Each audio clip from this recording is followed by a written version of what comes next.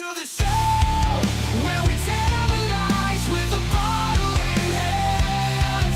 We'll expose the spies, Mike and his army of truth seekers unite. Together we'll conquer the darkness of the night. Conspiracy theories, unravel them all. From moon landings to lizard people's call, we dive into the chaos with no fear in our eyes, bringing logic and reason to the wild skies. We're the drunk debunk show, breaking illusions apart, unmasking the secrets, igniting the spark, raising our glasses, toasting to the truth. The sound of metal, the soundtrack of our youth.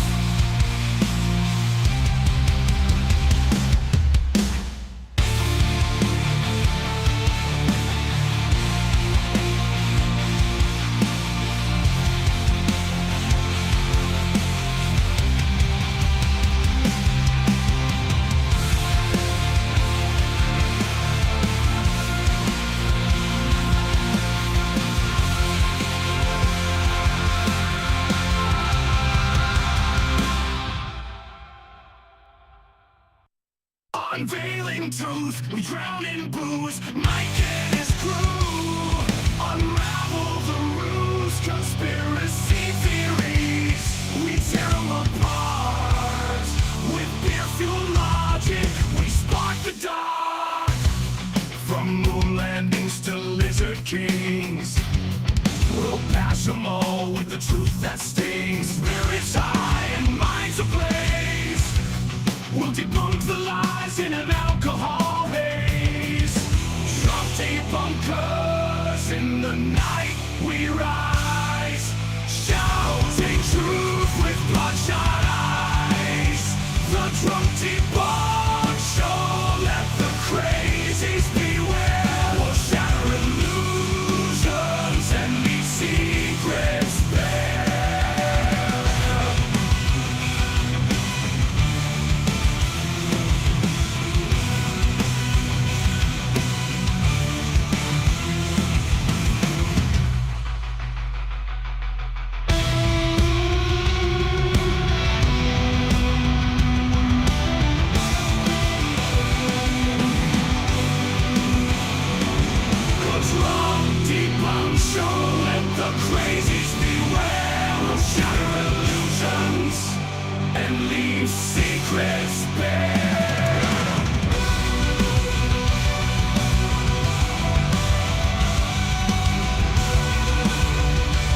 Secrets bare. Secrets bare.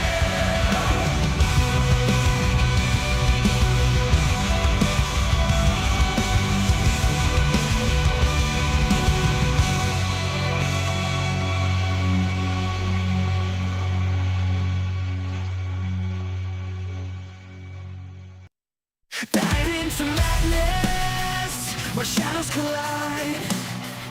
A podcast of chaos, where truths are denied.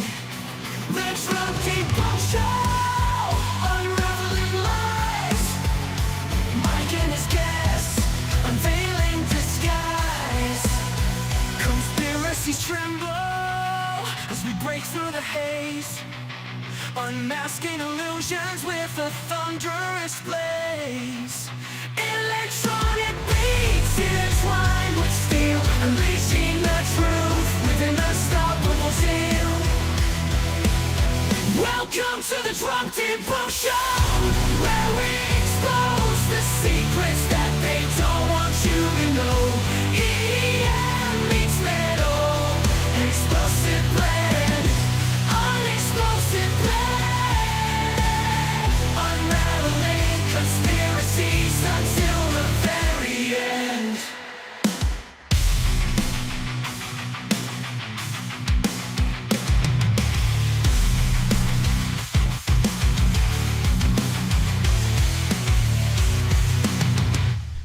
Hello and welcome back to the Drunk Debunk Show. How are all of us today? I am very excited for today's show. No Pinhead Larry, no like, what a bummer. ASK on a 3-stream streak. Hello. Noam's excited. Let's go. All right, we good. We got this. We got this going on today, guys. We have got this. Zoom link has been sent. We are just waiting. We're gonna do a little bit of a pre-show before she hops on. So what I believe, she didn't necessarily say this specifically, but what I believe is that she is a Book of Enoch flat earther. So I just spent the evening doing quite a bit of research, and it's funny because here's what I found. The Book of Enoch states when he was taken up into the cosmos, he describes the earth as being spherical. So riddle me that. So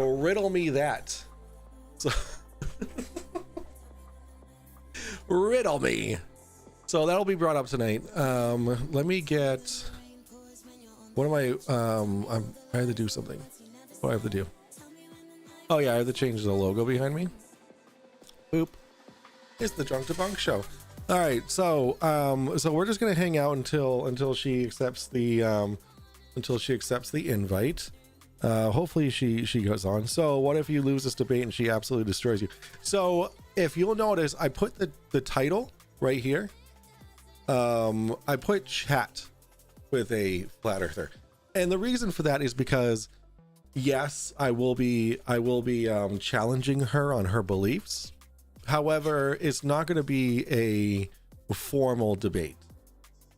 I decided that kind of last minute when I was like, if she's just going to be talking about Bible verses and stuff, all I have to bring to the table is scientific evidence.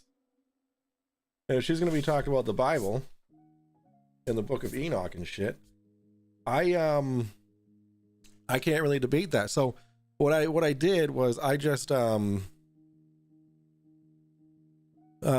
Twitch title sock, all I can see is chat with an FL. Gotcha. What was I gonna say? What was I saying? I forgot what I was saying. But yeah, no, it's not gonna be like a debate, but I am gonna be challenging her on her beliefs. So we're gonna go with that. So it is just gonna be a chat.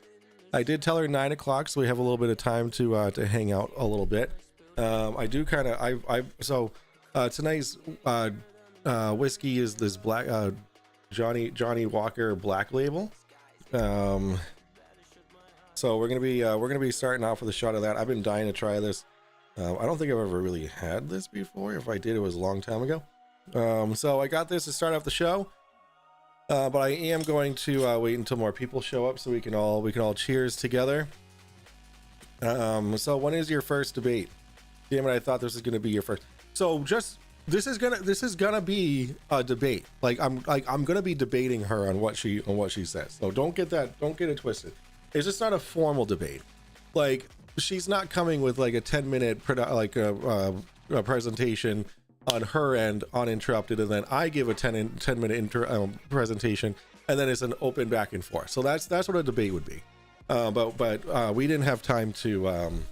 She said she doesn't have a presentation. So because in that sense, like I can't really call this a debate, because there's no presentation. Bye. Because she doesn't have a presentation for me. However, I have a presentation, but I'm saving it. But don't worry, I will be challenging her on her beliefs. Don't you worry about that. Don't you worry. On a scale of 1 to 10, how awkward do you think this is going to be? And is she aware of your channel? She's very aware of my channel. So this is how I start out all my conversations with these people. Will this be audio or video? Trying to get stationary, trying as fast as I can. I see his video. Yes, video. Oh my god. Yes, video. Please Drive safe. Do not rush for me. I literally have all night.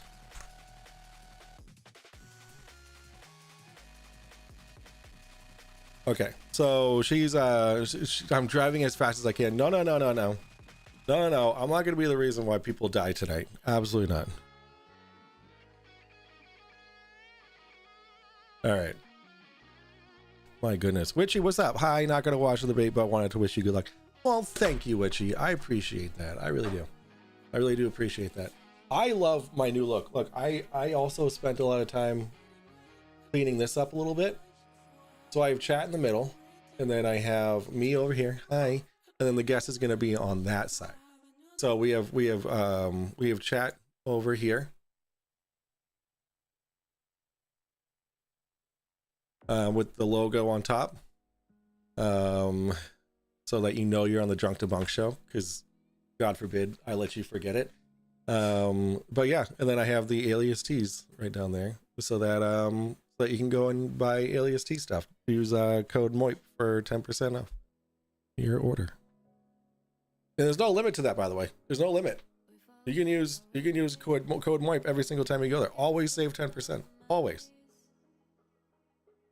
There you go. You're welcome. So where's the drunk? The drunk is coming when I get more people here to do a cheers. I already have my shot. I already have my shot poured. I already have it right here. See, it's Johnny Walker Black Label. So I wanted more people to come. I wanted ASK to show up, of course. Oh, ASK is here. Oh my God! How did I miss this? So what if you lose this debate and she absolutely destroys you?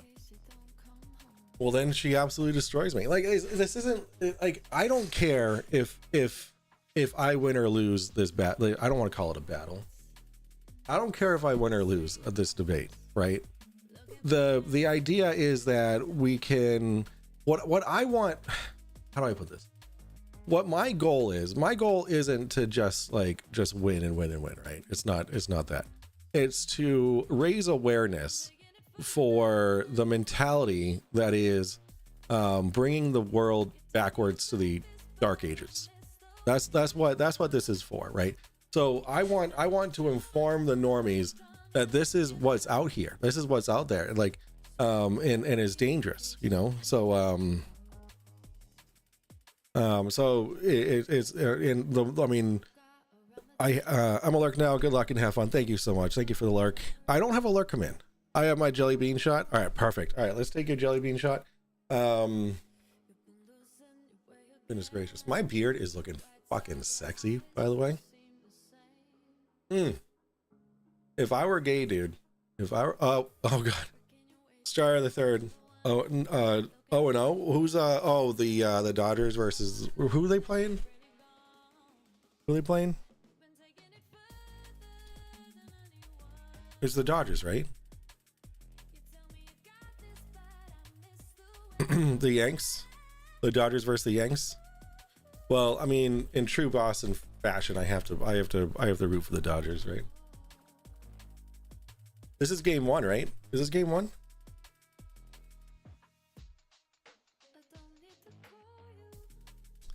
All right. Yes, game one. Dodgers versus the Yanks. Let's go Dodgers, Noam. Let's go Dodgers. Let's go Dodgers. Is that too much? So here's what I'm just gonna go over really quick. What I have found. This is gonna be a lot of texts. Okay, so bear with me. I listened to all of this. This is actually read view on Microsoft Edge, and it reads it out to you. Watch. Like the newborn child, it was innocent. It arose to newness of life. It was its second birth from the womb of mighty waters, a new world issuing from the ruins of the old, clothed with all the innocency of its first creation.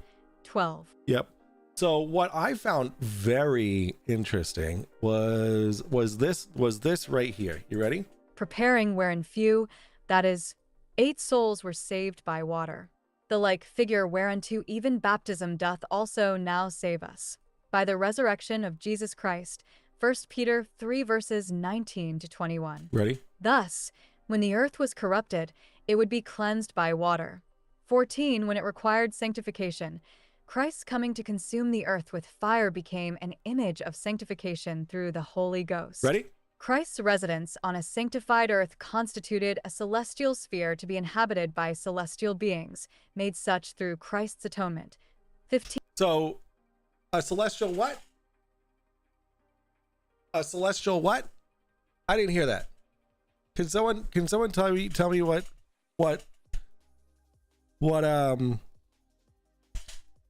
was just said here about Enoch? The sphere. Oh, ASK. Oh, okay. You know what? I thought I heard that. I also have let's see this. Okay, then I clicked on the thing, but it didn't really. It just brought me to the thing. And then I have of course I have MC Tunes site here. Shad, no, you did not miss anything. We're just waiting on my. I'll call her at a moment. Fuck it. To get home. She's I told her 9 o'clock. And then she says, driving as fast as I can. I said, yes, video, please drive safe. Do not rush for me. I literally have all night. So you did not miss anything. Hi, my G. Hello, man G. Yeah, what's up, Mike? Oh my God. What's up, Mandy? How you doing? What's up, Sean? So yeah, no. So I'm doing a lot of research here, and then this video, I don't know. I'm gonna have to do a little bit of let's see. Is there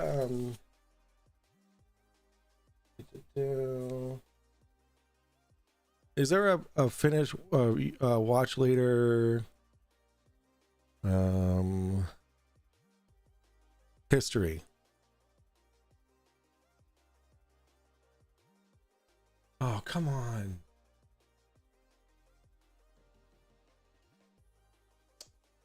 Boop.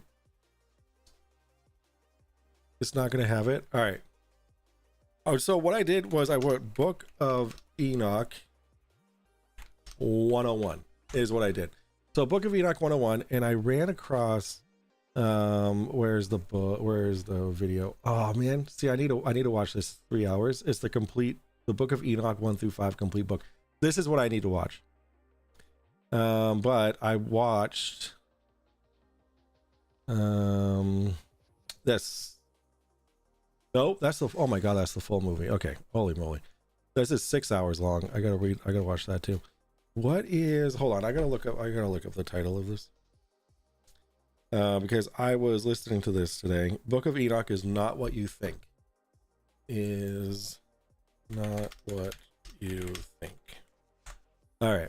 The Book of Enoch is not what you think. Here it is. So this guy. Paper on the Epic of Gilgamesh. Right, we found not the same story, but we found a similarity, I should say, a similarity in which these advanced beings, they want to get at these women. And so they yeah, so these advanced beings, the Anunnaki, started banging human women, by the way. So like that's fun. Where's the, how do I get the oh, this was live? Where's the, how do I get the what is it called? The transcript. All right. Here's the transcript. Can I search? Can I search through this? It was forbidden because why? It was forbidden because this information that they were giving to humans was going to expedite astrology. Okay, so technologically. And when you advance your so Amaros teaches resolving of enchantments. So he's teaching how to resolve enchantments, and then you have Beryl or Burrell, who teaches astrology. So the first time we were taught about anything astrology and how it applies to human behavior, that came from Barakel. Let's see, and then Cabell taught the knowledge of constellations. He gave some real knowledge on constellations star systems or orbital period star alignments. All that came from Cabell. Then you have Ezekiel. He teaches you the meteorology. Ezekiel taught. Then we have Archel. He teaches about the signs of the earth, which might be interpreted as geology. And then we have and then Aril. Oh, Shamel. He teaches the signs of the sun, like the solar behavior and the solar cycles. So he's teaching about the solar maximum and the solar minimum. CMEs, the coronal mass ejections. He's teaching all this information to the people so they have a full understanding of the solar minimum, solar maximums, and how that affects global warming and global cooling. How some of these coronal mass ejections can literally affect our magnetosphere. And then you have Sorel. He instructs on the course of the moon, which encompasses lunar cycles and possibly lunar astrology. Cell's teaching this over the whole lunar cycle, and that's being taught by Cell. And not only that, but because it's the lunar astrology, he's teaching about the effects of the lunar gravitational forces on human minds, human consciousness, and how it affects our own behavior still to this day and right now. But at some point, he talks about how Enoch was this is when he was ascended.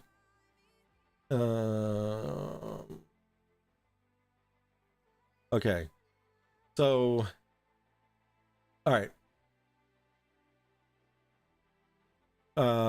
So some and the wind in the sky bore him a well that sounds quite a bit like flying in some type of vessel. The ascension is often seen in his initial introduction into the celestial realms, and during his time he visits various places in the heavens and earth, including the places where the heavenly bodies, stars, sun, and moon are regulated. He's in outer space. One of the earliest accounts of a planned alien abduction visions of the heavens as Enoch ascends. He is shown the treasures of the stars and the thunder among the secretive and sacred places of the heavens. He witnessed the workings of the natural world. Watch this. He witnessed the workings of the natural world from a divine perspective. So he's looking at the earth from atop, and he describes it as a giant ball, understanding the operation of the cosmos, the weather patterns, and other natural phenomenon from above, looking down on the planet. He's seeing the clouds from the other side. This isn't a story about some heavenly father, a sky daddy with a magic wand whisking away a good human into heaven. Is a story of advanced beings with advanced technology.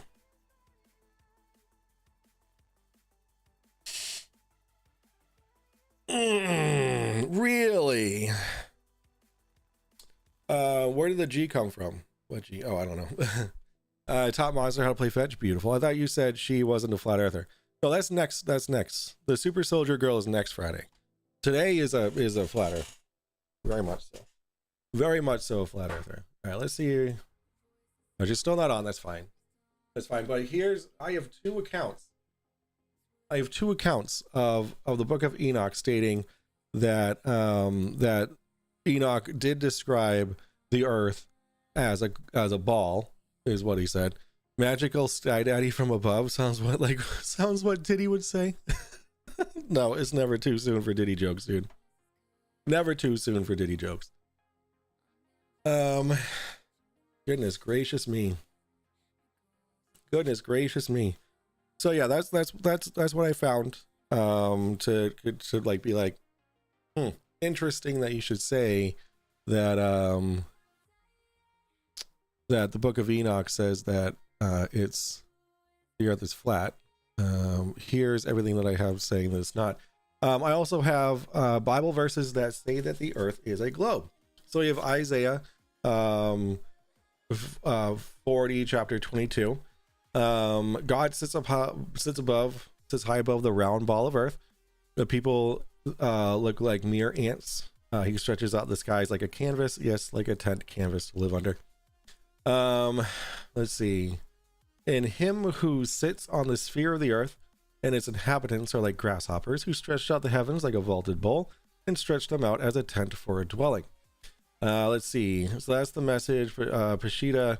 Holy Bible translated. Then we have the Dewey Rames Bible. It is he that sitteth upon the globe of the earth, and the inhabitants therefore are as locusts. He that stretcheth out the heavens as nothing, and spreadeth them out as a tent to dwell in. Then the Latin Vulgate. It is he that sitteth upon the globe of the earth. Blah blah blah blah blah. I think we get the idea. However, she does post on Facebook. On this here, we'll go here. Official flat Earth discussion. This is where I found her. Okay, this is the group that I found her in. Now she does post a lot in here. You can tell it's a post from her when it has blap blap blap blap. When it has like her avatar in the bottom left corner.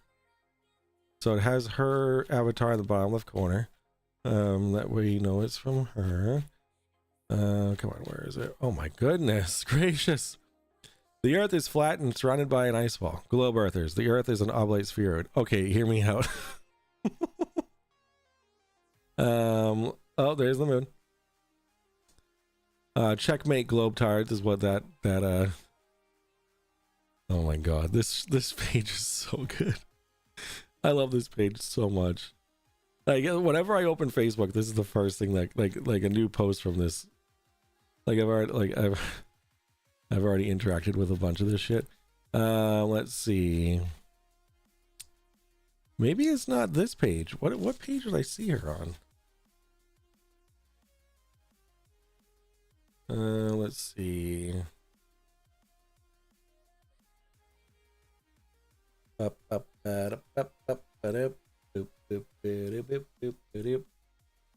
Maybe she hasn't posted in a while. What's this from? October 14th? Oh, here we go. Oh shit, this is actually exactly what I wanted to show. So this is a post from her. It says the King James Bible is the most concrete source of truth available on this earth, period. Name a better resource if you can. And there are 237 comments. Nemest Latin says literally any form of science. It's a bold statement. Nemest. It's not too soon to put a bullet in the sack of his head. In the back of his head. Damn. Yeah, King James Bible is the most truthful resource. Yes. Didn't you know? Didn't you know? All right, let's see if she's on yet. Nope, not yet. She's still not here. Hello there. Hello there. Who are you? What's up, Karen? How are you?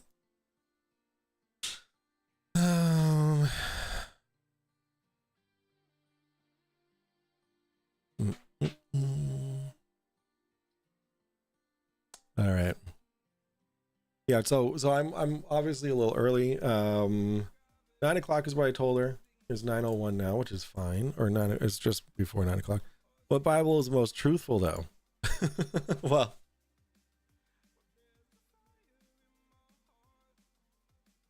beats me. Maybe this one? Maybe this Bible? Is in a wooden box. That makes it truthful, right? Let's look up. I actually want to look up these. I want to look up this Isaiah, this book of Isaiah. Hold on.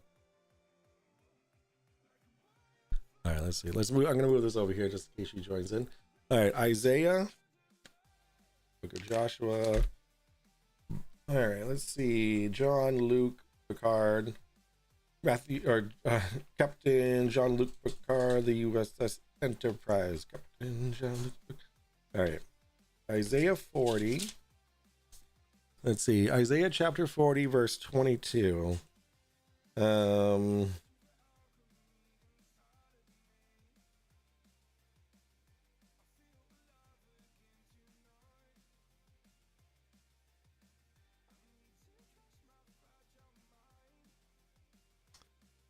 He sits enthroned above the vault of the earth, and its inhabitants are like grasshoppers. He stretches out the heavens like a veil, spreads them out like a tent to dwell in. It smells like a Bible. Okay,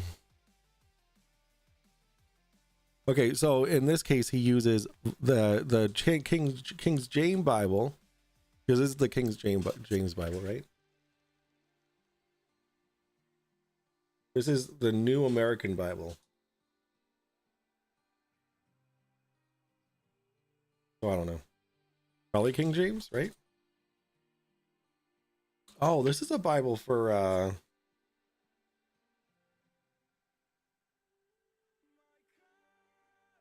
this Bible is supposed to get buried with somebody. Oops. Oh yeah, this is all. Oh shit, Haley Laurent. Oh, wow, 1993, Haley Laurent. November 10th, 1993, a baby was born. No deaths though, so that's good. Let's see. The New American Bible, translated from the original languages with critical use of all the ancient sources by members of the Catholic Biblical Association of America, sponsored by the Bishops' Committee of the Confraternity of Christian Doctrine. This was made in Tennessee. Are you from Tennessee, Cody? Because you're the only Cody I know. Well, Bible is a little too thrilled. I won't get into that. Hello, Karen. Maybe this one isn't going to be for me. It's all good, man. Could that be the source of the ghost you have in the house? I don't think so. I don't think that I have a ghost in my house. I've done the necessary things to test for that, and it all ended up not happening. All right, let's see. Isaiah chapter 10. Or no, yeah, chapter 10, verse 20 through 23. Chapter 10. And verses 20 through 23. On that day, the remnant of Israel, the survivors of the house of Jacob, will no more lean upon him who struck them, but they will lean upon the Lord and the Holy One of Israel in truth. A remnant will return, the remnant of Jacob, to the mighty God. For though your people, O Israel, were like the sand of the sea, only a remnant of them will return. The destruction is decreed as overwhelming justice demands. Yes, the destruction he has decreed, the Lord, the God of hosts, will carry out within the whole land.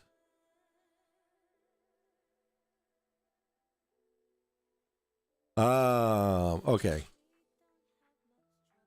So there's translations that use the last of that as we'll finish here what he started all over the globe. This is he will carry out within the whole land. Isaiah 23, 6 to 8. I'm just like, he had surgery on Wednesday.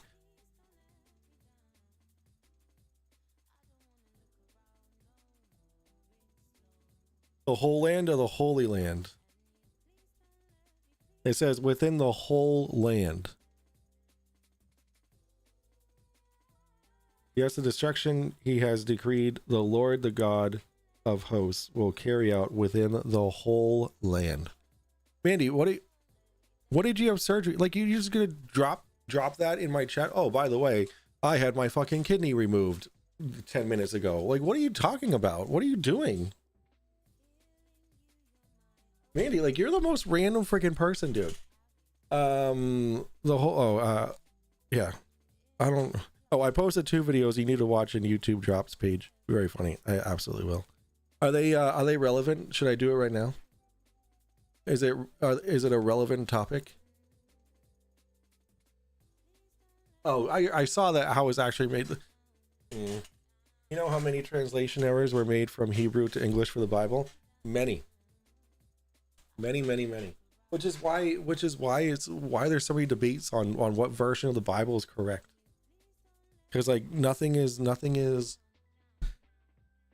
consistent, and it's just poor translations. Sorry, not trying to be random.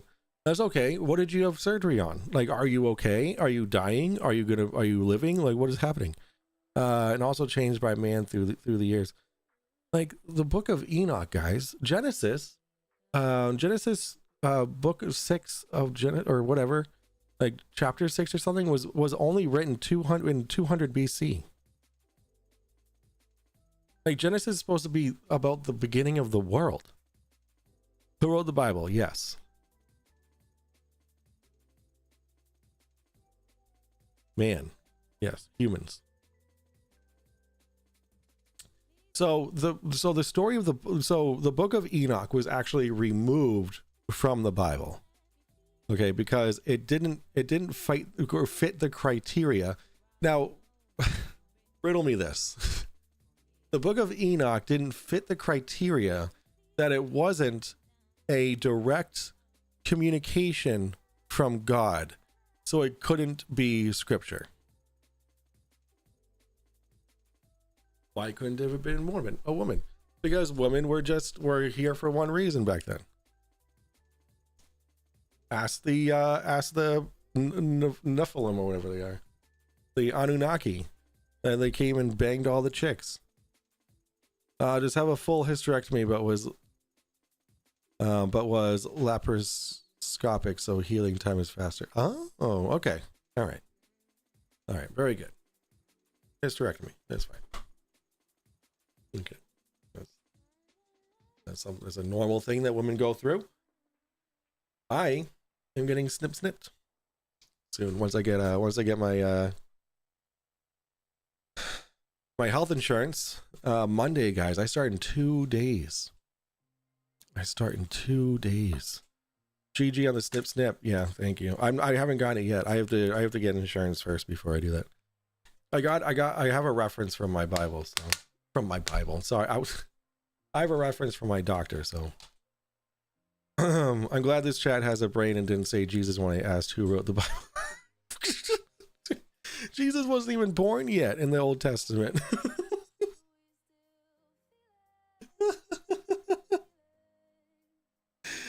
Oh shit! All right, she's texting. She's typing. Almost there. Take your time. Take your time.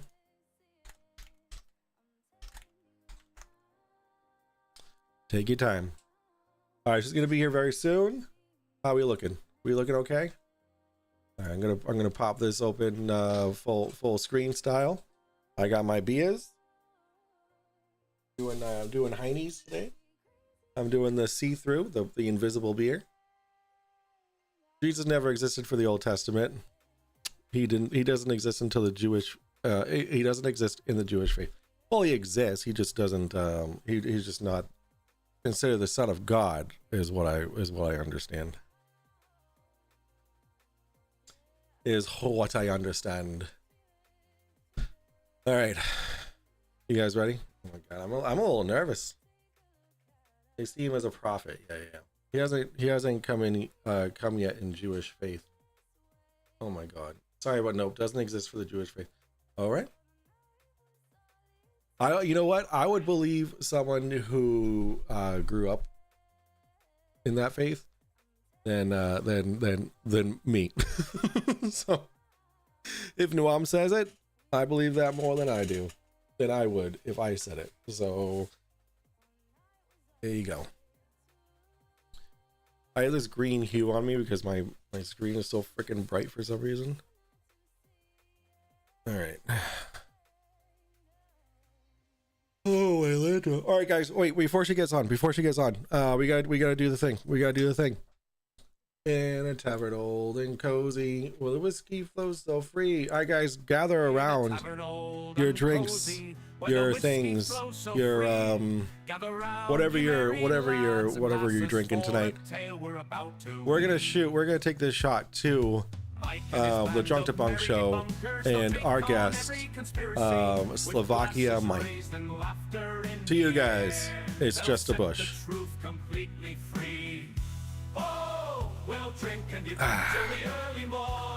Cheers. Let the truth be known with whiskey and wisdom will carry on. Let the Drunk Debunk show a place to call home. Oh. It tastes like, oh no, Johnny Walker, what have you done to me? Oh. What is this? Is like, this almost tastes like Malort.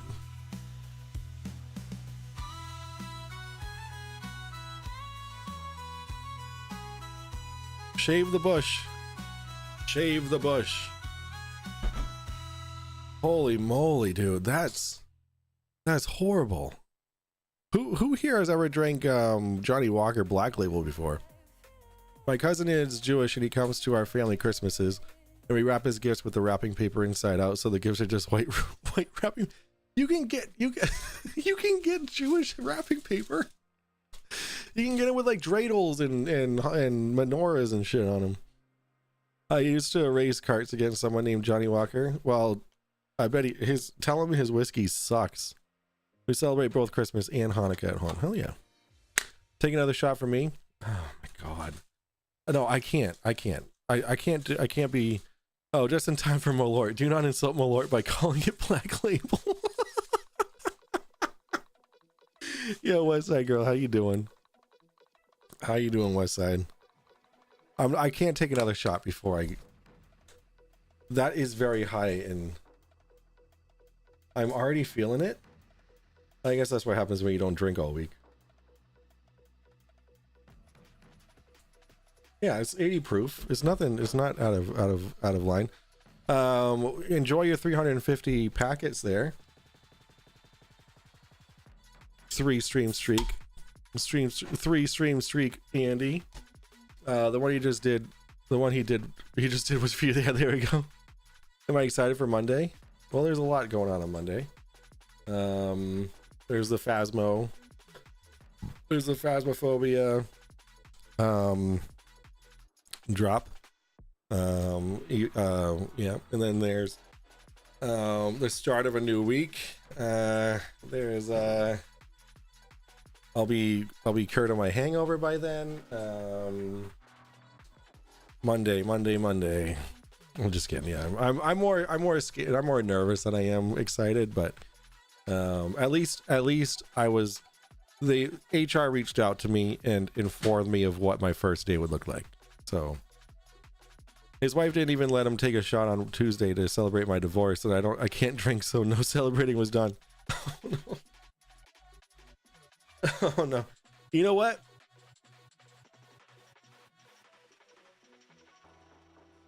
Let me just take a sip of this beer. I'm already feeling it. You know what? I need to get looser. Okay. This is for your divorce being finalized on Tuesday. All right. This is what's happening. I'm actually going to make this one. Here we go. The green was really fucking with me. All right, here we go. I'll do one shot because it's a belated shot. Drink it nice and slow. It's a shot, dude. You don't take a shot slowly. I know. I'm not a 16-year-old girl who snuck into a bar. Pinky out. This is for you, Cody, and your divorce getting finalized. Congratulations. Fuck that bitch. Oh, never again. Never again am I getting Black Label. I hate no bitch. Not you, Mandy. Oh.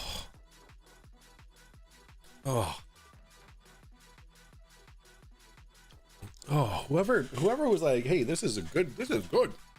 Let's sell this. That's a bitch.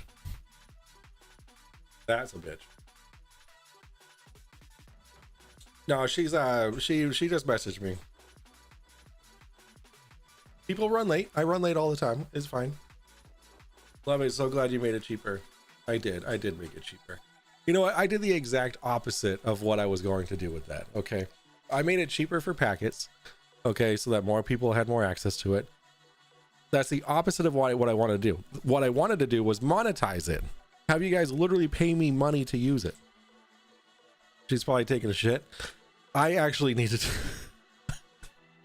Here's a little fourth wall breaking. I need to take a shit. So like, I'm a little concerned about how I'm gonna be able to. There's Mandy Bonk. But would we have used it? No. No, it would have been literally 100 bits, I think, is what I landed on. Go take a shit. What if she shows up? Don't take a shit.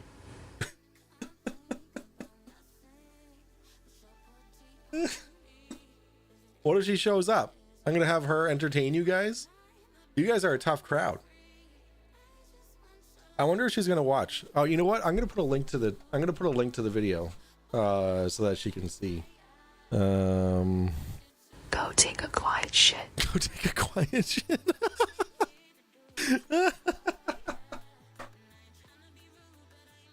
Oh my god, you guys are hilarious.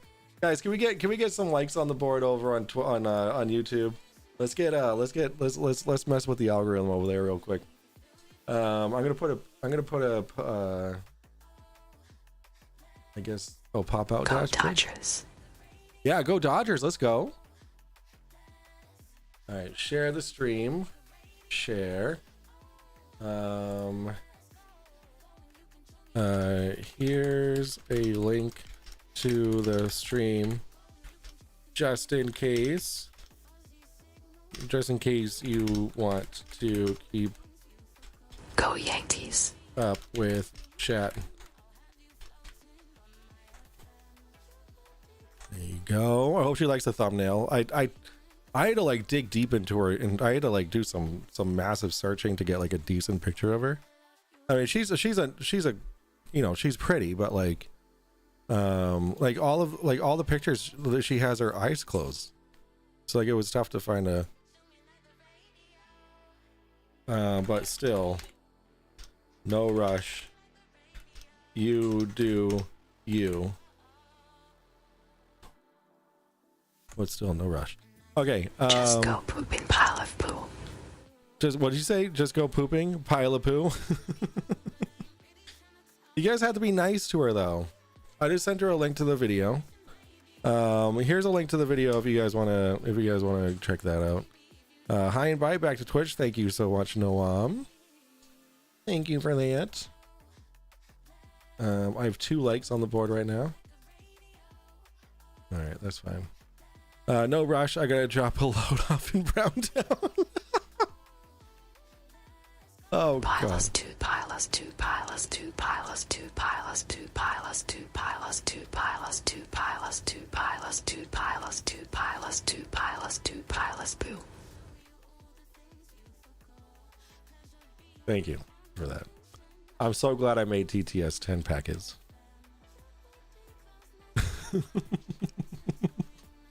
So glad I did that. Also, mods, keep in mind that there is a dude counter. So whenever I do say dude, you do exclamation point dude, and it'll add to the dude counter. So what I want to do is, yeah, but you haven't said it naturally. I did earlier. I caught myself, but no one caught it. I only have 22,000 points. Jesus, that's 2,200 TTS that you can do. When the fuck was that a thing? Oh my god, excuse me. This afternoon, dude. Ah! There you go. This morning, yes. Yes, thank you. ASK said you should have a dude counter. And I was like, yeah, I should have a dude counter. And I thought that was absolutely fantastic. So look at you guys with all the packets. And you guys use the packets all the time. That just shows how awesome you guys are. No offense, but I like the Mike Hard lemonade drinks. No offense. Why would I take offense to that? I don't like the Mike's Hard lemonade because it gives me a headache. It gives me a stomach ache and a headache. That's the only reason why I don't like them. If it didn't give me a headache, then I would love it. It tastes so good. I'm always in Candyland or Nightmare Land in the morning streams. Mike Hard lemonade over IP. Yo, I made some really shitty AI songs for Mike over IP this morning. Like really shitty. You like the Jack Daniel ones? I don't think I've had those. I fell asleep in the AM stream. If you didn't figure that one out, Mike. Sorry. Dude, I ended after 2 hours because like I got stuck and I was like, yeah, I'm good. I'm gonna wait for the walkthrough. Ain't nobody got time for that. You need a jump scare counter. You did not miss much. No, you did not. Nope. I even felt like you were like one of the last ones in chat before I even ended the stream. I didn't even raid anyone. What is Mike Hard Lemonade vodka, right? I have no idea. You were stuck step. You were stuck step pro. I was stuck step pro. Malt. All right. Yeah, I don't know. I don't know this shit. I know that like what it, what's White Claw? Is it White Claw vodka or is it High Noon? High Noon is vodka. Mike's just dawdling, going to the bathroom. I'm just waiting for her to show up. But like, I don't want to rush her because like she's doing her thing. Like if she like she's like she probably just got out of work or something because she said she was just driving home. So like I don't want to be like oh, you missed your opportunity. Like you we like I'm not a dick. Might be the liquor that gives you headaches. Could be.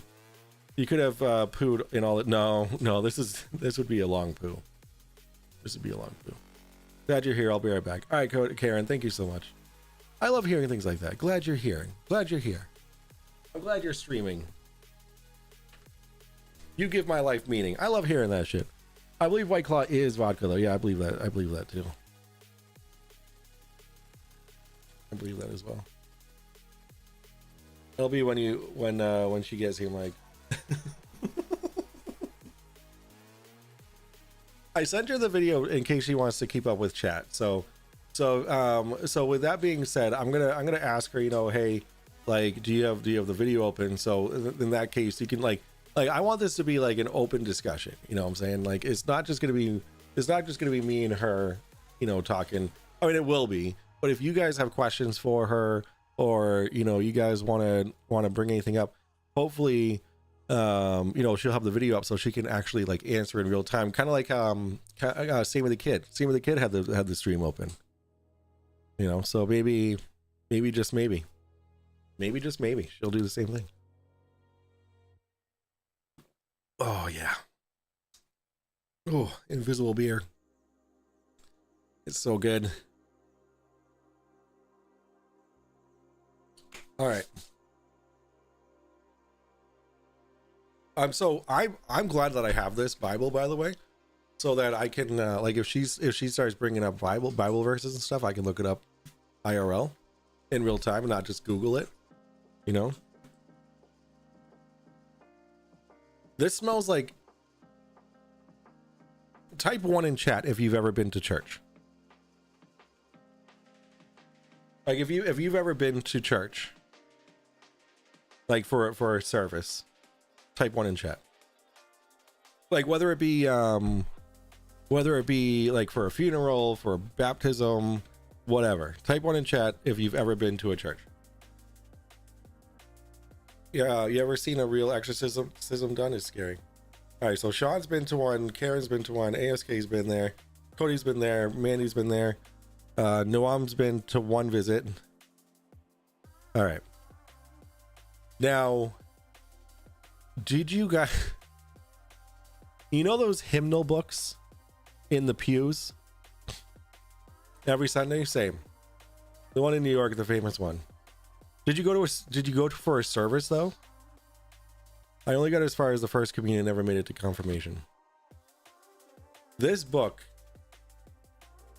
smells like the hymnal books in church. This book smells like the rectory, not the rectory, the what's the back room called at a church? All Bibles smell the same because they're made from baby skin. Jesus Christ. Oh my gosh.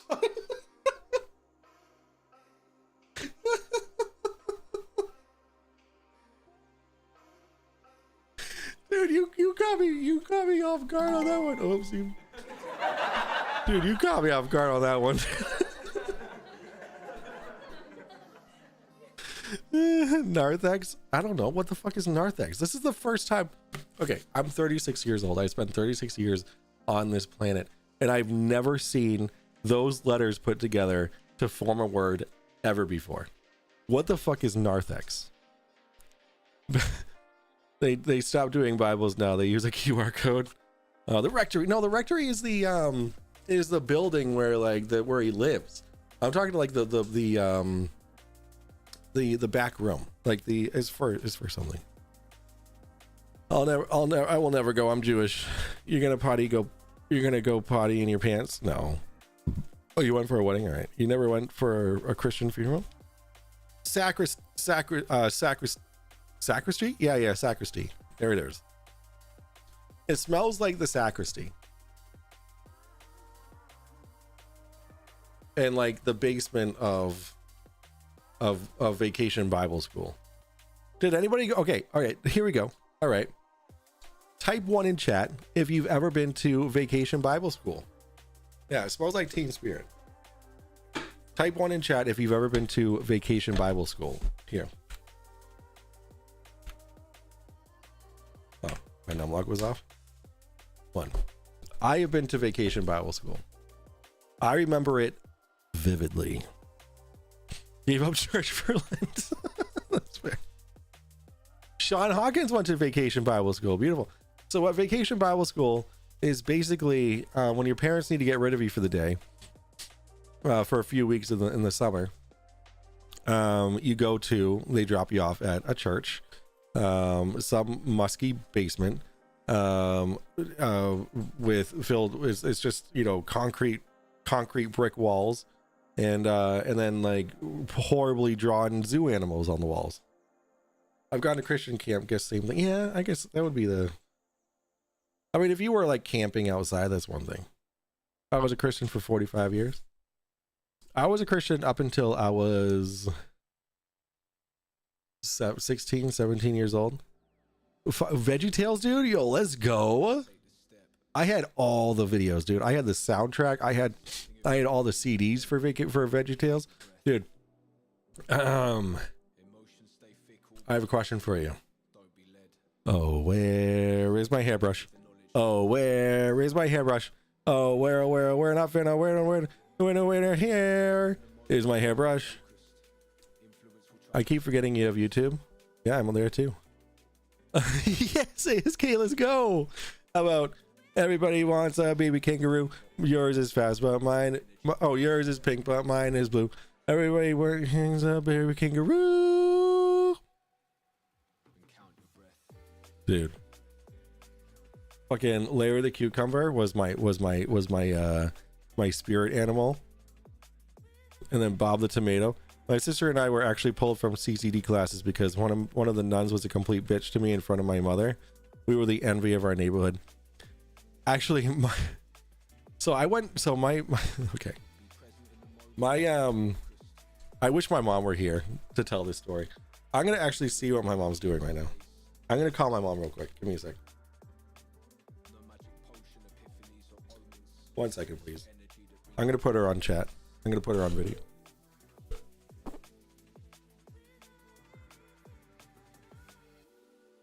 Hello. Hello. Hello. What's up? Hey, we're live right now, and we're talking about like Vacation Bible School, and are you watching? Yes. Okay, all right. I was just about to write something. I was just writing something when you called. Perfect. All right, great. I used to volunteer at Vacation Bible School. Yeah, you're the guitarist. I certainly didn't drop you off and take the day off. So I would also like for you to talk about how with Sister Lucille. If you could just tell the quick story on Sister Lucille and how she was a raging bitch. Well, she wasn't at Vacation Bible School. She I know, was yeah, at that your was school. that was at the elementary school, yeah.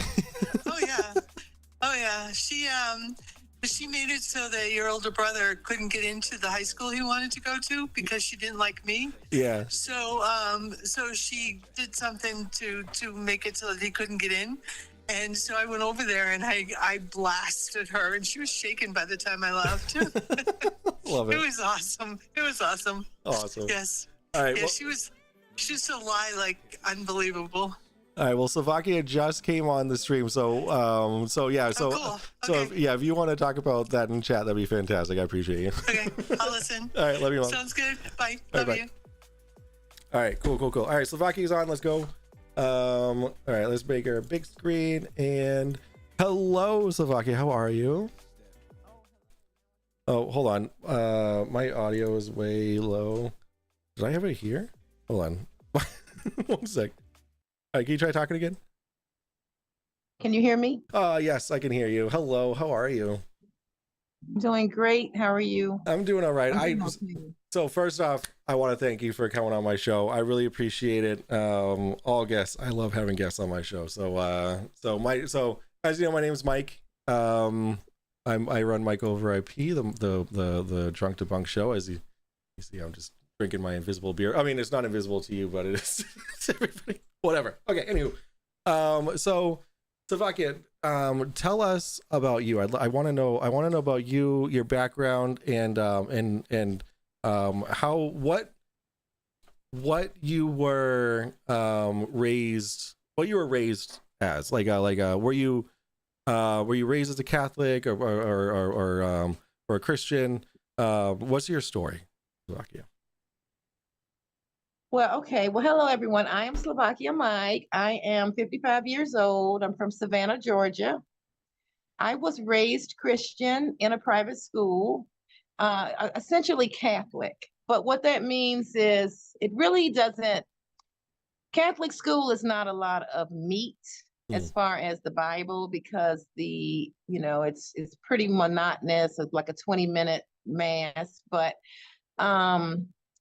there's some intrinsic things from my elementary school that, they definitely, I credit my elementary school with pretty much uplifting me from my environment, from the environment that I grew up in, which was a very, very bad environment. Mm-hmm. And but my mother, she worked very hard. She sent us to private school, and I know that it made a difference. And I've been reading the Bible. I would say that I'm somewhat of a Jesus freak, or you can really call me one. I am a Jesus freak. And I've been reading the Bible really my whole life, but the King James, I've been studying that since 1995. So as a child, I read the Golden Children's Bible, and I did not know that until recently, but it's a very good Bible for a kid. And it's actually, what I would consider as the real word, although, for children. So highly recommended for new people to the Bible. The Awesome. Golden Children's Bible. Start with that one. The Golden Children Bible. All right, perfect. Golden Children's Bible, yes.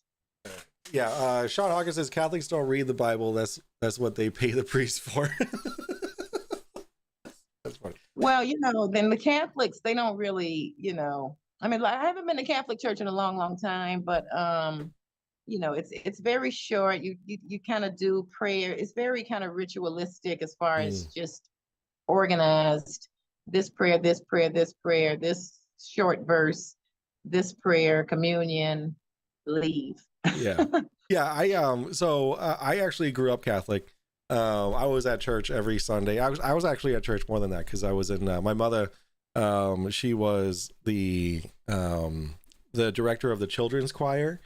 So of course that your mother's you have to be in the choir, basically. So I was there a lot, actually. And I would spend like nights before I went to sleep reading the Bible. And obviously, when you're a kid and you're reading the Bible, the first thing that you read is Genesis, right? Now, Right. when you're reading Genesis, so I just want to contrast things here, because when you were reading Genesis, what were your takes? So were you taking it as literal word, or were you taking it as metaphor? Well, I'm a realist, and I take the Bible literally. And I would, my research would recommend to anyone to take it literally. Now, in addition to it being literal, it does have a philosophical, or it has a spiritual undertone. And the Bible is actually a mysterious book. It's very mysterious. And I think that, the common person will not understand the Bible until they reach a certain level. Because what I mean is, I like to say, when you read between the lines, it's when you get the more information.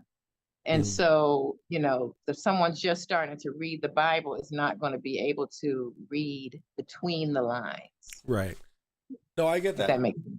I get that. I get that. Another thing. So the picture that you sent me, gorgeous picture, by the way. Do you go to Hawaii often? Because if you do, I'm jealous. Well, I've been there a few times, and I used to have a timeshare, but I don't have my timeshare anymore, so I don't go. I don't go as often. Yeah. And I started having kids, so then everything kind of changed. So I don't do as much traveling as I used to. Yeah, I understand that. I have a 2-year-old, and I get life kind of halted. But I wouldn't change anything in the world for that. So on that picture that you sent me, you said that you saw the sun come out of his gate. What that told me was that you are also a reader of the book of Enoch. Is that correct?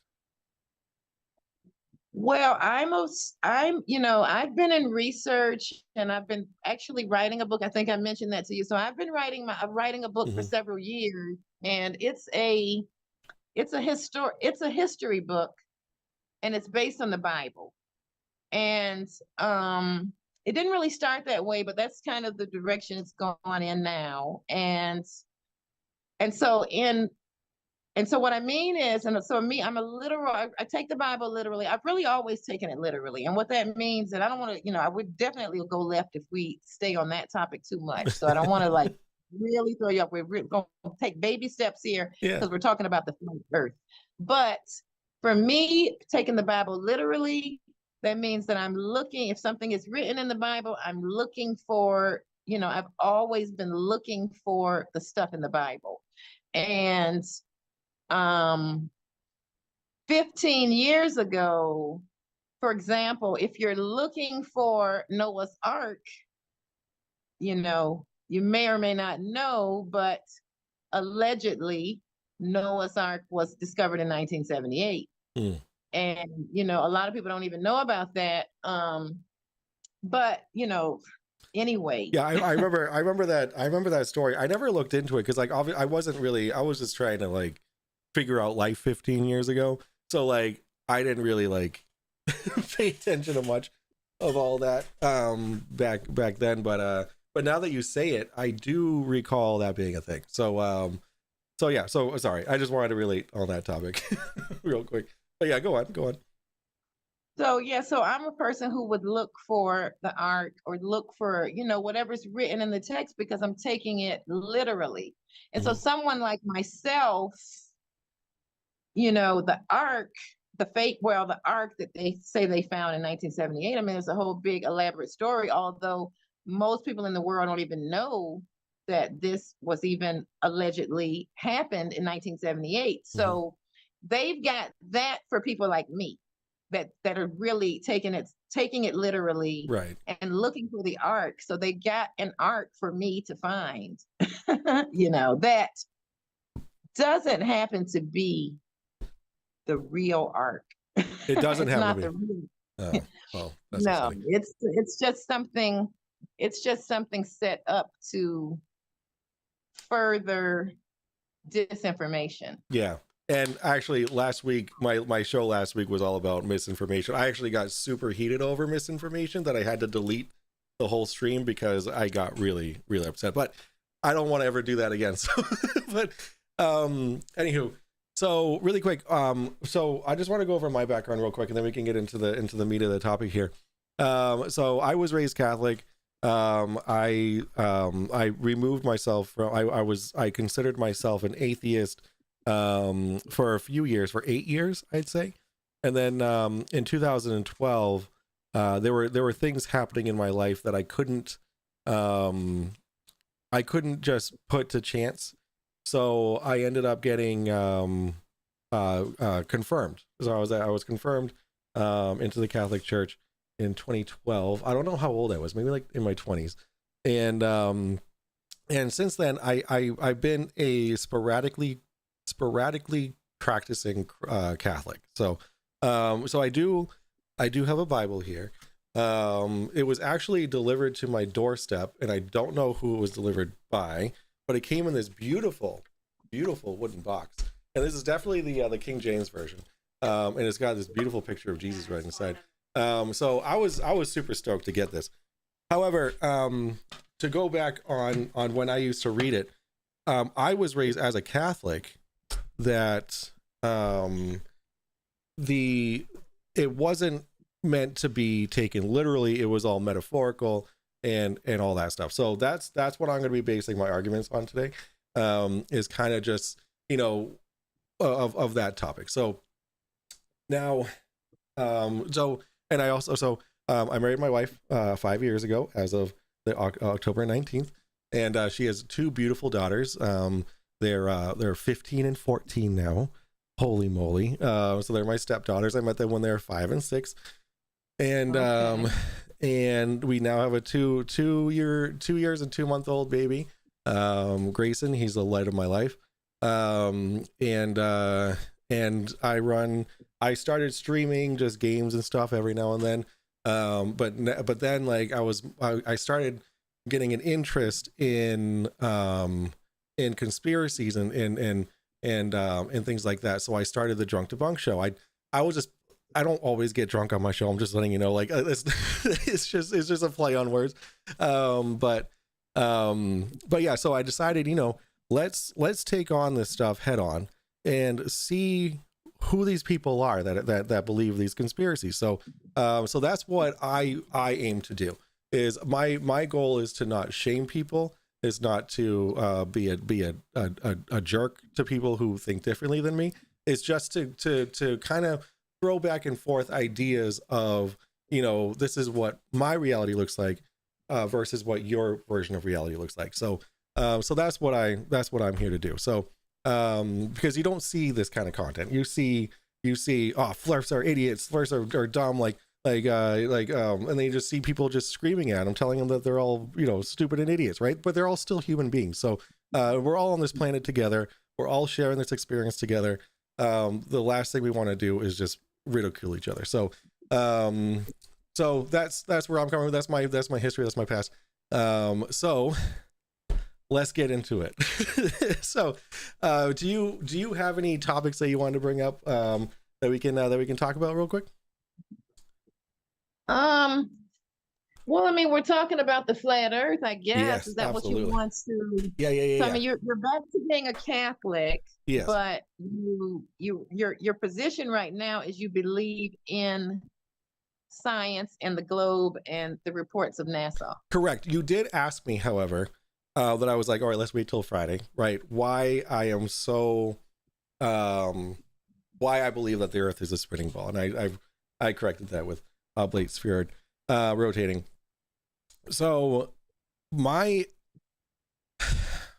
I do is I recognize that there is that the Bible is written metaphorically, that it is meant to be taken as lessons to be learned in the roles of like morality and things like that, and just general hygiene.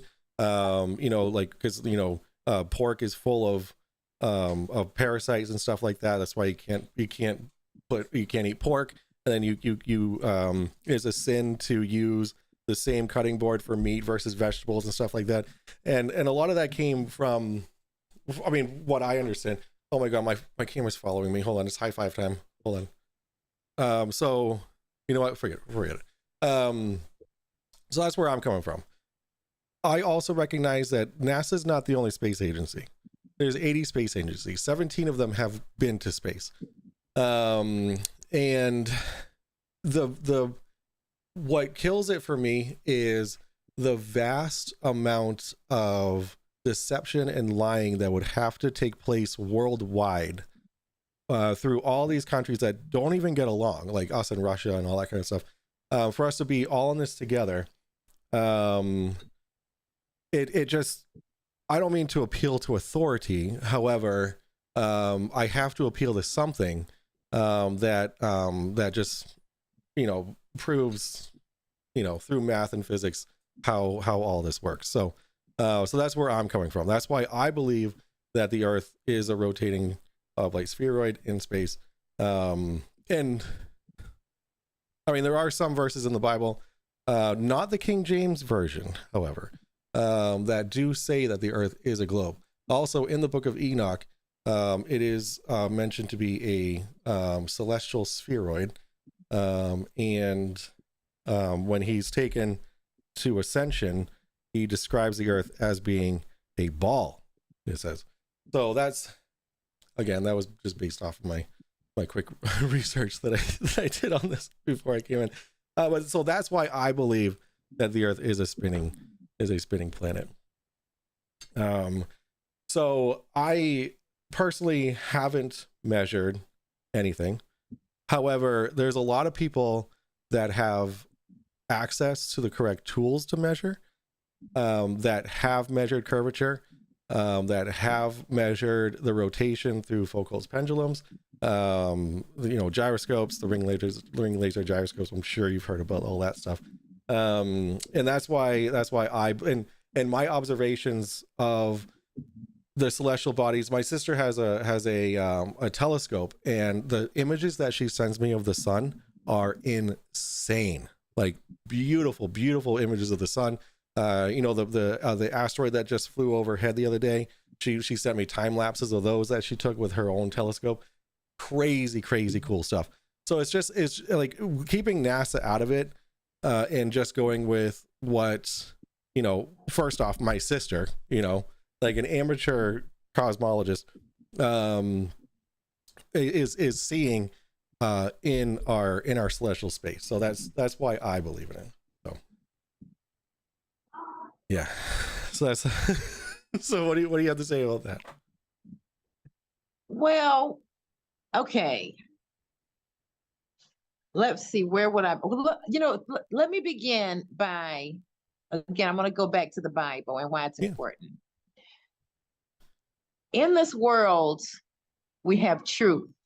Now, some people don't believe that truth exists, but I'm a person that believes that there is absolute truth, because otherwise it's just truth is just whatever you want it to be. So in order to determine what is truth when there is so much misinformation and disinformation and agents of misinformation, even this page that we're on, the Flat Earth page, in my opinion, I believe it is a page of misinformation, because whenever anything of credibility is posted, it's sometimes blocked or not seen, not shown. I've experienced that personally. And I've noticed several things that I felt were very concrete that were not, I don't feel that they got much, it didn't get any circulation, because I usually get some comments, and several times I didn't get any comments. So I know that they did not let this was one particular video, and it's a pilot. I think it's above the sun is below the clouds. I have to look it up and tell you. The pilot flies below the clouds at sunrise. But anyway, this guy, and this is 14-year-old video, he's got the sun. He's right there. He's holding the plane. He's got the sun, the whole sun, and it's coming up. It went from, just like in my experience when I was in Hawaii, it goes from pitch black, where we're standing there in pitch black, and then the sun comes up from below. When I'm standing at 13,000 feet, I'm above the clouds, and the sun, and my picture, I took that picture years ago, but I captured the sun as it first came up through the clouds, and then as it got up more, it was still within the clouds, because the clouds were completely surrounding it. So it's not possible. It's not an optical illusion of a sun that's miles and miles away. And not only that, but you have an ancient record that says the sun comes out of the gate in that area. So, in ancient research, and that is, if you do some research on the god Maui, he captured the sun coming out of his gate because that area had previously in ancient times, they were in complete darkness. And so he caught the sun and slowed it down, or something, according to the ancient legend. But that was the first time that they were able to get light into that area. So, and then from there, it begins this course around the earth. And so what we see with our own two eyes in the daytime, we see the sun moving. We see it, it comes up in the east, it rises in the east, it sets in the west. At 12 o'clock, it's above our head. At 1 o'clock, it's a little bit more west. At 2 o'clock, it's further west. At 6 o'clock, it's all the way west. And we see that every day. And at night, if you're looking at the Milky Way with the moon, it's on the same, it's also rotating. The moon is rotating with the rest of the stars and the astro and the sun, the zodiac. And that stuff is never changing every single day. It does the same exact thing at the same exact, not at the same exact times, but their rotation behind each other. And you can literally watch you can watch the movement. Like if you put your eye on one star and you come back in an hour or so and look for that same star, it's gone away. So your eyes are watching this movement. Now I know that science has told us, the earth is a spinning ball spinning at 666,000 miles an hour around the sun. But I mean, there's no evidence of that. There's no evidence that that's true. There's what could measure 66,666 miles an hour? What instrument would even measure such an equation? It's just, and this is just something that's been made up. And I will say this, and going back to the Bible. So for me, I look at the Bible, the King James, as the absolute authority of truth. And every other book that anything that I read anywhere else, it's got to be measured up to what's said in there. For example, now I mean in the ancient, because I've been looking at history and, going all the way back to day one. Right. And so I may go in Enoch, or I go in other ancient books besides Enoch. We've got the Chaldean account of Genesis, and in that one particular, and even, I've researched so many things. I'm hundreds of thousands of pages into ancient material because I don't even touch stuff that's new. And I find that the new information is very corrupt. Now, with a couple of exceptions, and one exception is Manly P. Hall. And I do study the secret teachings of all ages, which that book is 1928. But this is the thing about Manly P. Hall. Manly P. Hall, his biography, he had access to all types of ancient materials. His biography, he had books from 1500, earlier than that, 1600, stuff we cannot get our hands on. He's got all his citations in there, all the material that he used. And I will tell you, there is not a spinning earth in Manly P. Hall's book. Okay, so that is new information. And that's why I put a post out there, put a challenge out there for anybody to show me that. Now, I did say before 1960, and somebody, I'm not even sure, somebody gave me something from 1935, but they didn't show me the copyright. And really, what they alleged to highlight really wasn't on either of the pages that they were showing me coming from this book. So they didn't really prove, but so maybe 1935, they might have started saying that. But so far, no one's given me one book on Earth that says the Earth is spinning or moving at all that's written prior to 1900. And I don't think it exists. I don't think it exists. And almost everything that we have in history that's written after 1900, we just cannot believe it, because even the history is lies. The maps are lies. Everything is like, it is so much to sort through. It's a lot to sort through, but I've been doing my best but I stick with the ancient materials, and with the ancient sources, I've been able to confirm very many things concretely. Very cool. All right. Well, thank you for that. That's that opened up a lot of questions. So, or retorts or whatever.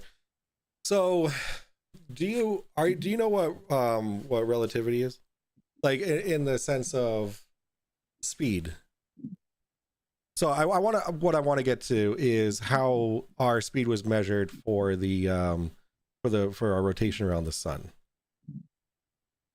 So Okay. yeah, so relative so speed is relative, right? So we can measure relative speed to something.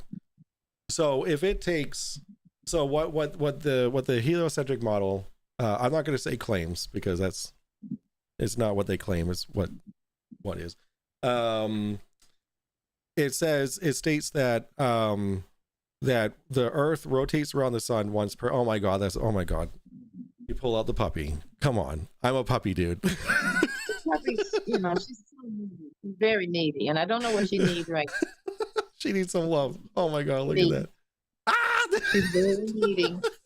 she is so cute. And so, All right, you threw me off guard here. Now you got me all in a tizzy with the puppy. Chat thinks, oh my god, the puppy wants rotation so it can poop. Oh, come on, Noam. What was I getting at? Holy moly.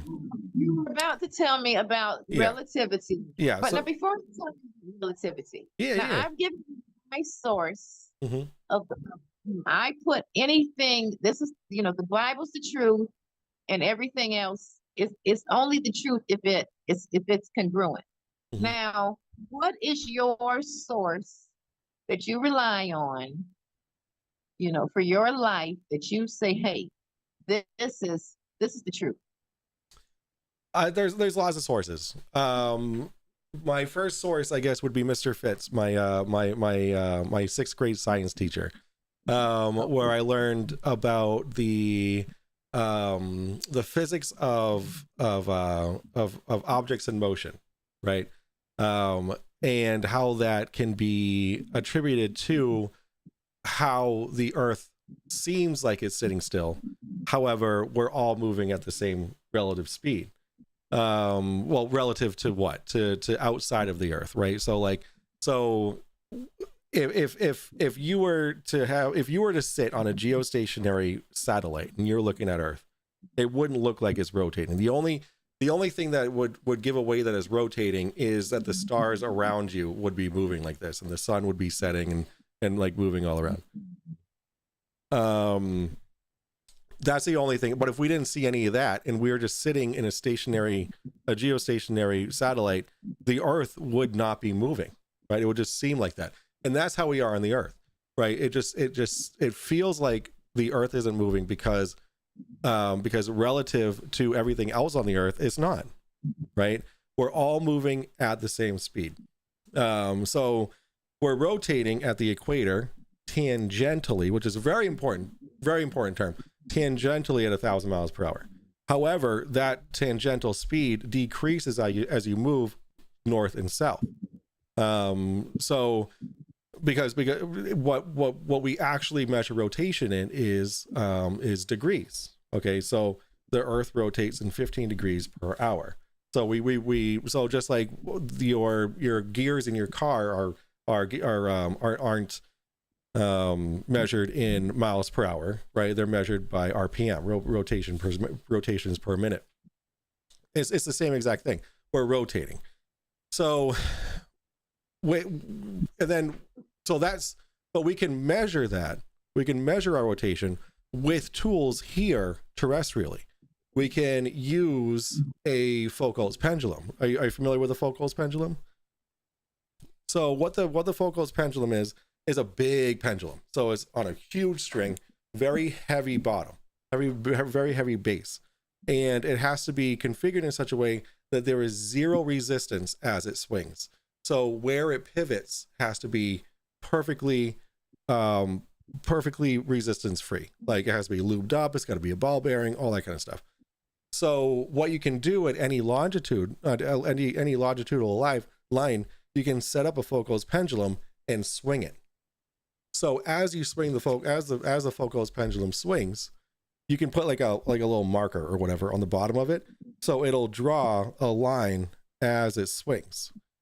So this experiment is done with no air, with negative, positive. All the electromagnetics are taken out of the equation. There's no wind currents. There's nothing. So there can be nothing interfering with the swing of this pendulum. And what you'll find is the pendulum starts to verge off in a different direction. What you can do is you can take that angle for the amount of time that it's swinging for, and you can get your exact longitudinal coordinate based off of that angle that the Foucault's pendulum swung at. So that's how you can measure in your basement the rotation of the Earth. Another way is with a gyroscope. Yeah, go ahead. Okay. Let me because I mean now. Okay, let me ask you this question, Ray. Very important question. Yeah. Now, do you think it could be possible that Dr. Fitz could be incorrect? If it's not set up correctly, then yes.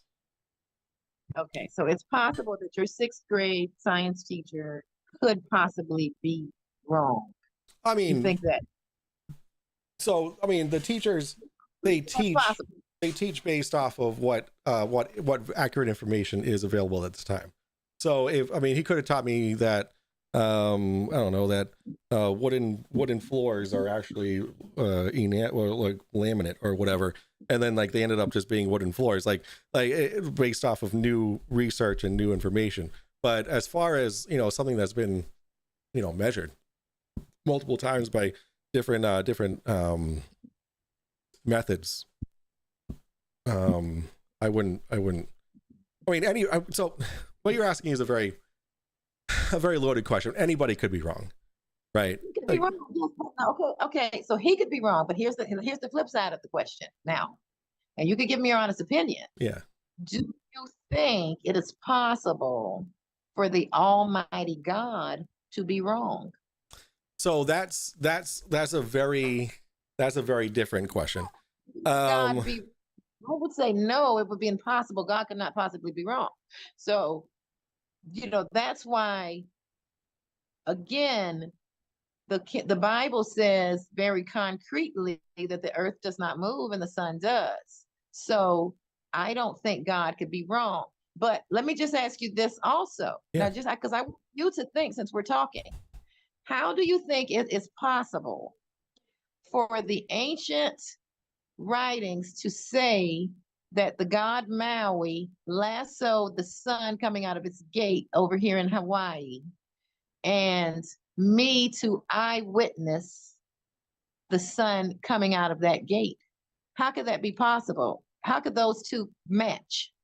Well, one spinning earth, how could that match? Well, Maui is a demigod, first off, and I only first heard of Maui from the movie Moana, which was one of my favorite Disney movies, by the way. Moana is amazing. Oh, yeah, of course, Disney. They show a lot of this much to be reality in a lot of the things that we're seeing. And I know mythology, but guess what?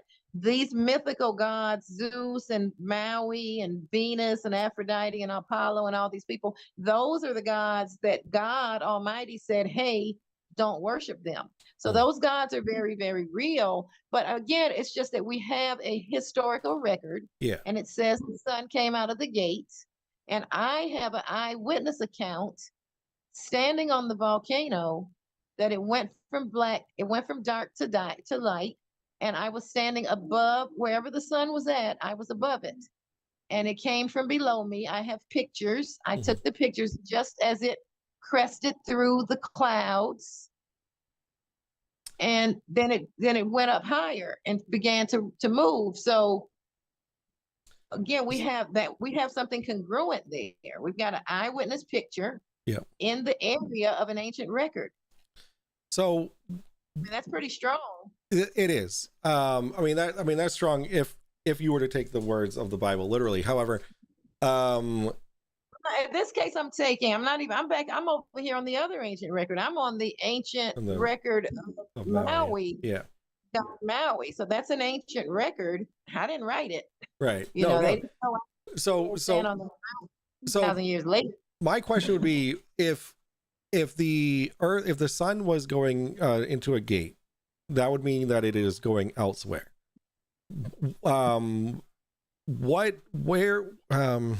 I guess my question would be, where is it going, and why, when it's night on one side of the earth, is it day on the other? If the sun's going into some kind of a gate or a portal, why is the sun always available somewhere on the earth?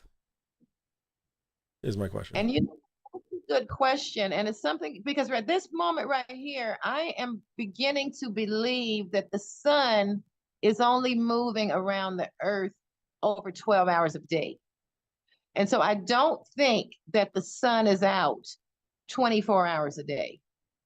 And I think I mentioned I'm in the chapter right now. It's a small world after all, and I'm in the process because what has happened is really basic mathematics, and without revealing a whole lot, there's absolutely no doubt about anything that I'm saying to you because I'm in the ancient records. I'm able to locate the ancient things that have been hidden in plain sight for all eternity. They haven't been hidden that long. I think they just hid this stuff maybe 100 years ago. But history's been unraveled, and there's a big movement right now. I don't know if you heard of David Ewing Jr., but there's a big movement right now coming out of Russia where they're saying that no history ever even happened. They're saying that all history, the Hebrews, the Romans, the Greeks, it's all AI written. And the reason that they're saying that is because they've uncovered so many lies over there in some of these places that are not even the real place that which is why nobody can find anything because everything is fraudulent. But anyway, because they've kind of determined that. But anyway, so that's the big thing. And it's really getting some steam, and that to me is like another misinformation, big thing coming out. So now they're going to say all history just never even happened. Julius Caesar's not real. Marcus Agrippa's not real. Moses wasn't real. Nothing is real. It's just all got written by a computer. And the reason they have a good case for that is because the histories, there's so many lies in the history, especially over the last 1,000 years. And the people who have rewritten history, they didn't really bother to write a new history. They just use one history and kind of like use the same name and just, everybody's got the same name, did the same thing at the same time. It's like, so and this guy's got a team of 1,000 people. And, they've come up with, just showing all these common, the stories the same across the board. And so now they say, hey, it's all fake. But that's not true either. Right. I was going to say, like, that sounds a little, I mean, we literally have historical documents that are carbon dated, that would prove that that's very incorrect. Strong case, and I'm telling you, and you got the Tartaria. Have you heard of Tartaria? I've heard of Tartaria. However, I haven't done a lot of it's latitude. Sorry, latitude on the Focus pendulum. Sorry. I've heard of Tartaria, but I have not looked into it too much. Could you just give me it's to the Tartaria thing, all of that. I mean, Tartaria's not what people think it is. It's not. But again, all of this, oh my God, the Tartarians, like all of this, everything in the world was built by the Tartarians, and they've taken the Tartarians out of history. And that's just a more misinformation to just keep everybody totally confused. Is Tartaria does that have the giants, or am I thinking of something else? No, the giants are in the Bible. The Tartarians are basically just the ancient civilization that built everything, or they're allegedly built all the and all the technology and all the stuff that we have that we can't do anymore. Yeah. So again, it's just another theory that's out there as people just try to piece together information. And but because everybody's looking into the Tartaria, now they're saying, hey, all history's fake, it's all AI, it's all, hiding Tartaria. Yeah. So Yeah, I can understand that. However, there'll be a lot of really pissed off people if they heard about that more than once. About like especially my buddy Noam here. He is Jewish, and he was raised Jewish. He's not practicing anymore. However, but he's like, she ain't saying my people are made up of AI. I mean, he's Israeli. My bad. So yeah, it's there's a lot of people that would get really mad if I mean even then, like, sure, we have like American documents saying that like that can be dated back, but then we have like way further back documentation from like Japan and China about their heritage and their history and all that kind of stuff. Like that, I listen, I wouldn't be able to jump on board with that whole AI thing at all. Even as I wouldn't be able even to how you say entertain that idea. I never even thought of that. Actually, it's completely not true. Yeah. It's crazy that people actually like would think that. But that just goes to show like what like our current technology and what it's capable of doing. People they're there are kids nowadays that think that we always had color TVs and that we always had cell phone like smartphones, and that we always had these luxuries that like these technological luxuries that we have now. And like there are these people that just think that, but then like when they get like a reality check, it's like, no, like this is all just brand new within the last 100 years. Like we've advanced so much in the last 100 years technologically, and like and it didn't just stop terrestrially. Like we have so much technology that has gotten us off of this planet, that we have and it's not just from NASA or India Space Agency or SpaceX. It's like amateurs sending rockets up into space. It's just mind-blowing. And they're not sponsored by any government. It's just crazy. And so yeah, it's just that's where it gets a little crazy for me. And then yeah, go ahead. You've got a lot of amateurs shooting their rocket up there and crashing into the firmament as well. So there's plenty of video of that. And then you've got the United States government. You've got Operation Fishbowl, where they sent thousands of rockets, trying to crash through it and couldn't. And NASA, they can't even get through it. They said they don't know how to get through it anymore. So, can they get through it or can they not get through it? I'm inclined. See, again, I know we're sort of debating. I mean, I'm extremely concrete about the facts that I'm trying to relay here. Yeah. And the common information that the world is being told, that the earth is spinning ball, it's totally brand new. It's not in any book that's more than 100 years old, period. And even the ancients, they tell lies on Pythagoras, they tell lies on the Greeks, on the Romans. I know absolutely that all of these people knew exactly what was going on with the earth, because not only is, the thing is this, like I said, the Bible is literal, heaven is literal, hell is literal. Okay. And really, that's what this whole big battle is about. The battle, this is what the battle is about. The battle of good and evil is a battle for the land.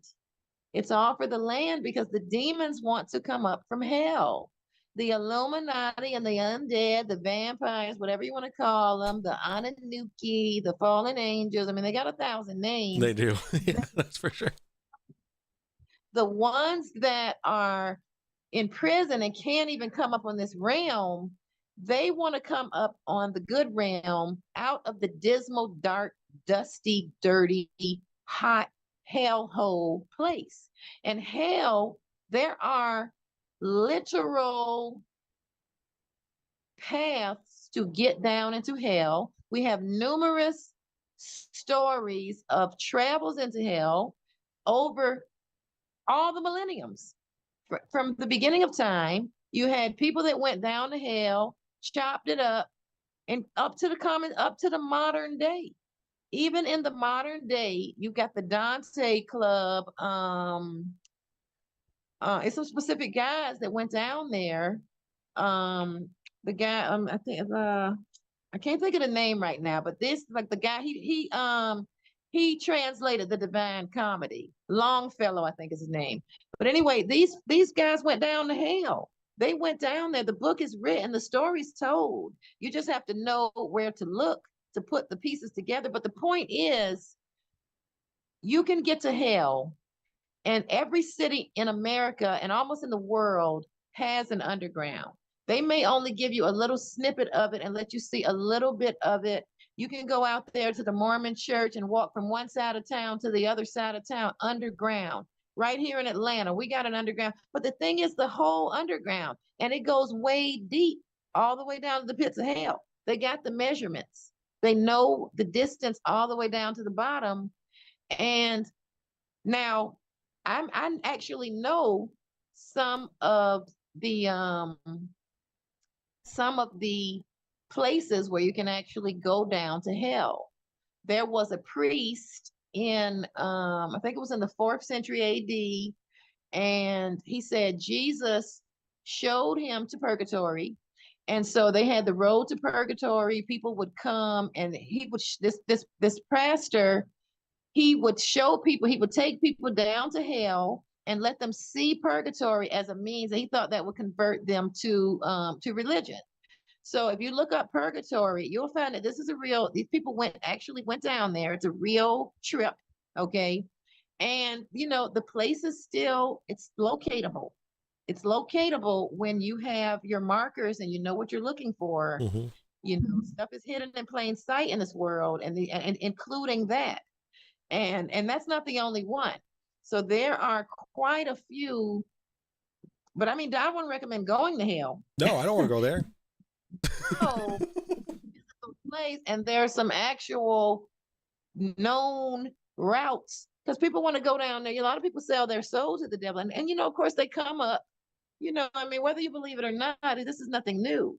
It's a bum deal. So warn your people out there. It's a bum deal to, take a deal with the devil, because there's no comfort. There's no comfort in your life. You may have riches, but there's no comfort. The devil has no comfort. And, this life is hard. You need comfort. Mm-hmm. So, but anyway, so yes. And, in the Bible, Jacob, there was a spot where he put an altar, and he was actually there at a gate to heaven. Now, I have not found that gate. I've actually been looking for it. He left a altar there to mark the spot. But, a lot of stuff that I'm looking for, I actually can locate it. So, but, the gate to heaven is very narrow, whereas the gate to hell is very wide. And one of the other gates to hell is the ocean. And, again, I'm in the ancient books. I'm studying all the civilizations outside of the Bible, and all of those civilizations have in common the creature, the demon or whatever. It came up from the sea. So, so I know that ocean, that's the wide gate, just FYI, everybody. So, I mean, yes, the stuff is literal. And I know there's a lot of doubt out there, and that's one of the reasons with the globe. That's the purpose of the globe. The purpose of the globe is really to kind of create some doubt about the Lord, whether God exists, all right, or not. So really quick, I have some stuff here to talk about the globe. So if you do a quick Google search and you say, how long have we known that the Earth is a globe? It'll say 2,000 years, right? Boom, right there. But then it doesn't really give much information after that. Now, if you do a little bit more digging, which I did today, I did a lot of digging, because I actually commented on that post. I said we've known the Earth has been a globe for 2,500 years, and that's all I said. And then I was like, okay, click that name, invite him to my show. So that's how it went. So with my research, I found that there's in the 16th century, Gemma Frisius, a Dutch cartographer, mathematician, and instrument maker who worked at Louvain, wrote in his Principes de Astronomie et a Cosmographie in 1530 that the mounted globe is the only one of all instruments whose frequent usage delights astronomers, leads geographers, confirms historians, enriches and improves legis, is admired by grammarians, guides, pilots. In short, aside from its beauty, its form is indescribably useful and necessary for everyone.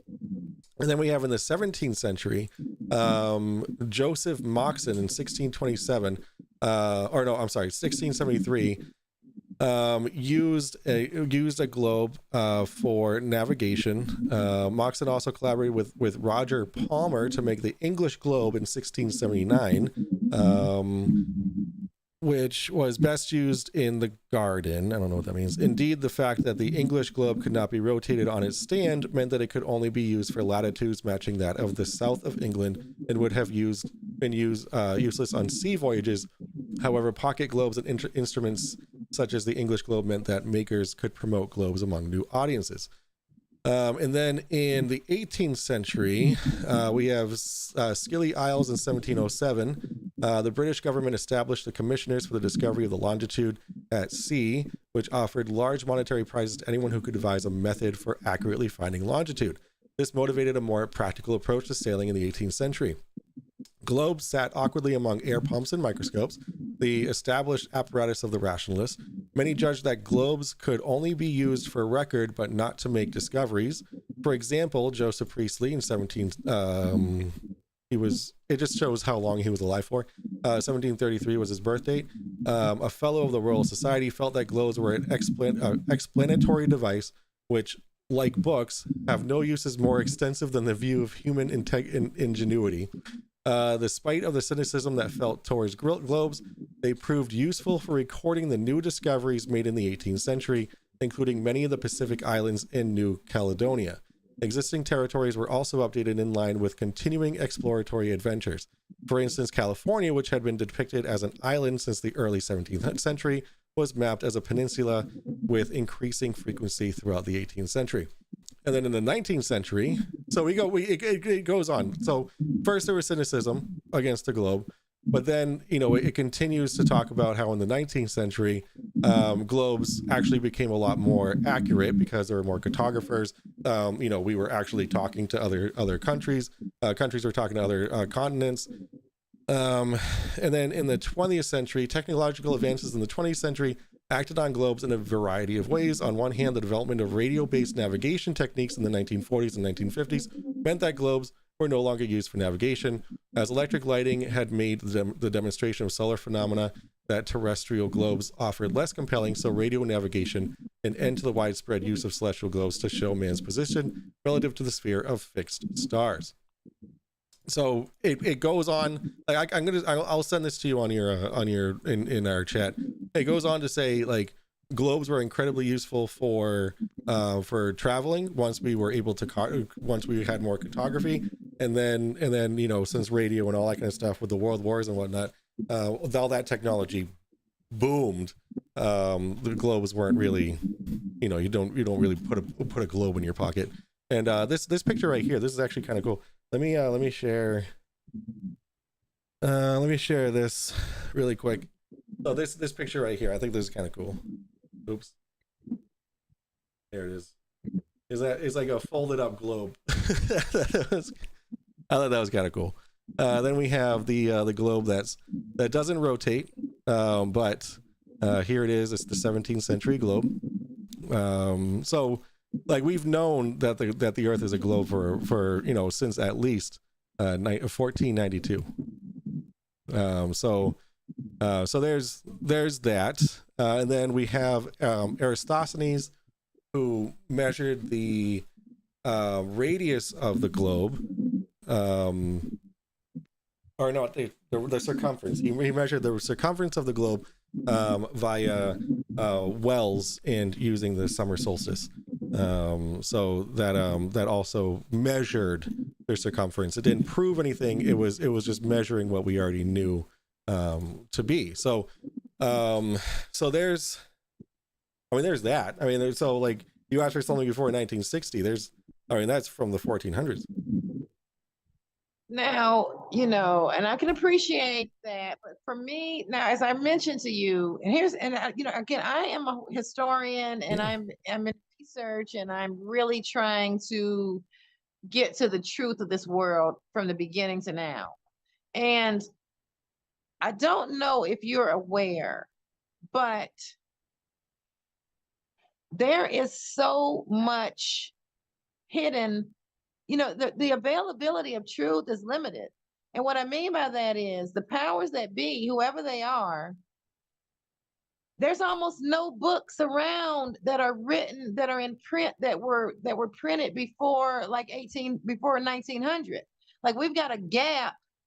Those books are all in the museum. For example, now, again, I like to study books that are 2,000 years old. Those are my favorite. Tacitus, Pliny, Josephus, Enoch, 5,000 years old. The Bible, that's, the newest one, 400, but I mean, the Bible's like 5,000 years old. And, I'm in the ancient stuff. The point is, so I got my Pliny book, right? Now, I mean, this is just an example of how you really can't, you can't really trust the information. The information that you just gave me, I would need to see the book and open the page and see that was written in there, and that was really a real copyright date. Because here's why. I know all too well that we're very limited in what we're given. So, for example, in the book of Josephus, which is a very, all the way up there, top book, Josephus, Antiquities of the Jews. I was looking for this river. There's a river that runs in Syria, and it runs either 6 days a week, and it doesn't run one, or it runs 1 day a week and it's off 6, one or the other. Now, in Josephus, it says it runs 6 and it's off 1. That's why they call it the Sabbatical River. In the footnotes, which my book is 1600, it was translated in 1600. So in the footnote, the author who translated it, he points out in Pliny's book that he says the opposite, that it's off 7 days a week and only runs 1. And then he cites the page in Pliny where the notation is. Now, I've got Pliny, so I open up, let's just say 38:1, trying to find this notation. Well, conveniently, my book doesn't have the notation in it. Okay. So then I realized, I was thinking I was hot stuff with my book, right? Come to find out, I'm missing over 700 pages in my copy of Pliny. So then I went to, and I said, okay, well, let me pull up the print. Let me pull up the authentic. I pull up the PDF at Princeton. They've got the 38:1 blacked out. So unless I'm a student at Princeton paying $200,000 a year, I'll never get information that I'm trying to get on this river. So, again, I don't just believe stuff. Somebody says, somebody quotes something. That's how I got Josephus, because there was another book, he said, he claimed in Babylon to Timbuktu or whatever, the author says that Josephus said the Jews ran into West Africa. Okay, so I got to read Josephus' 1,000-page book trying to find this quote, and it's really not in there. Okay, it's not in there. It went into West Africa. So it's so much misinformation. And, that's why I just cannot trust modern books, really, because, it's not true. So you got to so you're reading that, but I'd have to see the book, and I'd have to see that, because I know for a fact the Romans didn't believe that, and the Greeks, and none of the, well, Aristophanes was Greek, and he knew that the earth was round. Greeks are really no. I mean, I would have to. I don't believe that either because those people are being misquoted. Pythagoras did not believe in a spinning Earth. Pythagoras believed in a heaven, a middle, and a hell, Mhm. a three-point universe. You know Yeah. what all believe. Marcus Agrippa, I've seen his map of the world. So, and it was not. It's just a flat. It's the flat Earth that the UN is using. Why is the UN using the flat Earth map? I know You know, why. I mean, it's why do you think the UN? Is that a rhetorical question? But I know why. If it's not rhetorical, I'll answer it. Is that rhetorical? No, All right. it's So mockery.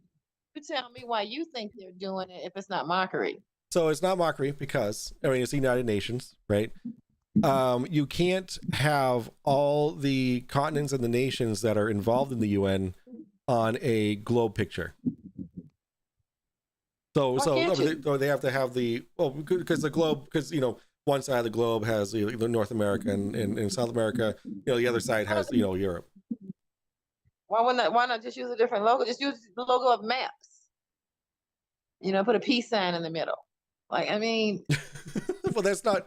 So they wanted to go with something a little bit more uniform because there's actually a lot of governmental or international governmental agencies that use the same AE map, which is the azimuthal equidistant map, which is actually based off of a globe. The longitudinal lines as you go south of the equator are stretched out, which would make everything a lot more distorted after the equator. So it's not. So that, I mean, that's what the AE map is based off of, the globe, because that's the only way that the longitudinal lines would work and all that kind of stuff. But it was to, I mean, that wasn't always the UN logo. That's what they landed on after, like 30 years, 30 or 40 years. And then it's just been that way ever since. There's a lot. I mean, there's other organizations that have the same thing, because you can't fit all the countries and continents on one globe logo, right? Because you can only see so much on a sphere. my research tells me that is Marcus Agrippa's map that was completed by Augustus Caesar in the 1st century AD. So, and I'm pretty sure that's an accurate map of the world. So, Right. So I don't know, something that I've been following very closely. Are you familiar with a new thing that's just started talking about this year in February? Is the final experiment? Are you familiar with the final experiment? no, I'm not. I'm gonna blow your freaking mind. Are you ready for this? So the final experiment is my chat knows very much of what this is, because I don't stop talking about it even when I don't cover Flat Earth on Fridays, I talk about it. So a pastor of a small church in Colorado named Will Duffy is paying for 2 flat earthers and a globe earther to experience the 24-hour sun in Antarctica in December. So what he's calling it, the reason why he's calling it the final experiment, is because a lot of the, they call them Papa Flurfs, the people, the lead flat earthers, like Whitsitt, Jeranism, Flat Earth Dave, Flatzoid, all those people say that the 24-hour sun would not work in Antarctica. Like, it wouldn't work for the flat Earth model. So what this is to do is to show that there is a 24-hour sun in Antarctica in December, because they say yes, it can absolutely happen in the North Pole, in the northern hemisphere, but not the southern hemisphere, because it just wouldn't work, right? It wouldn't work. So that's what the final experiment is. Is Will Duffy's. I interviewed him a few months back. I recommend checking out that video. It's actually pretty cool. Where he talks about the final experiment, and they have. What's funny is this is a free trip to Antarctica, right? So all these flat earthers are being offered this free trip, and they're all declining the free trip to Antarctica. All these people that say that Antarctica would destroy flat Earth are refusing the free trip to Antarctica, except for 2 of them, and it was on very, very contingent basis. So Jeranism and Witsit Gets It. They're the flat earthers who are going. And then we have a bunch of globe earthers who are going, who are self-funding and all that kind of stuff. So it's actually going to be really, really fun to witness all that. Like, so there's that. To me, I mean, I'd like to stay away from Antarctica if I'm pretty sure, according to the ancient record, that's certainly where the real bad gods started from. Okay, so the ancient record says they were there and they had to work their way back. So and they show us that on Superman. You may not believe it. I mean, it's a lot of once you read the stuff in the ancient books, and you're like, oh wow, I did see that in Superman. So they show a lot of stuff in these movies. Believe it or not, Ripley's Believe It or Not. I love that place. I mean, I would say instead of Antarctica, let's go to Maui, where it's beautiful. Let's go to Paradise. Let's see if we can all really stand above the sun. Let's see if it's really local. If it's really, let's see if it's coming out of the cloud, up from underneath the clouds or not. Mm-hmm. I'm pretty sure that my eyes and my camera was not confused when I was there. And again, that's matching the ancient record. Now, let me just ask you one more thing. Yeah. Because it's a God against, NASA and science. Yeah. Fritz, your sixth grade teacher. Let me ask you this, because this is another, and I just kind of, it's kind of good being in these debates, but here's the thing that I thought was very profound is the earth was created on the third day. So he created the earth on the third day, but he created the sun and the moon and the stars and the astrology, all of that stuff was created on the fourth day. Mm-hmm. So that to me also is again concrete evidence that they're not together. The earth's down here on day 3 and that stuff's up on day 4, moving around the earth, which is what we see, which is always what's been studied. I just don't think we have any evidence. They just did the movie, What If We Fake the Moon Landing? I mean, you think why would they make a movie, What If We Fake the Moon Landing? I mean, this is mockery. It's total mockery. And this stuff, all this just came about in the 60s with the TV, the fake moon landing, the whole thing had just started, and it's brainwashing. And I honestly, and I mean, I apologize. I'm not trying to offend anybody. I didn't think it was a big deal either. And I'm a kind of a conspiracy, and I've been knowing about this maybe 10, 12 years at least. And back in the day, my sister, now she's looks into more, I'm always into the Bible. She's always into all kind of stuff. Now, and so she kept trying to get me to check out this flat earth thing. Flat earth, you need Slovakia. And I'm like, what difference does it make? Who cares?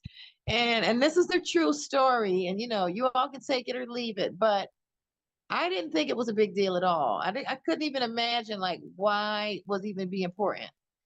And then one day, Barack, just out of the clear blue, Barack Obama says, I don't have time for the flat earth people. And when he said that, I said, uh-oh, it must be something to it. And then I looked into it, and at that time, it was a guy, Mark Sargent. He had some phenomenal information out there. I mean, he knocked it out the water. I mean, he didn't leave much doubt that it was a fact. Yeah. And he was kind of exactly an atheist, but he was almost an atheist when he was beginning his research. He set out to debunk it. He set out to debunk the flat earth. So is Flat Earth Dave. So they all have the same story. It's like the Flat Earth Papa Flurf script that they all go by. So Mark Sargent actually was one of the most recent people to be offered and declined a trip to Antarctica, a free trip to Antarctica. And he is one of the pioneers in saying that a 24-hour sun could not work on a flat Earth. So I have a lot of feelings towards Mark Sargent. He's the reason why I'm so against flat Earth is Mark Sargent. It was Mark Sargent and Eric Dubay with the 200 proofs of the flat Earth. Again, also Eric Dubay was offered a free trip to Antarctica, and he states very clearly multiple times in the 200 proofs of flat Earth, or the globe is a lie, that a 24-hour sun would not work for a flat Earth. So, excuse me. So he also denied a flea trip. And these are people who don't have the same beliefs that, the demons came from Antarctica. These are people who are making money off of flat Earth. They didn't exactly come from there. They were, exiled there. Gotcha. So, yeah, so I get it. So Mark Sargent, I mean, he was, he's been interviewed. He's like the guy on, for flat Earth. I mean, for a lot of people, it's Eric Dubé so I appreciate you letting me know who got you into that. Your sister, and then Eric Dubé. I'm sorry, Mark Sargent. So Well, made me look into it. Eric Dubé. No, Barack Obama. Oh, Barack Obama. Yeah. No, I love Barack Obama. Barack Obama was awesome. Once he said it, I knew there was something, miraculous. FYI. Well, that was the time when like Mark Sargent and Eric Dubé were starting to come about and spreading the flat Earth idea. And sorry, really quick, I have to address chat. I didn't mute her, so I'm just letting you know, when I'm talking, your audio isn't coming through, so I do apologize. That I'll see that you're talking, I'll stop talking so that your audio actually comes through. I'm so sorry. But yeah, no. So what's happening is, in the last 10 years, the flat Earth idea has grown a lot, and it's actually kind of scary to think about, because with the advances that we've made as a race, as humans, technologically and all that, what I think about is the children who are being raised and taught that, don't believe science, right? Because it's all a lie, it's all a conspiracy, like they're all lying to you. They're going to go a different way, that's not advancing humanity, that's negatively impacting humanity in progression. So that's what I'm concerned about, is like, what, because my children came home one day and said, hey, this dude, this staff member at the Boys and Girls Club, he was trying to tell us that the earth is flat. And I was like, well, what did you tell him? And they said, we just ignored him. Right. But so for my children to be exposed to what I consider something not true, right? That concerns me a little bit. And like there are children who are raised to believe this, that could be the next Einstein, but instead they're being directed in a way that wouldn't advance humanity. So that's what I'm concerned about. What do you feel about that? Well, I've got some bad news. More bad. All right.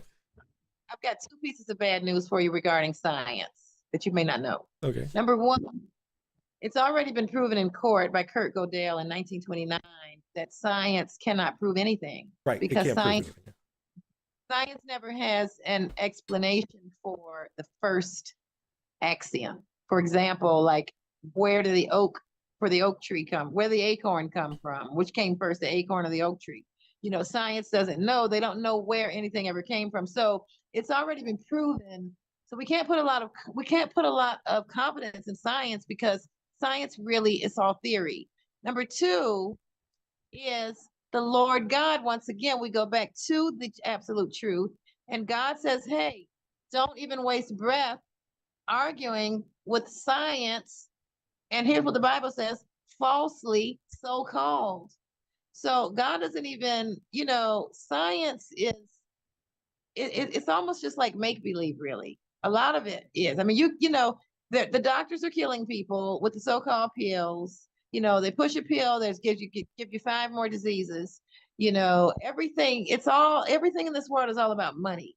Everything you're taught. I mean, even the public school system, they don't want you thinking. They set up a school so you can't think, you just go to work and, earn $2 and be happy and, be in traffic, come home, go back tomorrow, be mad as hell, barely can buy groceries. This is the plan. This is the plan. So you need some comfort when a plan like that is going on. Yeah, comfort. And Yeah, absolutely comfort. and there is truly absolutely no evidence that we've gone to the moon. We could not build that flimsy contraption. They say, hey, they carried it. There's no one's been to the moon. They crash into the thing. You hear it crash. It come dropping back down. You can't get through it. There's nowhere to go. There is no trip to the moon. All this stuff they're stealing $40 billion a year. I mean, that's a lot of motivation. If you want to know why they're doing everything that they're doing, why they're poisoning us, why they're killing us, they hate us. They're stealing money. It's all about money. Everything is about money. Make you sick to get more money. Make you work all the time to get more money. The income tax is owned by a private group. This whole country is extremely diabolical. So, I just would not put a lot of confidence in science, unproven science. It goes against everything that's written in any ancient book that I have. Enoch, we got to, all these books just can't agree. The Lord God makes the sun go backwards. He makes the sun stand still. He says the sun is on the move swiftly around the earth, and in one day it has to make haste to go around the earth. I mean, that's a clear contrary statement to what science is telling us. And I would just say, I'm going to believe God, and I'm not going to believe science. And I'm going to believe the ancients, and I'm going to believe my own two eyes when I went and stood out on Haleakala volcano. Go there at sunrise or go there at sunset. The sun goes into its gate. You can stand above where this action happens, and it's documented in history. So go see it for yourself. I think it's no question. If you go and look at that and see and find that it was written in ancient text, that the sun is coming out of a gate over there. So I think that's, that makes a lot of sense. Now, again, I'm going to reconcile it all. I'm going to figure out the time, where it's at. And here's another thing. And this is coming from ancient records, which we don't really get this out of the Bible, but first of all, the authentic King Solomon's temple is at the center of the sun's path. And the temple itself was made out of solid gold. Josephus wrote about this, and it was the most splendid thing because it was actually in a very precise point where the sun was at noon, was directly above it so that it looked like pure glass. And that site where King Solomon's temple was built was the original site that King Melchizedek had selected way back in the beginning of time.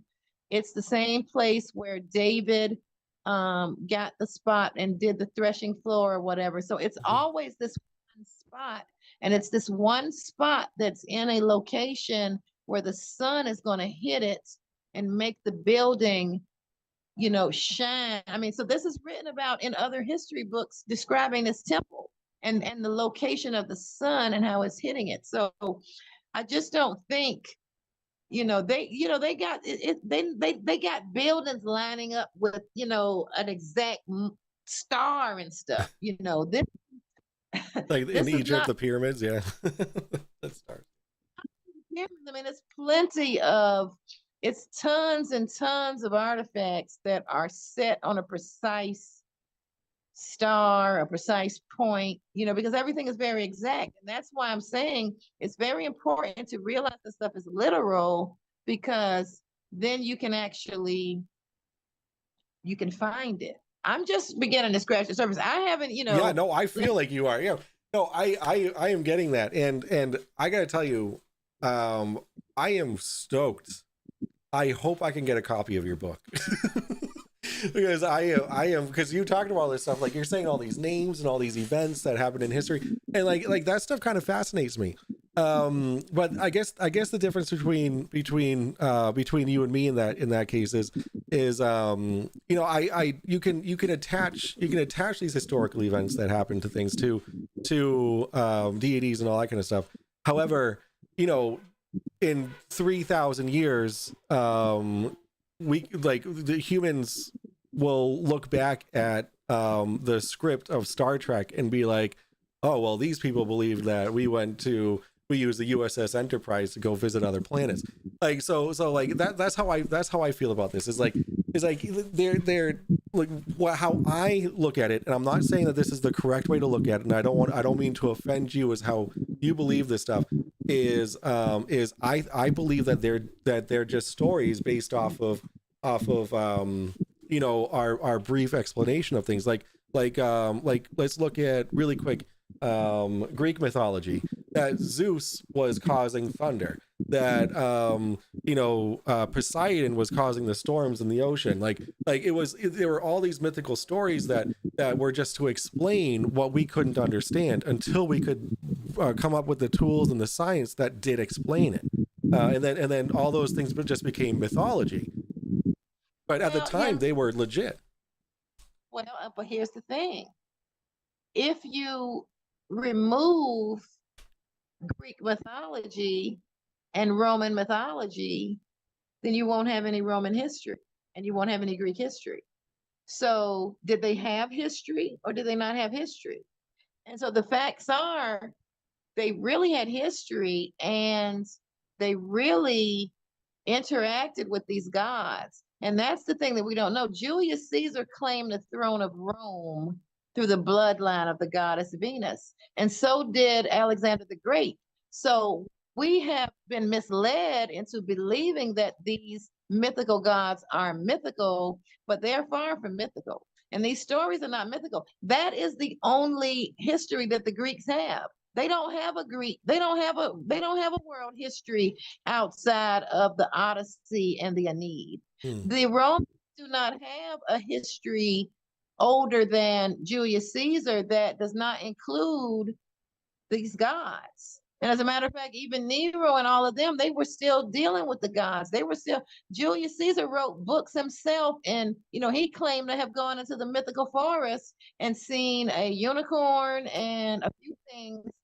And this was when he encountered the barbarians and stuff. But, you know, he wrote books about what he encountered. Now, I haven't found that mythical forest. I'm going to look for it, though, because I don't think it's a lie.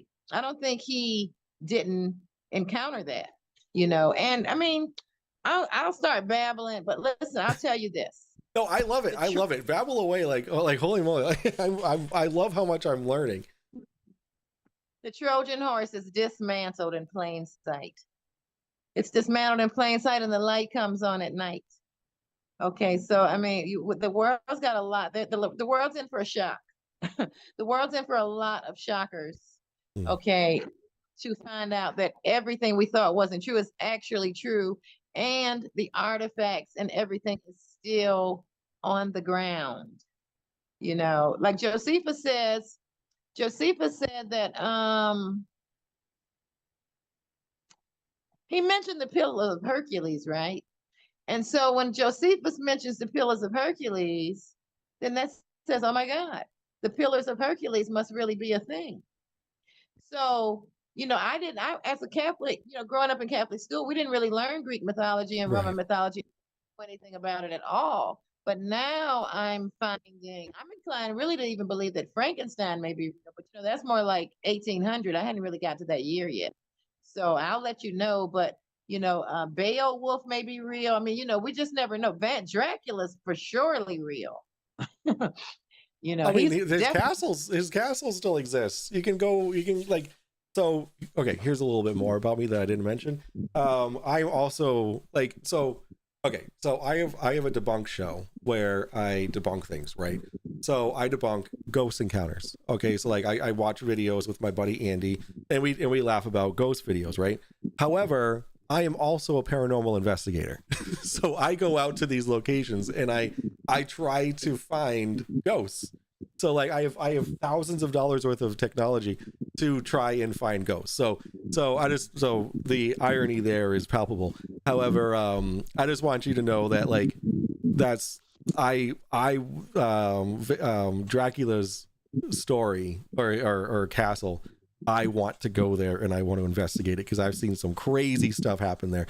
But like on top of that, like historically we know that someone who took on the name Dracula lived in that castle. And the story of Dracula is insane. How many people he killed in his own backyard is absolutely crazy to listen to. But yes, so proceed. Sorry, I kind of derailed that a little bit. What's even more interesting is finding out who his modern day cousins are. So, Really? Do you know who? It's not Trump, is it?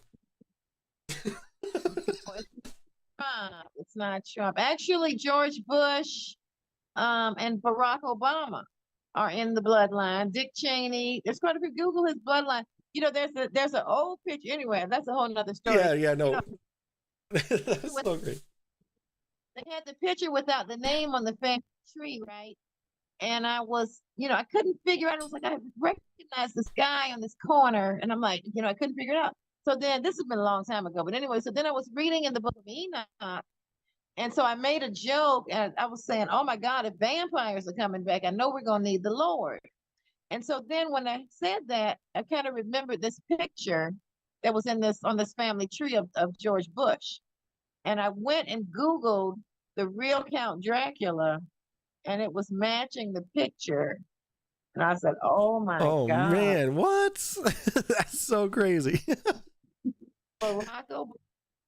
Which I believe Barack Obama is the Antichrist. So I'm saying it here on, I don't know how many views this will get, but I'm pretty sure that he is the biblical Antichrist. So, we'll see how it plays out. I don't have all the answers right now.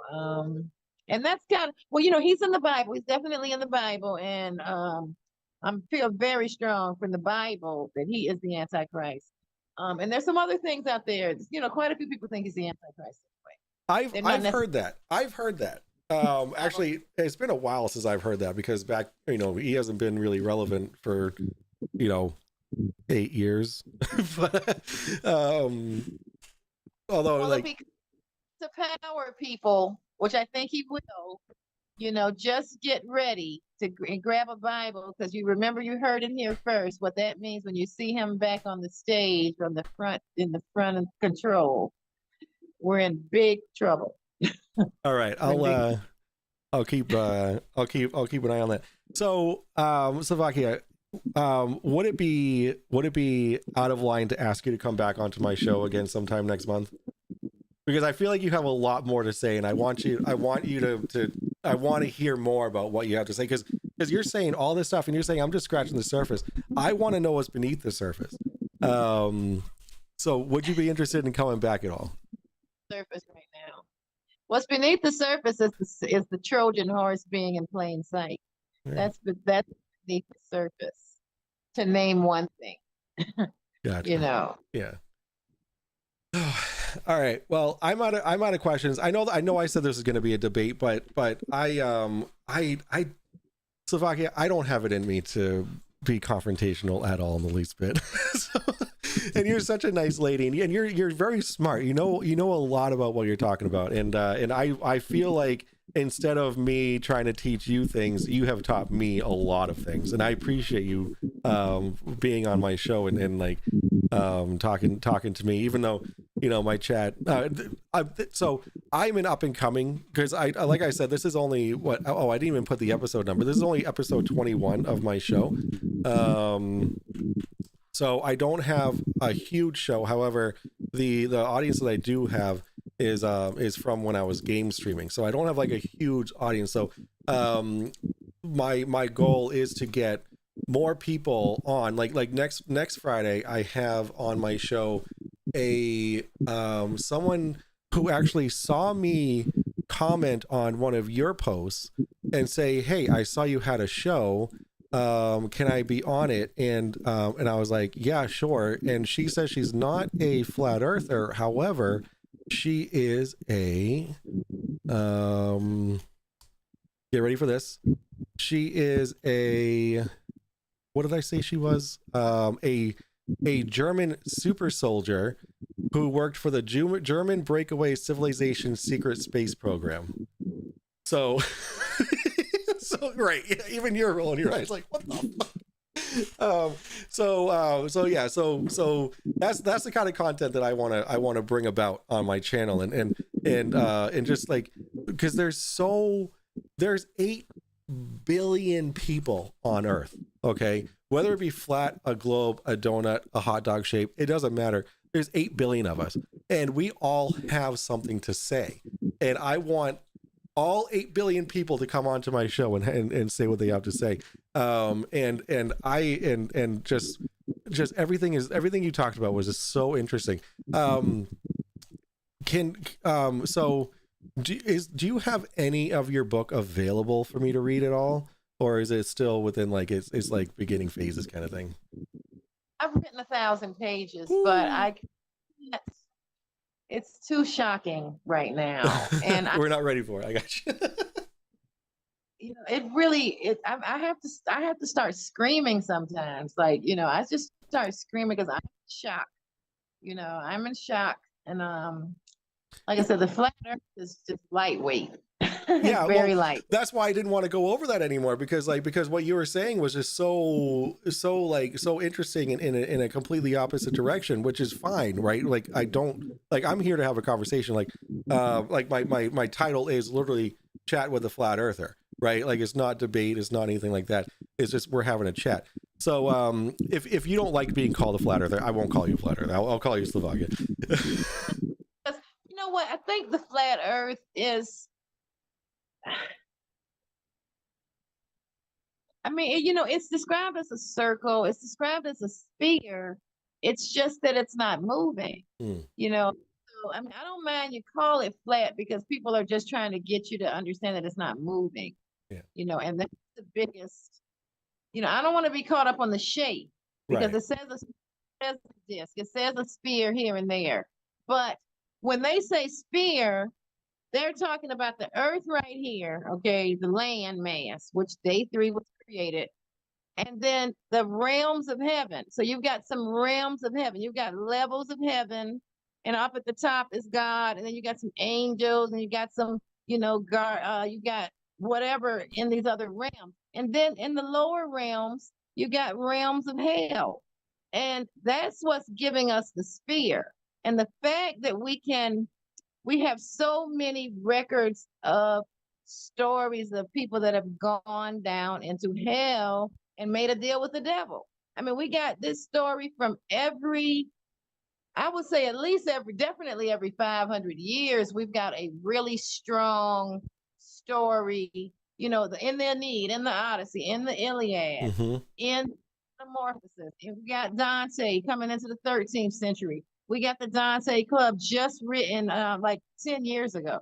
Okay. And that's the Longfellow in them. And so that's the story of them going into hell in about 1865.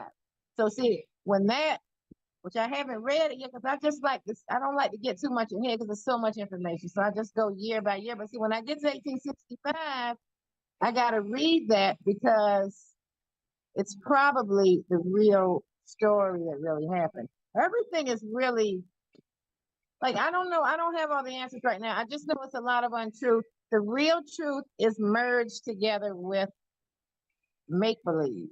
And so sorting through it. That's why they got the big move over there. It's I'm telling you, it's huge that no history ever even happened. David Ewing Jr., if you really want to he's got some good stuff. Now, the guy, he's got, he says nobody in the Middle East is speaking Arabic. Nobody in France is speaking French. All the books in Europe are in Arabic. Nothing's adding up. And so, and he's not the guy out of Russia, but he talks about the guy out of Russia kind of in conjunction with this, that guy in Russia and his 1,000 people, they're going through the books and they're saying, hey, all this stuff is the same story. It's make believe. And this guy's getting on a plane and actually going to places and investigating, so it's a lot to figure out. The flat earth, just say, hey, trust God, he's real. I wish, have absolutely no doubt, because God is very real. It will soon be proven. So I feel like God's already been proven. And here's my take on it. This is my finishing statement. And that was I do need to close this up because I got something that I need to take care of. But Here's my closing statement. I feel that we find God the further we advance our technology. Let me explain. The further out into the universe that we can see, the more I believe that it was created by God. I believe that God gave us the intelligence to create the tools that we have to be able to study and discover his intricate design. That's what I believe. Like, if you go all the way down to the molecular level, up to our cardiovascular system, like, it is so well advanced. And, you know, you can attribute that to evolution and whatnot, but there had to have been a starting point for that evolution to begin. And that's my view on that is God created everything. He created the entire universe, and he gave us the intelligence to find God, to find him through his creation. And when I was doing my research on the book of Enoch, it was the fallen angels, the Nephilim, or nothing, but the Anunnaki, they were being punished for giving humans forbidden knowledge, right? So that forbidden knowledge was bringing us further away from God, and that's why it was forbidden for them to give it to us. Like, there was a protocol for these beings to not give us information. So, and they even mentioned that the same thing was mentioned in Star Trek, right? Like, the rule was, if you go to a planet that has not yet reached warp speed, you could not interact with that species, because it's forbidden knowledge, right? You need to let them progress to where they need to be when they should be. And so all those fallen angels were punished, right, by eternal punishment, while the humans were punished with the flood, with the great flood. So that's what I understand is but what I actually believe personally is that if we go in the direction of the further we advance in science, the more we discover God. That's how I feel. The more we advance science, so which is why I'm so science, because the more we discover, the more we're solidifying my belief in God. That's what I feel. Already, and I would disagree with that, because I already told you God doesn't like science very much. Right. Okay, God wants to trust him with everything. That's why he doesn't really think you need to learn all this stuff. He wants you to learn the Bible. He wants you to study the Bible day and night. He doesn't want you to fill your mind up with a bunch of information that you really don't need. He wants you to love each other and study his word, which is lost in the sauce, because people are materialistic. Capitalism. We're led away from God, and the Bible says, the relationship with God, faith comes by hearing the word. So if you're not hearing the word and studying the word, that's the only way to connect to God. You have to connect through the word. And see, here's the thing you got to remember. The devils know and confess that Jesus Christ is Lord. They know it, so they know the Bible. Just knowing the Bible is not it. And just reading the Bible is not it, or even saying, people think they're just going to heaven because they say, oh, I believe in God. The devils know that, and they believe it. They know absolutely. You'll find the scripture where the demon was talking to Jesus like, hey, why are you bothering me? I know you're Jesus, so they know that. So anyway, I'm just a misunderstanding there. So you've got to be connecting to him through the word. That's why there's all these devices to keep people away from the word. It's a reason, it's a reason. And I told you already, it's all about money, and it's all about the land. They want the land. Those same people Enoch was talking about, they were corrupt. They were supposed to be down here, taking care of us, showing us how to, do what we needed to do, and, being the rulers and they got corrupt, and, all hell been breaking loose since then. And they're really to blame for, everything that's wrong with society. And you know what he calls them? Enoch calls them the Illuminates, which is the same as the Illuminati. So, that Yeah, I caught that. you caught that too. Yeah, just that. So see, no, but it's spelled with in Enoch is spelled with an E on the end, whereas in modern day we're spelling it with an I. But that's the same. That's the same group. Yeah. So you realize who the Illuminati is. But again, people, they think they're on the moon. No, they right down. They're not too far away. They're not far. But so I mean, this has been fun. This is only my second time doing this, and I'm all about. I know the day is coming when there's going to be a lot to talk about and a lot to reveal, because I feel like it's so many people talking about so many. You're talking about the flat Earth over here. They're talking about Tartaria over there. They're talking about this over here. They're talking about history didn't exist over there. Everybody's talking about all kinds of stuff. You ever heard of John Levy? Have I heard of John Levy? I don't think so. So he's one of the, I won't exactly say Tartaria, or maybe he's kind of Tartaria, but Tartaria. Okay.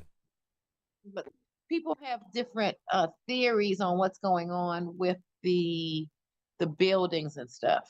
So but anyway, he's got too much information to be Yeah, he's posting a lot actually. That's that'll be so much information. I won't say too much, but I mean, he's just got too much information. Some people have all the information, like how they get all the information, but then at the same time, he'll kind of steer people. He has information, he has secret knowledge, but then he steers people as well. All right. So, but it's just so many people. So what I'm saying is, people like him, they're throwing things out. There's so many people throwing things out. I feel that I really know what's going on because I'm using the Bible as a basis. Grimacing face. So I feel like I'm ahead of all these people, even though I'm not talking yet, because I'm trying to get it all. I want to get all the way to the finish line of, and I'm not quite that far. I'm only like 1000 AD. So I got like another 1000 years to sort through. All right. Try to we got here where we are today. All right.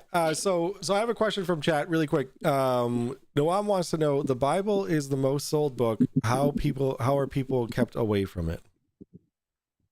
He really wants me to ask that. It's plenty of people that are reading it, but it's a lot of people that aren't reading it. I would estimate back in 1960, probably 95% of the country was Christian. Mm-hmm. Probably somewhere maybe like 50%. And that number may be. Yeah, I think that's a little too generous, I feel like. Saying, and this is the direct result of the globe earth and many other things, but it's always an attack.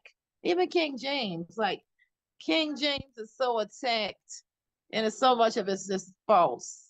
King James was, the truth about King James is shocking in itself, but King James was the enemy of the Roman Catholic Church.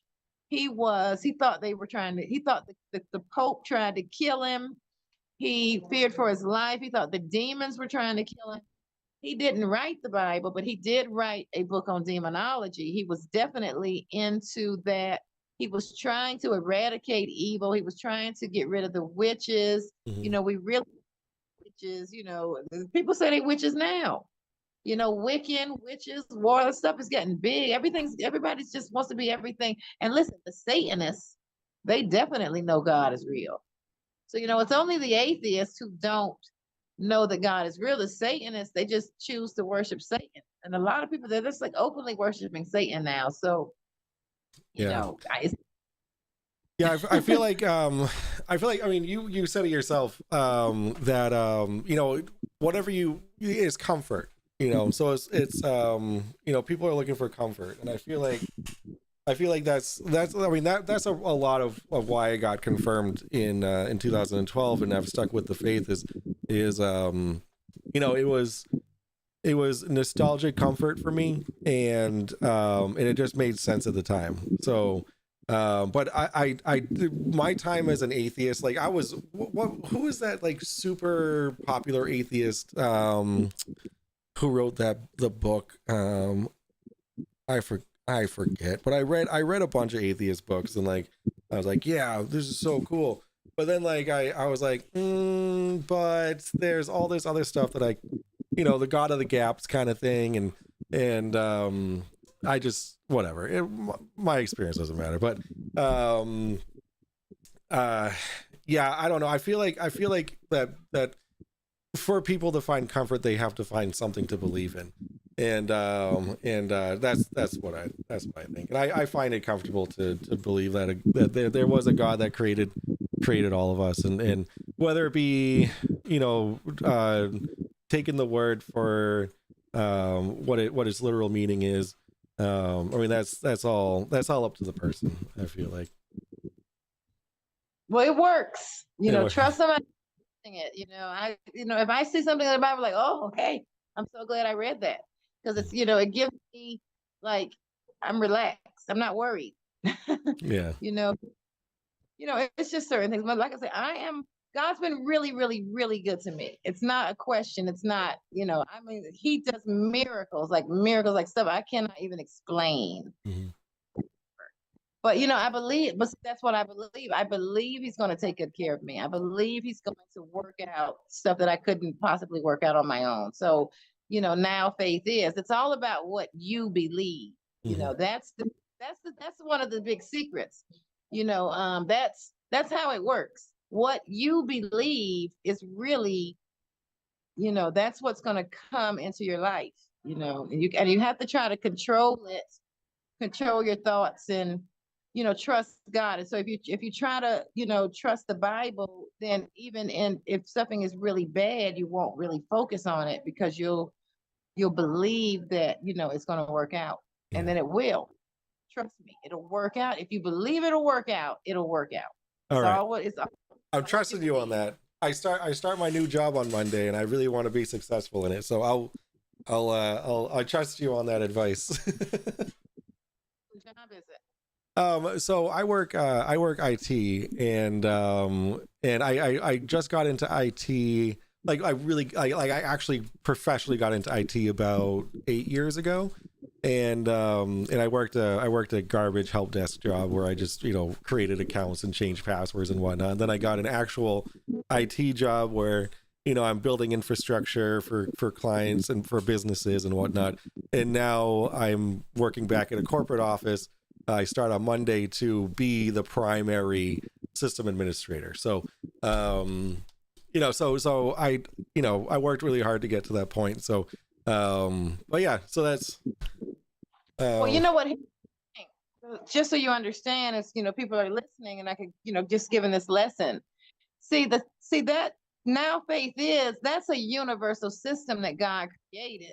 What you believe is what's going to manifest in your life. But here's the thing, that system is in play for people who don't believe in God. Okay, so they're still manifesting what they believe, because that's the system. Because they don't know it, they're not studying the Bible, they're not trying to focus their mind and trying to focus on the good things that they want to.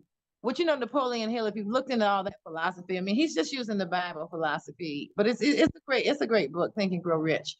But it's about, I think he gives you a little bit more practical approach to the Bible, whereas the Bible is like, you got to read, I had to read Think and Grow Rich several times to figure out he was talking about the Bible, but nonetheless, it's the same thing. Faith in whatever you believe, that's what's going to happen. You don't have to be a Christian. You just got to believe whatever. If you believe it, it's going to come. It's coming.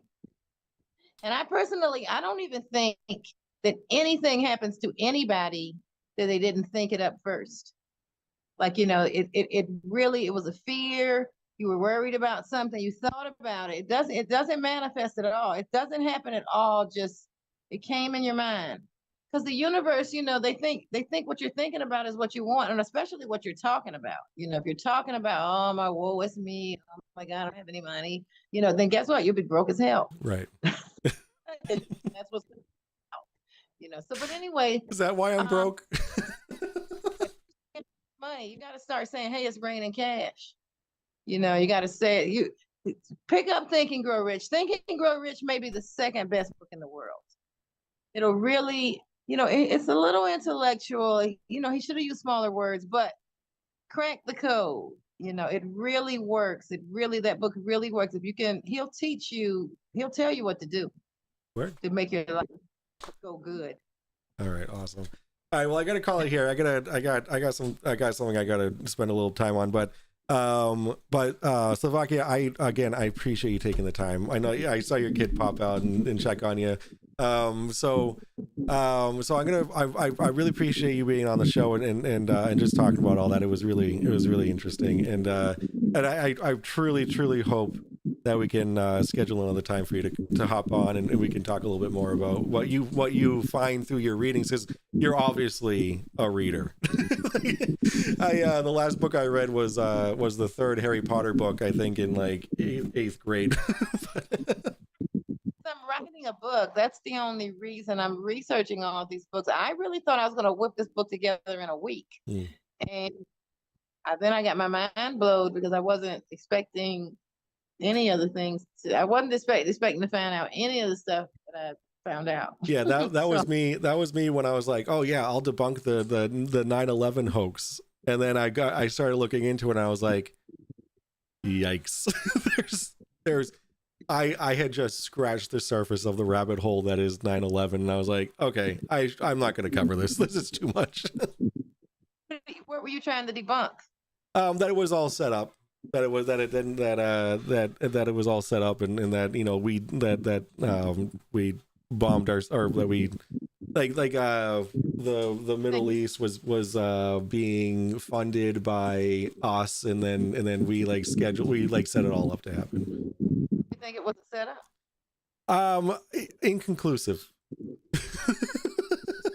I can't. So one of the big things about my show is like when I do my solo like talking head episodes, I stay away from what's it called, speculation, and anything that's not proven fact. So like when I report on stuff, I don't put my personal spin on things. I go based off of what the source information is. That's how I want to report on because I don't interview people every week. It's tough to do scheduling because not everyone's available on a Friday night. People have lives, they have to tend to, but yeah, it's I try to stay far away from speculation. So yeah, I don't know if that answered your question, if you had one. Yeah, but yeah, because so I didn't come to a conclusion on my research. I actually stopped because like I didn't have the time to do the research for how deep it went. So that's why I have to say inconclusive, because I didn't come up with a yes or no. I'm sorry, what was it? What are you? I'm 36. 36. So you were like 10 years old when that happened. Yeah, I was. It was 2000. I was born in '88. So yeah, I was in seventh grade, I think. Were you 13? 12, 13? Yeah, something like that. Yeah. So I mean, at the information then, it was like, oh shit, okay, well, Obama or Osama bin Laden just hit our buildings. They did a thing, and then like it wasn't until just a couple months ago when I was like, oh, I'll cover it and I'll prove that it was all Osama bin Laden.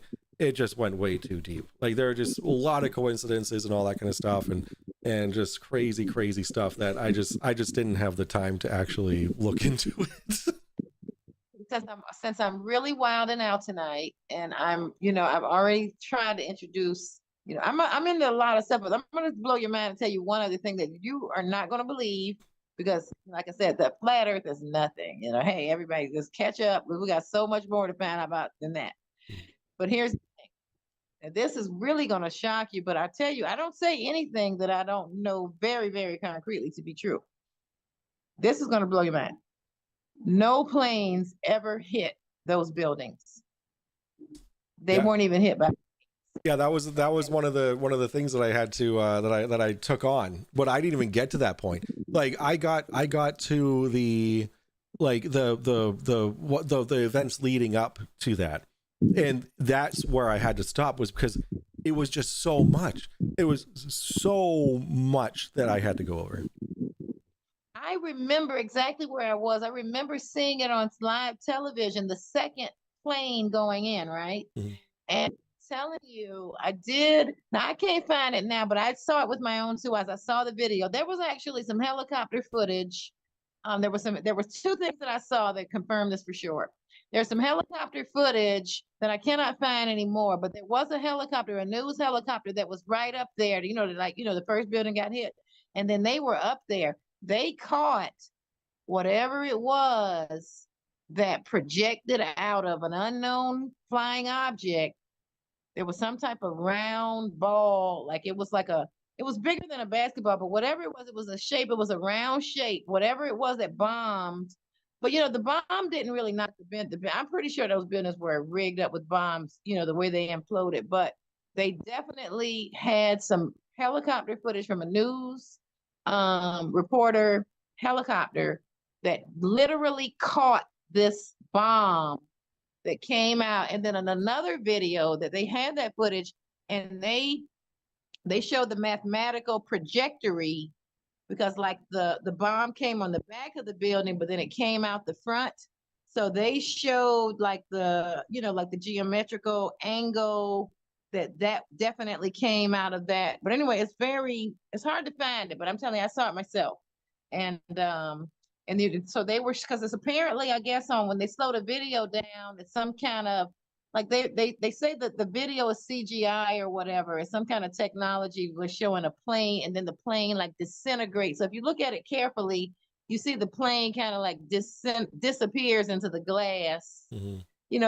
Lie about everything. So we cannot believe anything that everything's a lie. I mean, that's why I got to go back to the ancients and see what they were saying, what's in these old books. And we can't even get our hands on a book. They've hidden everything from like 1500 to 1900. Like it's almost like you can't even find anything. And the stuff they sell you, it's all corrupted. If you order the Iliad or the Odyssey, I mean, it's not even the real thing. Everything is fake, Yeah.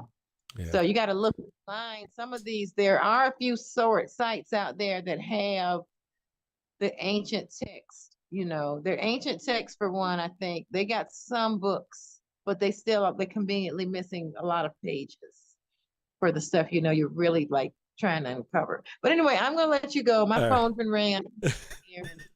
All right. Sounds good. Again, Slovakia, thank you so much for coming on my show. I hope to hear from you again soon. All right. Okay, well, everybody grab your Bibles, and the earth is flat, okay? And forget what you heard. Don't trust NASA. All right, you have yourself a good night. Okay, thank you. Right, Bye-bye. bye. All right. Well, there you have it, ladies and gentlemen. Not really, obviously not a debate. That was derailed from the very beginning, but I was okay with it because yeah. But however, I really do have to go take care of something. I got to take the biggest shit of my life. I'll be right back. We have to debrief. I'll be right back.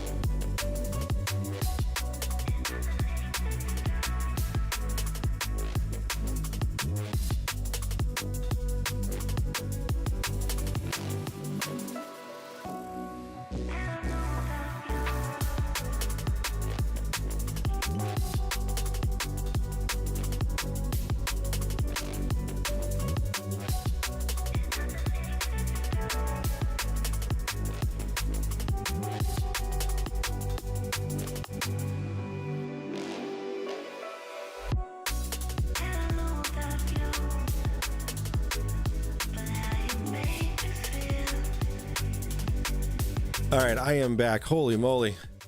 Situation info. Yeah, it was overwhelming. I couldn't keep up. That's why I just let her keep talking, because it's like I don't have anything to come back to that with.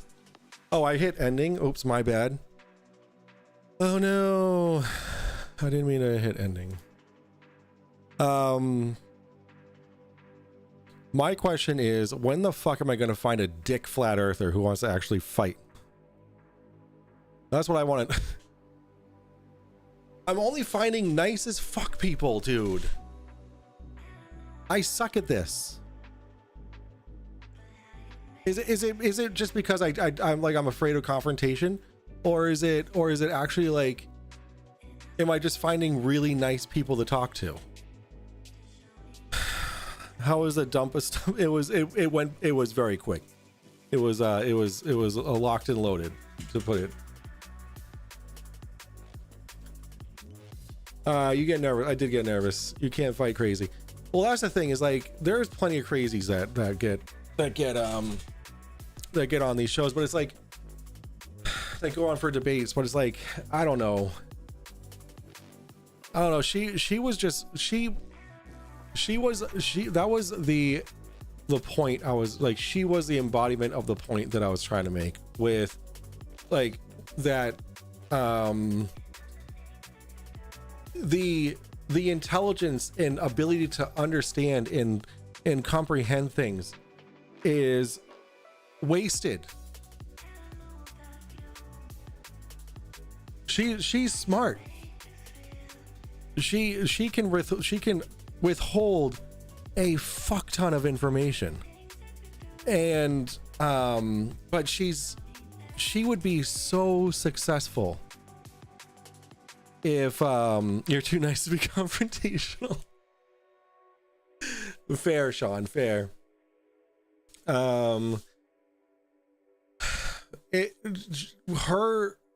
ability to research, to obtain information, to write a fucking 1,000-page novel is being wasted. And that's the exact point that I was trying to make, is that the flat earth movement, all this stuff is getting people, smart people who could be the next Einstein, to veer off and make humanity go backwards.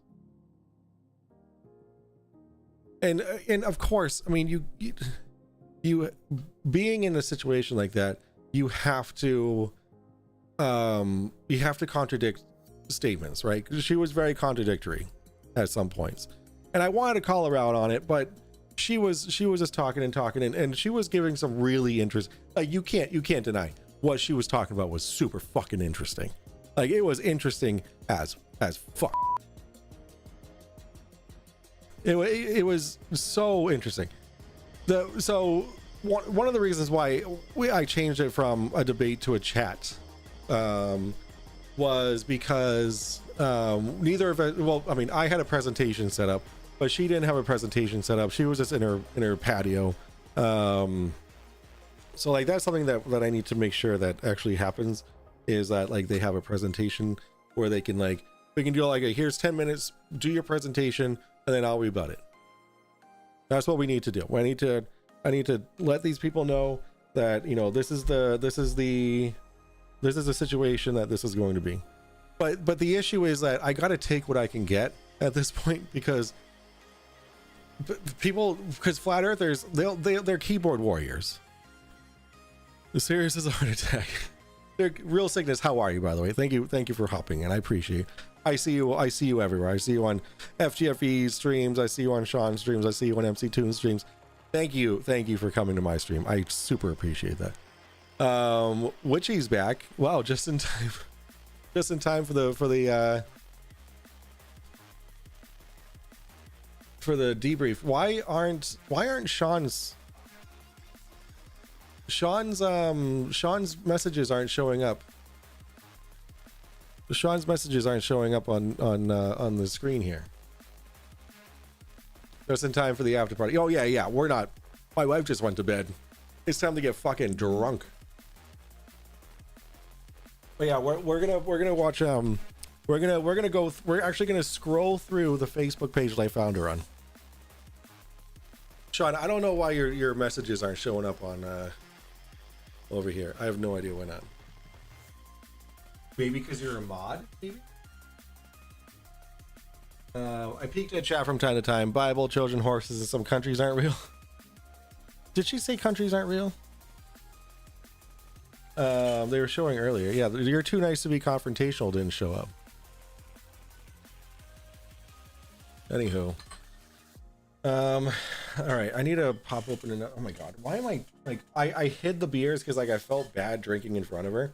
I also felt bad. I cursed in front of her. I felt bad about doing that too. Cursed twice. Oh, I have a beer. Okay. All right. I only drank 2 beers for that whole thing. Yeah, but she was so as you probably noticed as well, right? Whenever I brought up something, it was either nah or she would completely like divert from that question or the point that I brought up, which is just expected. She cursed you by the name of the sun.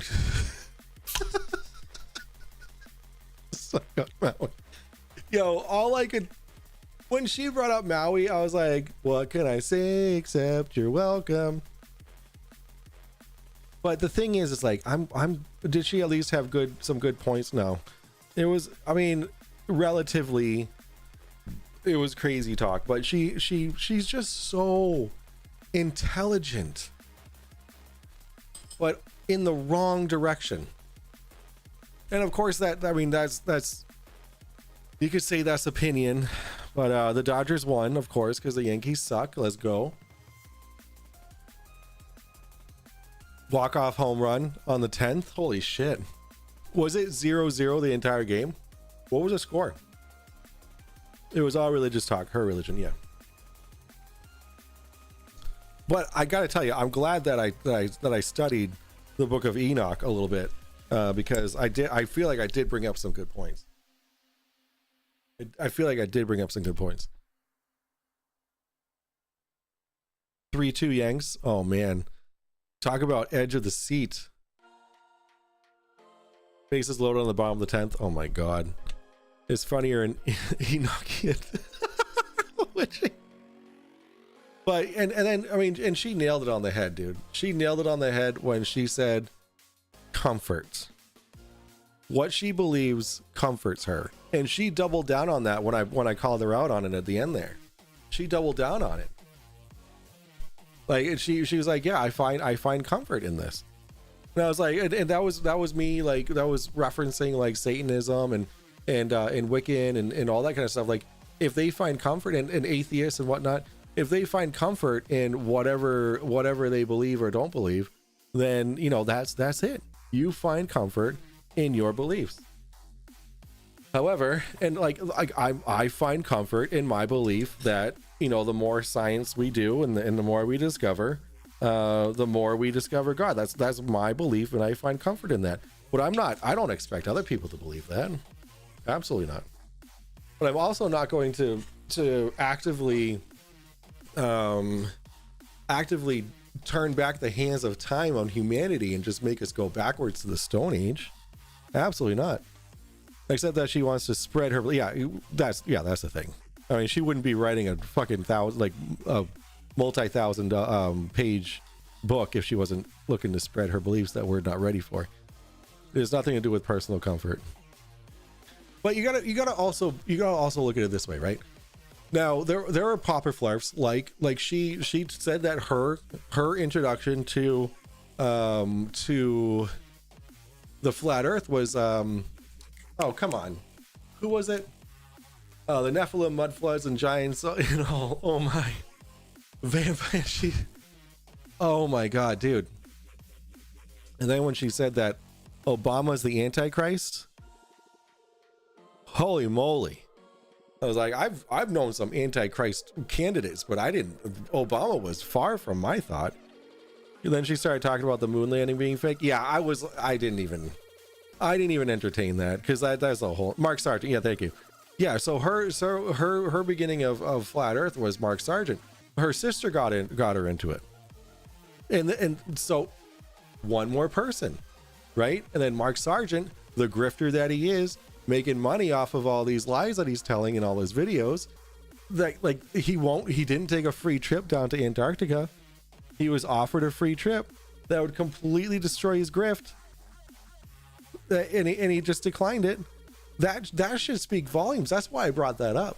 I was like, well, I went through, like, I casually went through the whole list of all the flat earthers that are big names in the flat earth community that declined a free trip to Antarctica to prove that it's not real. And the moment I knew that it was all over, and I was just like, you know what, you have the show, you talk, is when she told me that she doesn't believe that the sun is visible 24 hours a day on the earth. I threw, like, I invisibly threw my hands up, and I was like, you know what, it's her show now. I'm just here to listen. I was like, 'cause there's no debating that, right? Like I was actually, when she said that, I was actually looking for live streams of countries that would be light right now, because I mean it's dark as fuck right now, right? And I did see that it was sunset in California at the time, and I was like, it's sunset, it's getting dark. But then she said that she saw the sun come out of the gate from Hawaii, from a volcano in Hawaii that went in one ear and out the other. First name, last name, what's going on? Can you wish happy birthday to my mom? She's in the military and will be deployed to Egypt tomorrow. Her name...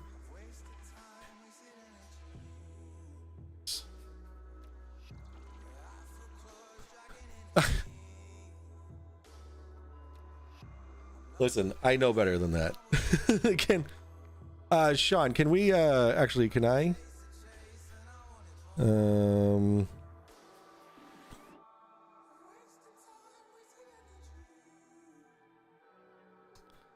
right, there you go.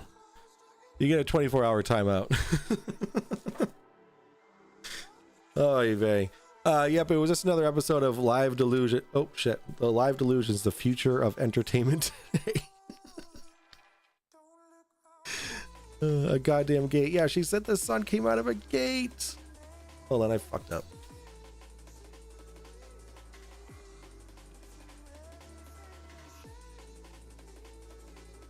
I need to stop messing with this shit.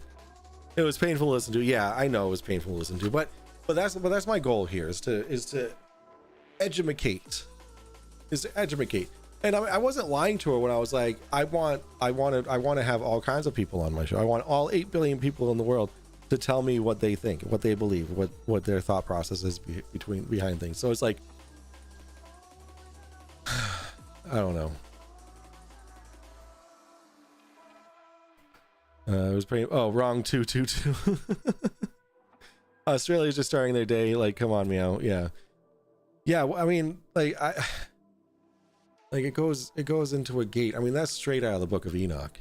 Like, it's literally like, if you go, if you look here, I have, this is by Rob Skiba, right? We have Enoch's view on the nature of the sun, moon, and stars, right? So this whole paragraph, this whole thing right here talks about how he watched the sun exit, and so the sun rises from that fourth portal and sets in the fourth and returns to the fifth portal of the east 30 mornings and rises from it and sets in the fifth portal. So like, even here, like, this whole thing is like, basically this whole first part is talking about the sun going into a portal through a gate, right? But that's just not reality, right? We can, if there is someone on the planet Earth, they can see the sun, right? And I tried to explain that, but like, you can't explain that to someone who's just so not there, like, not going to is so like dead set in her beliefs, you know. But yeah, I mean, that was a really fun conversation. I can't say that I didn't, like, I learned a lot from that conversation. I really did. And it was very fun to listen to her talk about all that stuff. It was incredibly fun to listen to her talk about all that. I know it might not have been everybody else's cup of tea, but like, I still find interest in ancient texts, right? Like, ancient texts are cool as fuck. And you can't deny that. So all right, so now we're gonna hop over here actually, and we're gonna go through the official Flat Earth discussion Facebook group. I want those drugs they were on. The sun set in the fourth portal the 22nd morning of the 1st of June when I'm standing on my head in Iceland. What's ancient text? Yes, that's ancient text. Anything that was made anciently. I don't know. She spouted off a whole lot of ancient text that she was reading into.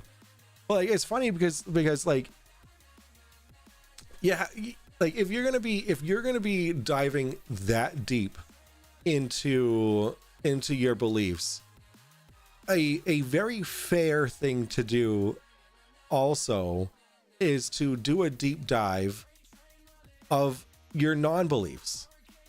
If you want to have a truly informational and non-biased book of information, you need to include everything, not just what supports your own views. Right? Like I sent her the link of the where is it? Hold on, I have a lot of shit open. I sent her the link of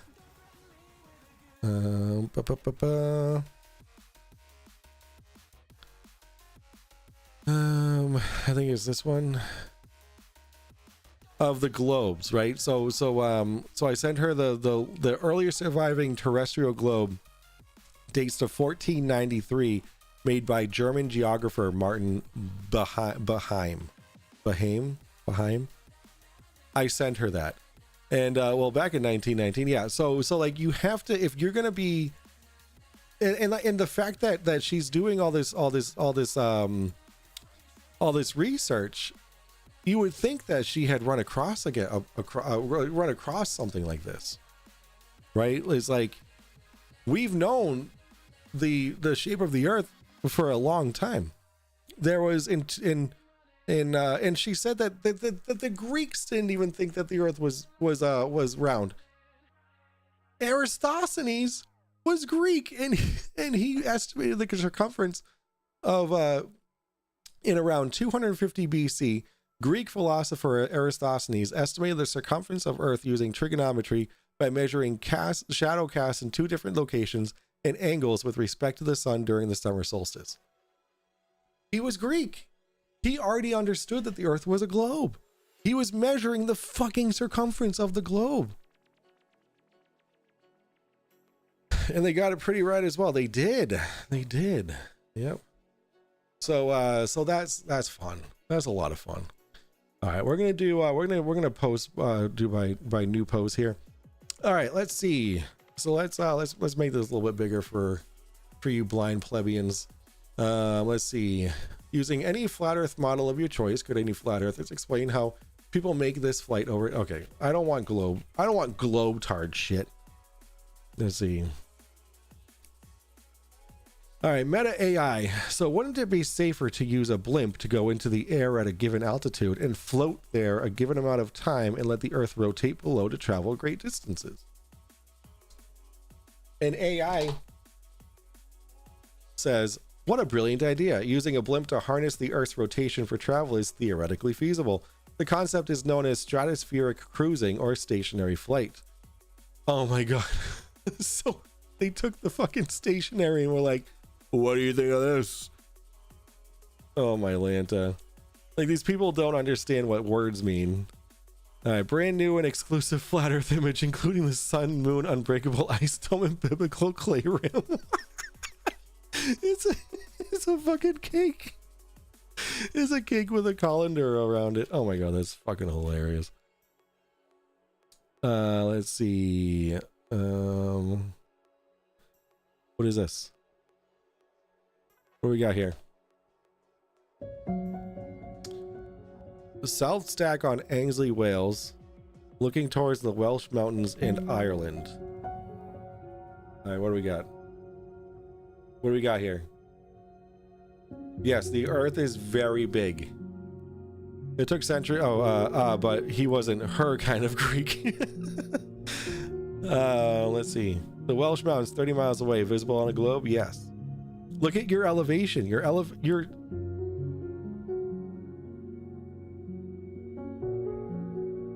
Okay. Are these mountains 30 miles away? Because I don't think so. Ireland, 70 miles away, visible on a globe, partly. Yeah, the whole bottom of the mountains are missing.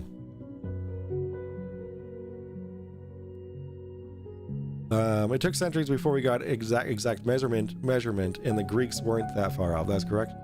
We're not too far off to having commercial space travel anyway. A few more decades and they'll be able to see the curve. Yeah, I know, dude.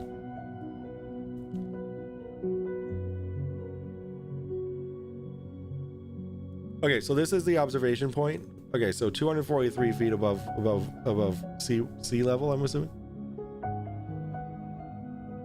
Observer height is estimated to be 74 meters, including tripod height, 243 feet. All right, go on.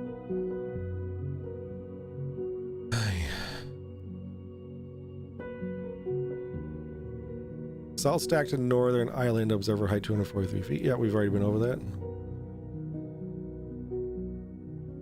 And then to there. Go on. Oh, yeah. I love it. Oh, this tickles me. Oh, this tickles me. According to globe calculations, 2,639 feet should be hidden behind the curve.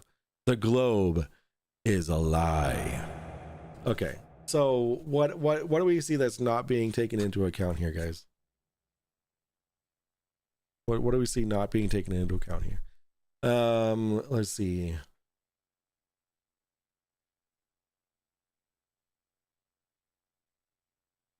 So I really hope that this person is including the height of the landmass itself and not just the building plus the tripod. Let's see, 82 miles. This is the Earth curve map. This right here is the Earth curve calculator that does not include. Oh no, elevation eye height is 243 feet. Apparently, target distance 82 miles. Refraction. So the horizon distance is 19 miles from. So normally when you're at sea level and your eyeballs are halfway covered with seawater, right? Then horizon would be 3 miles out, or 1 degree of of curve would be 60 nautical miles or 69 miles out. So how many meters is 2,639 feet? All right, it's 804 meters. Okay, so what's the height of what mountains are these? What did they say the mountains were?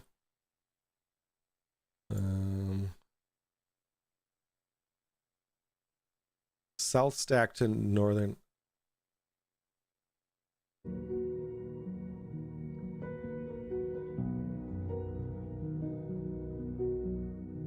Hold on.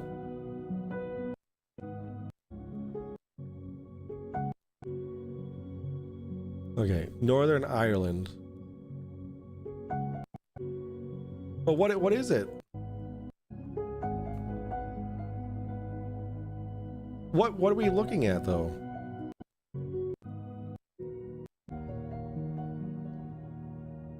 So what it,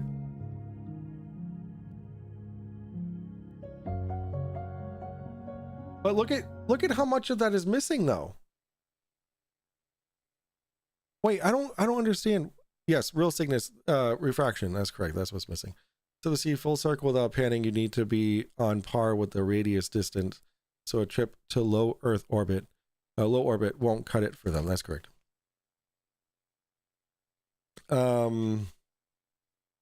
It's not giving the actual. Wait, it's not giving the height of the mountains here. Oh, here we go. Oh, I see. So they drew a red line. Oh, the red line is where it should be hidden. All right, but what are the refractive conditions? There's a lot of math that's missing here. It's not. Oh my God, dude. There's not enough information to obtain enough data to be able to support this. Those mountains are 4 inches tall. There's your explanation. I want to see on the map where these are named. Like, is that a thing? Like, I want to know exactly what mountains these are. Like, sure, it says what they are, but is that really what they are? No curve. Globe mathematics fails again. Earth is enclosed and stationary. This is right here. This is the Book of Enoch's flat Earth or Earth, whatever. That's what they say it is. But then he also says it's a ball, a celestial sphere. All right. So first off, we need to take a shot to celebrate the another, I would say, successful. You guys were probably bored out of your fucking minds, but I thought it was a lot of fun. But we're gonna take a shot to that. It was a lot of fun listening to her. To you guys hanging out, grab your drinks, grab your apple juice, whatever you're drinking, and let's take a shot to the Drunk Debunk Show. Celebrate her Bibleness, Salente, and for incorrect math. Cheers, guys. Oh. Raise a glass. Let the truth be known with whiskey and wisdom. We'll carry on at the Drunk Debunk Show, a place to call home. Oh, God. And even standard refraction isn't applicable for directly over water. We learned that years ago. Correct. Yeah, without data on the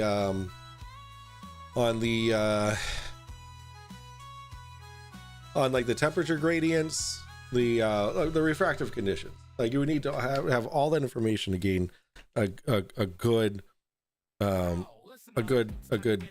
data set. In Cred 20 Blur. That was quite the whiskey. Yeah, dude, Black Label? Don't get this. This sucks. Oh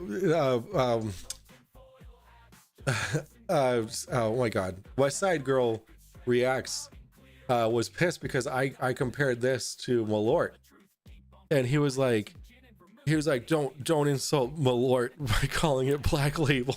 I was like, dude, Malort is an insult on its own. Oh, Mike will be incredible soon for so many shots. I've only had 3 shots. That's 3 shots for the whole night. I've been on for 3.5 hours. Malort is an insult to itself. Yep. All right. So there's not enough. There's like you gotta lie to Flurf, right? So what we need to see, because like you can see that these are whatever mountains you want. Like, it doesn't. He's not showing what they are. All he's saying is, "Trust me, bro." Plus, he's not taking refraction into account. There's so much that's not being mentioned here. Like, this could be a completely different mountain range. Like, these are. Hold up. Wait a minute. So wait, I don't understand this whole thing. Like he's showing like different, like the Welsh Mountains 30 miles away, visible on the globe, yes. And then he goes, and he says Ireland 30 miles away, visible on the globe partly.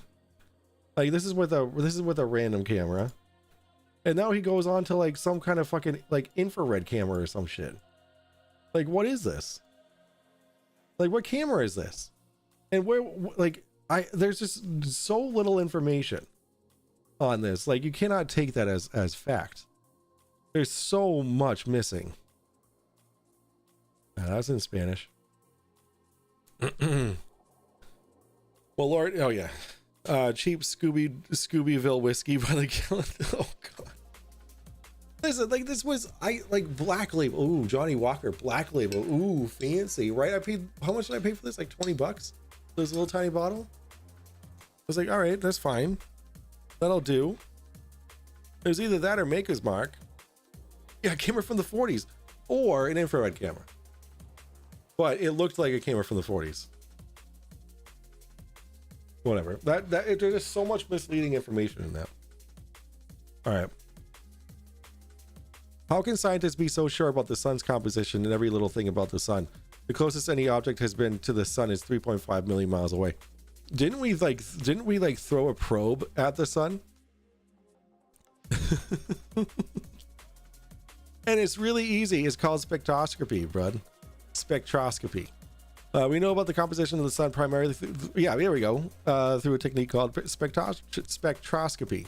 However, if you ask Flat Earth Dave about spectroscopy, it can only be done in a container. Spectroscopy, the study of gases, can only be done in a container, guys.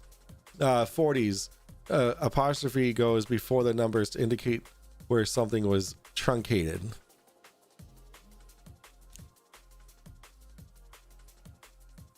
Richie, are you? That's my job. I'm the grammar police here, Witchy. If he did, my guess it burned. Oh, that explains the chicks on OnlyFans farting in jars. It all makes sense now.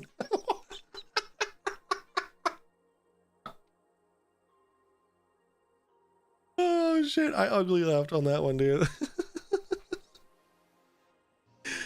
Oh my god. Here we go. It'll. Oh man. Oh my god. The meme arguments is great.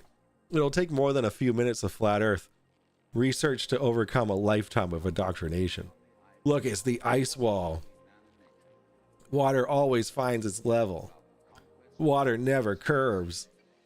Over 20 miles high, horizon still 100% flat on the dog cam. Mount Everest is flat. Whatever the fuck this is. What the fuck is this? Like, what is this proving? Like, this is a joke, dude. And then we have the UN flag. She brought up the fucking UN flag. Of course she brought up the UN flag. Of course she brought it up. Of course she did.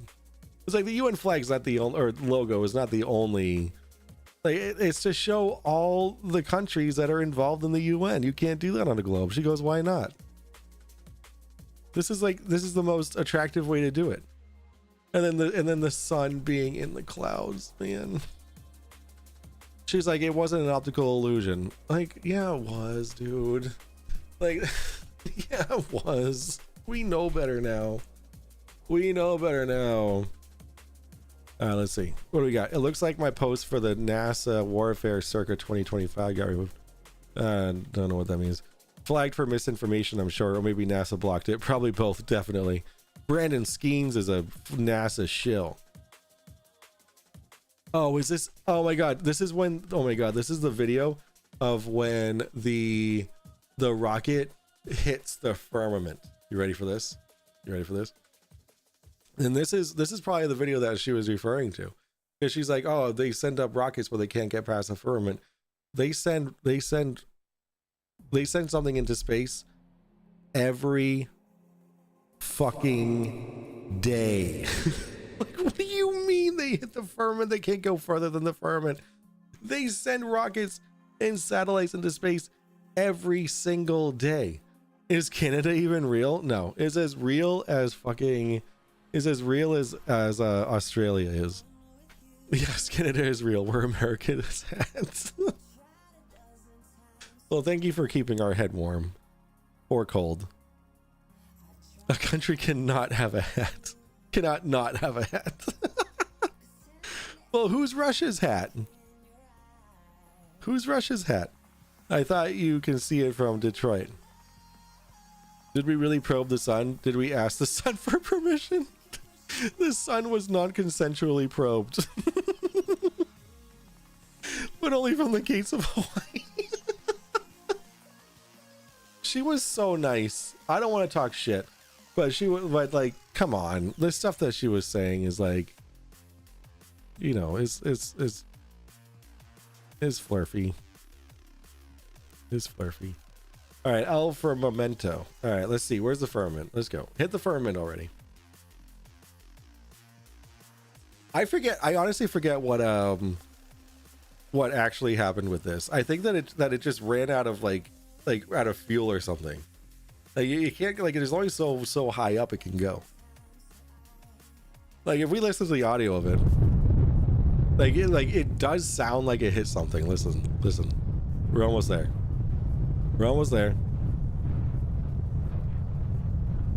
It goes fucking bonkers.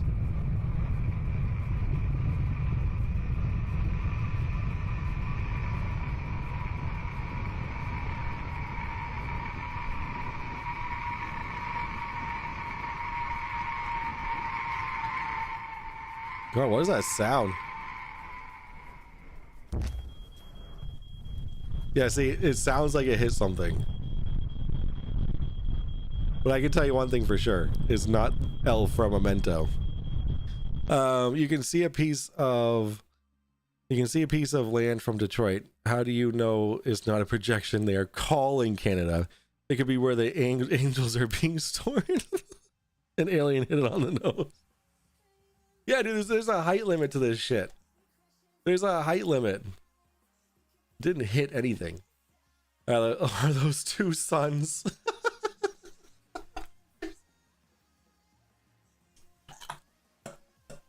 What is this, fucking Tatooine?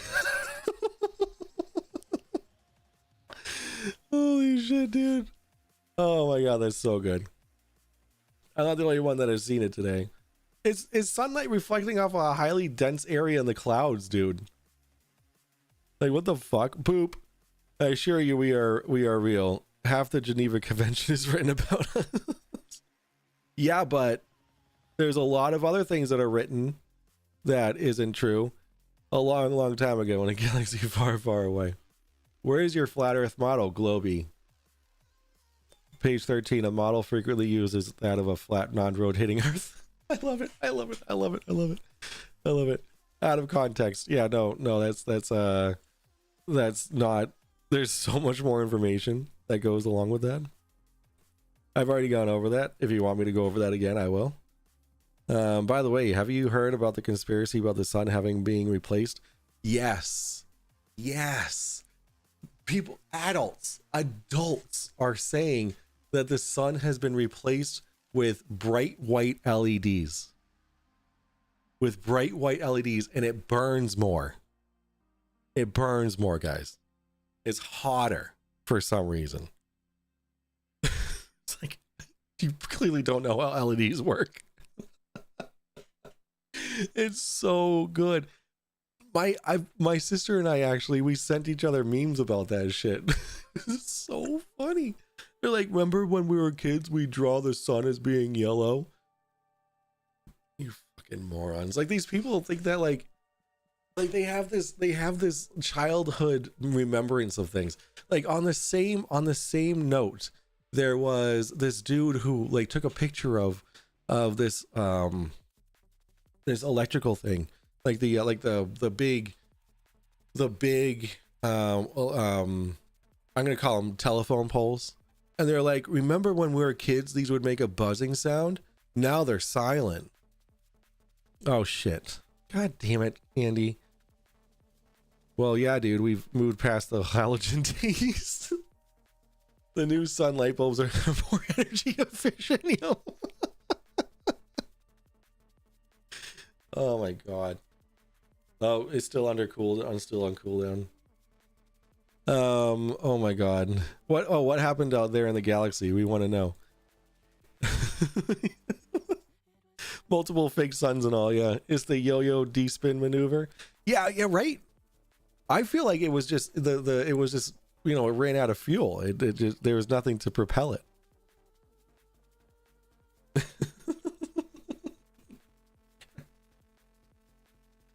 Holy moly, it's so good. Oh, all right, let's checkmate Globetards. Tortilla. Make America flat again. Yikes. Is space science just an occult religion? Did you also know that none of these people had anything to do with the founding of NASA? This has already been debunked so many freaking times. Like Werner von Braun was an ex-Nazi. Okay, like there we go. Ex-Nazi. Walt Disney had nothing to do with NASA whatsoever. Hubbard didn't have anything to do with, like, some of these people were dead before NASA was even founded. Let's see. ISS spacewalk. Let's go. Earth is round. Let's look at this. Let's just. Oh, it's not a video. It's a fucking screenshot. Fuck off, dude. Let's see. What do we got? No audio. And they looked at the photos of Neil Armstrong and Buzz Aldrin in daylight, and they say, "We know you're supposed to see stars in daylight, and I don't see any stars in this photo." Do you know how fucking bright the moon is here? Like, this is the moon is in direct sunlight right here. Like the amount of decrease in exposure is so high. Like, if they wanted to see the stars, they'd have to increase the exposure so much. Like, sorry, that's not how that works. Oops. They wouldn't know to fake that if that were the case. Yeah, exactly. You think NASA Right? are idiots? That kind of makes a lot of sense. If you know that, well, then we, the space people, definitely knew it too. Definitely know it too. So why wouldn't we just throw a little dots in the back and let you see some stars? Okay, what the person doesn't know is how photography works. Correct. Okay, the terrain is so bright from the sun. Correct. Right. The aperture of the camera closes down and cannot register the light of dim things such as the stars in the sky. The truth is cheaper than the lie. I even made some fucking songs about that shit. All right, here we go. Can we all just get one thing correct? There has never been one uncut video of anything going past the firmament. Every rocket launch, once it gets to the firmament, even avoiding zooming in on the rocket, it does cut scenes to CGI. Webb, Hubble, all of them. It's all BS nonsense. When NASA forgets to remove the metadata from its program, and we get the juice to prove it's all fake. All the proof needed right here. All right, let's start this video from the beginning. All right, nasa.com/web first images.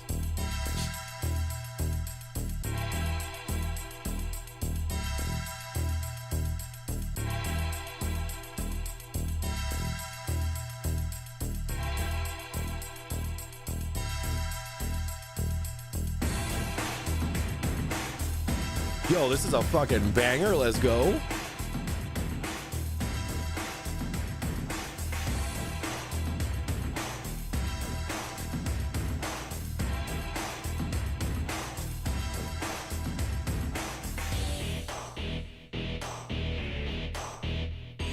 All right, what do we got? JPEG image is highly compressed. Motorola is that the camera that was being used? The big Endian? All right, what are we showing here?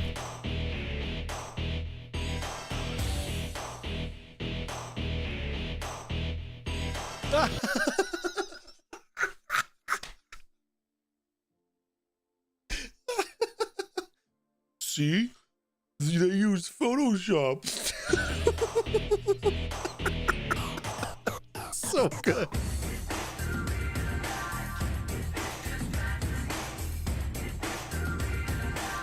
Like, Photoshop could have been used for anything. It could have been used to brighten up the image. It could have been used to lower the brightness of the image. It could have been used to change it from a TIFF file to a fucking JPEG. Like what do you like? The fact that it just says Photoshop is there proof?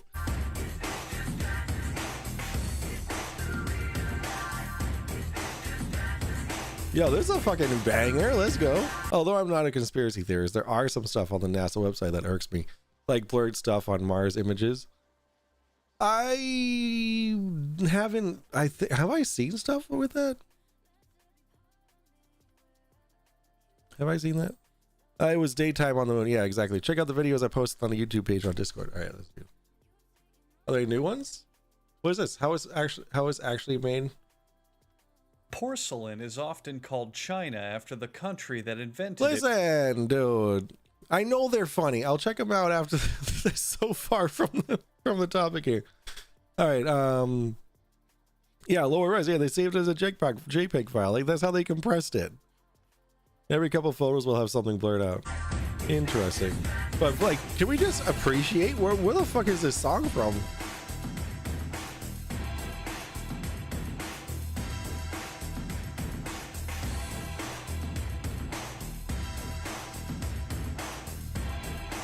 Like this isn't proving anything other than it went through some compression.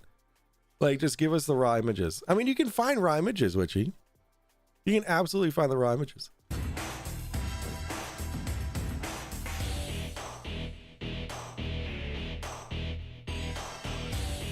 Like he has no idea what any of this shit means. Like this dude has no idea what any of this other information means. All he's pointing out is that Photoshop, see, Photoshop. Fucking idiot. XMP core. Is it? Wait, what is the XMP core? I forget what that even is. The official images come out with blur stuff. Interesting.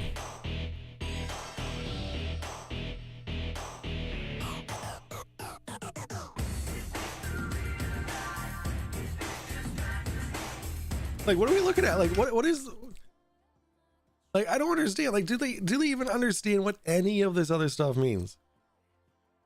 Like the original cameras, the original pixel density. Like, do they even know what any of this is? All they're doing is just like the facility is just web. Like, is the like I what the? If it ain't raw, screw it. Yeah, exactly. Gotta get those TIFF files. Gotta get those TIFFs. Now I'm oops. Now I'm interested. Oh, what did I just do? I fucked up. All right, so let's go to nasa.gov. nasa.gov. Let's go to let's check out Mars. Mars, show me Mars. Show me das Mars. Ooh, gallery Mars. Let's go. Let's see. Let's go to. No, I don't want satellite imagery. I want. Oh, those are tags. This is one of the latest images ever taken by NASA's InSight Mars lander. This is December 11th.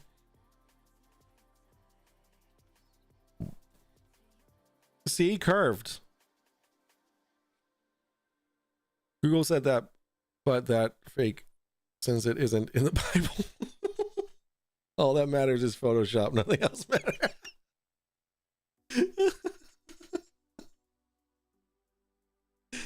Oh, that was good. All right, let's go multimedia, I guess. No. All right, let's do. No, I'm not gonna give you. Oh, here we go. These are just single photos. I don't want single photos. Oh, this is artist concept. Let's see. How do I rover shit? Show me rover. Mars rover. Mars rover. All right, let's see.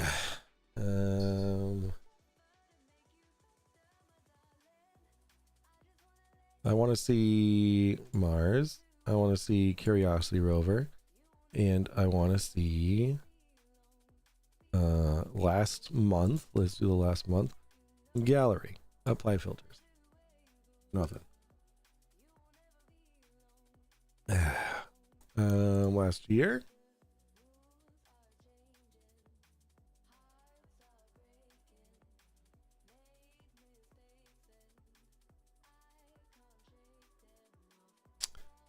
Wow, they need to work on this fucking. No, no, no. I'm not gonna Google. No, no, no. Witchy, what the fuck? No, no, no, no, no, no, no. That's not how you, that's not how you do things. If it's none of the, if you're saying, okay, so Witchy, I like you, all right. Hush, little baby, Photoshop is not in the Bible. Adobe's extensive metadata platform is a file labeling technology that lets you embed metadata into files themselves during the content creation process. Gotcha. Yeah, the XMP. Oh, thank you for putting that so many times. I appreciate you. I'm not Googling Mars blurred images. That's the opposite of what you do. It's literally the opposite of what you do. You go to the source and find it yourself. All right, let's see. Let's go back. Let's do Mars rover. Searchy search. And we're just gonna do gallery. Let's see if that works. Yeah, but they give you some links to the NASA website. All right, let's do that. Well, let's check it out for ourselves. Rock samples. I don't want rock samples. I want all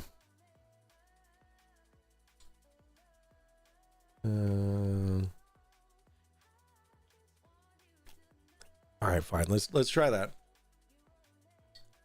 Let's do Mars blurred image. All right, here we go. Raw images. Oh, perfect. All right, fine. Witchy. All right, let's look. Let's do newest, oldest. Okay, let's go. Chemistry cam. Let's get it nice and big.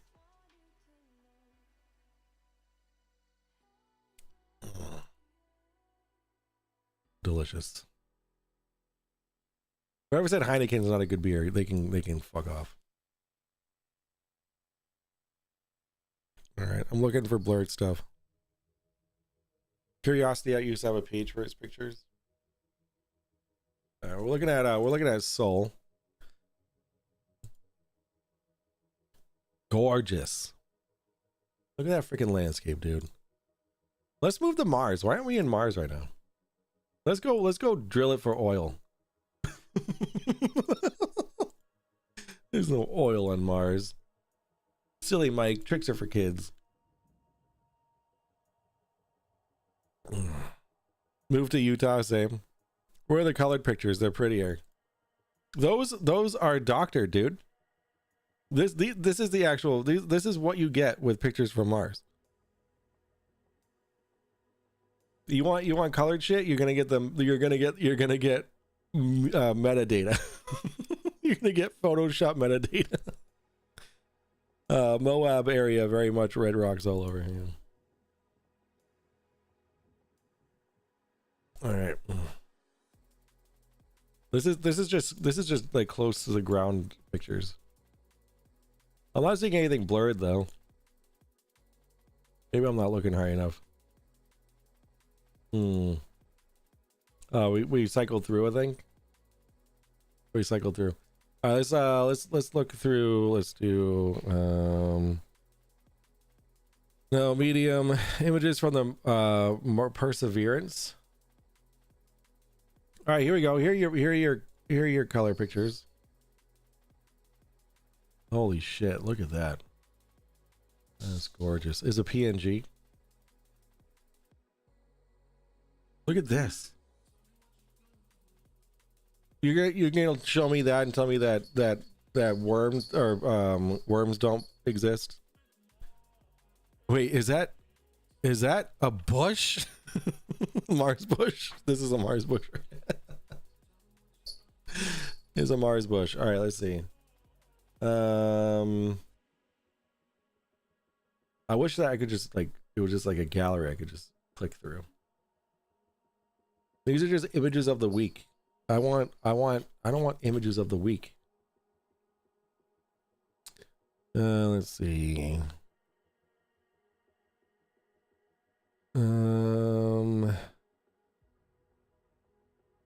your search result, there was a page titled, "Why is NASA retouching photos?" Oh my God. No. No. No, you're setting yourself up for failure, Witchy. That's exactly what they want. Medium.com. Medium.com. You want me to get NASA information from medium.com? All right, let's take a look.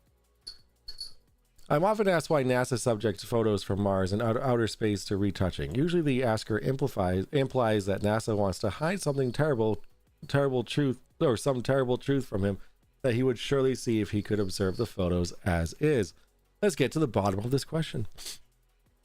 No camera works like the human eye. All photos, whether taken with a super sophisticated DSLR camera or a cell phone camera, undergo color balancing to ensure that the collected data is the most adequate representation of how humans perceive it. He's saying there's Mars ghosts, duh. The trick is that digital camera sensors take black and white photos to which color filters built into the camera are then applied to make the image in color. A so-called Bayer filter is usually used. If there's no filter, the output of any camera would be black and white. I have to fucking sign up. I have to create an account to read the full story. I won't go into how the Bayer filter works, as it's beyond the scope of this article. All this to say that NASA say scoundrels tweaking colors to hide the truth from the people is not necessary, because in fact the color filters are built into absolutely any camera. The cameras that are installed on the rovers are also different from human eyes, so ... And what failure? I didn't claim shit, just that they blur some stuff, which they do. I want to did you read my comment responding to Andy's comment about reading Andy? Oh my fucking God.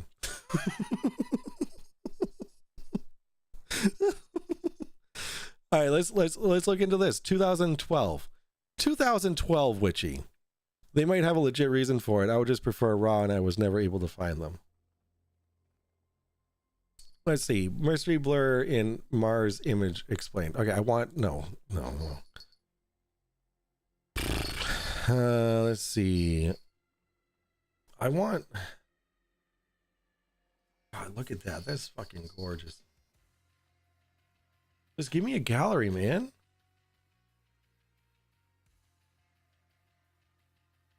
Your cat telling you there is a ghost in the living room. No, there's no ghosts in my house. Like, unfortunately, there's no ghosts in my house. Like, okay. Should we derail? Should we derail? Up to you guys. Derail or continue doing this? Derail or continue doing this? Because I have a video of me incredibly intoxicated last Friday. Last Friday night, I was so drunk at the end of my stream, I decided that I was going to do a full-blown ghost investigation in my living room. And I recorded it. I haven't looked at the footage yet. Let me know if you want me to. That tracks this, Andy. All right, let's go. Raw images of Mars rover. Let's go. All right. I want it straight from images from. Did I already see these? No, these are okay. All right, here we go. Ready? Clicky. Let me look at them. They're so tiny. Don't they know I'm streaming?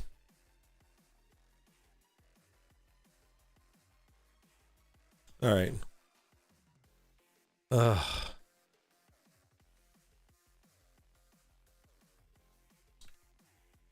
All right.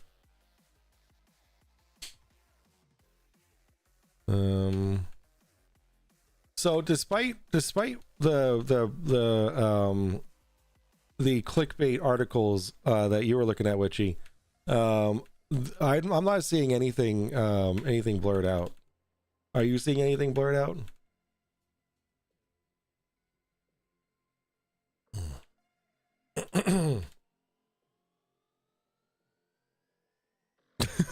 Shrug. Fair. The most fair response I've ever got in my entire life. Shrug. Whatever. Yeah, they're not blurring anything out. Here it is. These are the raw pictures Excuse me, that looks like a swastika. There you have it, guys. The Mars rover is a Nazi. Oh. Oh, it's just sand. My bad. All right, let's go. Oh.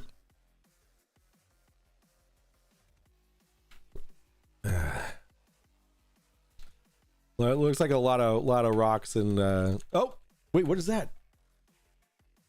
What is this? I don't care about this image was acquired. I don't care about how the image was acquired. I want to know what that is. What is this?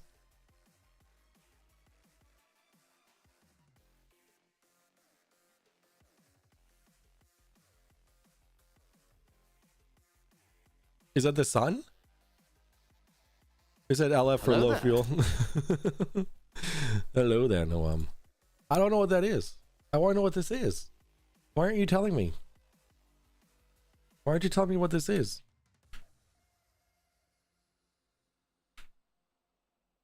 It can't be the sun. It can't be the sun. Is there a solar filter on this camera? Is it dot created in Photoshop? I mean, clearly. What is that?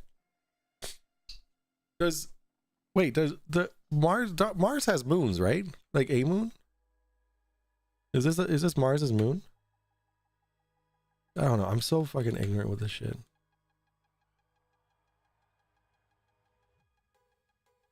I want to know what this is. It was on Reddit years ago, not in any conspiracy page or anything. I think it was on our space or something. The thing is that they probably have an explanation for it since then. Yeah, you'd be pleasantly surprised that there's an explanation for all conspiracy theories. All right. Even though you say it's not a conspiracy, trust me, people wouldn't be calling attention to something if it wasn't meant to stir up a conspiracy. I've been in this world for too long, Witchy. You know, that's cool.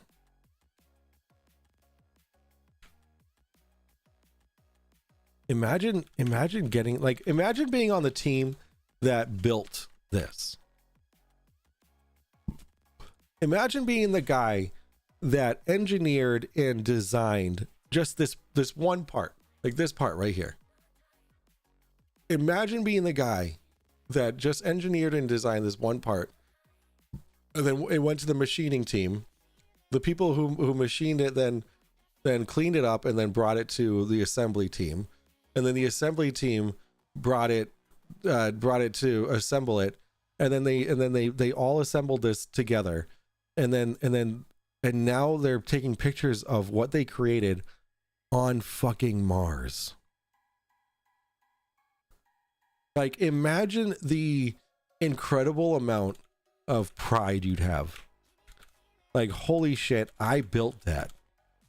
I designed that. I machined that part. And now it's on a fucking extraterrestrial planet. Like, unbelievable, man. Unfucking believable.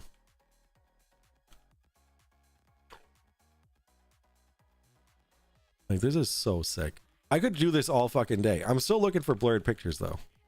I'm not seeing anything blurred out. It's not a conspiracy. There was a photo on the NASA website, legit link I checked, and someone went, huh, why is this blurred? And people didn't know. I mean, some people probably made a conspiracy out of it, but it wasn't the intention with the picture I saw. All right, that's fine. That's fair. Fair enough. But I haven't seen one blurred image here yet. So, but I am having a fucking great time looking at these pictures of Mars. All these hours I spent on that fucking thing, I'll never see it again. Well, that's one way to look at it. And I'll never see it again. Oh, sure. All right. We got a little derailed. Well, these are cool. I mean, there's 4,000 pages of this. There's 4,000 pages. There's 402,000 pictures. Well, at least I made you look at Mars pictures. Yeah, I appreciate that. I appreciate that. You can't get mad at that. You cannot get mad at that. All right, so this guy was a fucking idiot. Saw Photoshop and was like, let's see. There's never been one uncut movie made. Does Hollywood not exist? All right, let's see. Which is the most Christian government on the planet, and what does it say about the shape of the earth? I don't care. Is the sun inside the dome or outside it? If it is outside, how does it set? If it is inside, why can't we reach it? Ugh. All right, they spray they spray every day and people can see it and still deny what it is. So when trying to impart knowledge of our realm, it's a really daunting challenge. Contrails, guys. Contrails is what they're talking about. Let's see. Globers were flat earthers and taught flat earth since birth. And then folks started talking about how the earth was really a ball. It would act the same way we are now. Or way they are now. Calling the people crazy who are proving their learned beliefs wrong. They'd say science says it's flat. You're crazy to think it's a ball. The point here is people don't want to give up what they've been taught their whole life. They feel if they open their mind, use common sense and critical thinking skills, they'd be made fun of. So they cling to it with all their might. Truly, it doesn't matter what you believe. There will always be someone who will criticize your belief. So who cares? Sounds like you're just making excuses for your blindly held flat earth belief. Beautiful. So according to this group's target audience, they just flew around in one big flat circle. I wonder what they'd say. Built in Switzerland, Solar Impulse 2 is the world's largest solar-powered aircraft, setting a record by flying 40,000 kilometers around the world using only sunlight. That's crazy. If you use the word realm unsarcastically, you are a douchebag. Oh my god, I love it. I'm not reading anything from the Bible. Let's see. Join our Antarctic 2025-2026 season. Yeah, let's go. What do we got here? Right, oh, the only attributes of God, which, you know, everything else stems from that. And look at this. There's a dome. Usually there's waters above, so we got the wrong picture, but there's a dome here. And just like the Bible, it's being held on pillars.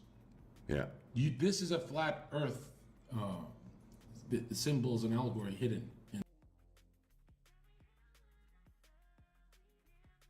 so because there are pillars and an archway, this means that this masonry imagery means flat earth. This is a flat earth. Any truth to this, my man? Do you believe that? No. I mean, yeah, you could see it, but not, as I said before, not the traditional way of thinking of flat earth. But okay. But the dome, I agree with. So you don't believe the earth is round? It's not a spinning globe, bro. Okay. Oh, okay. So go ahead and instead of putting up those black and orange and purple sound barriers, why don't you go ahead and post up your doctorates and your PhDs in physics? I would love to see those instead. Oh my God, look at the garbage that's clanking around in there. This fucking. Oh my God, it's so good. That I love. Do you see that? Do you see? And he did it. You did a Masonic handshake. You did that just to make me look part of it. You literally. A Masonic handshake? He just shook his fucking hand. Wait, did I miss something? It's not a spinning globe, bro. Okay. It's not a. It's not a spinning globe, bro. And he did it. You did a Masonic handshake. You did that just to make me look. What the fuck is a Masonic handshake? Is the name of the elephant on the right Gary? How did Newton discover the mass of Earth? Oh, yikes. Why haven't they started $1 billion tourism business? Take them to the moon and back. Why? Because they're lying to you. The world is not a globe. Okay. Let's see. I know there's not a lot of people here, but can I get at least like 3 people type 1 in chat if you would take a trip to the moon if you could afford it?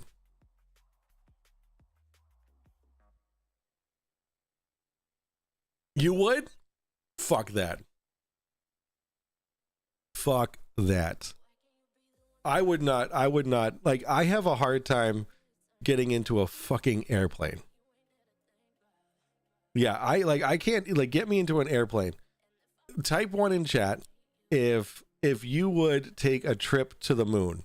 Like if there was like a business, a tourism business that would take you to the moon and back, would you take that trip? Yeah, exactly. Exactly. I'm not built for space travel. I'm not built for terrestrial travel.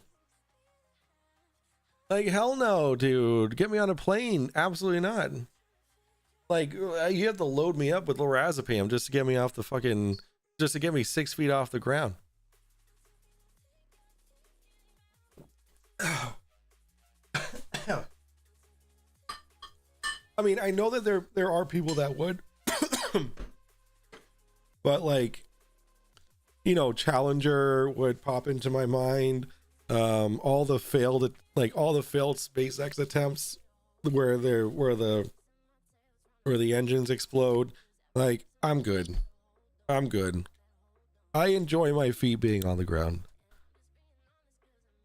Sean, if you're still over on YouTube, would you go to the moon?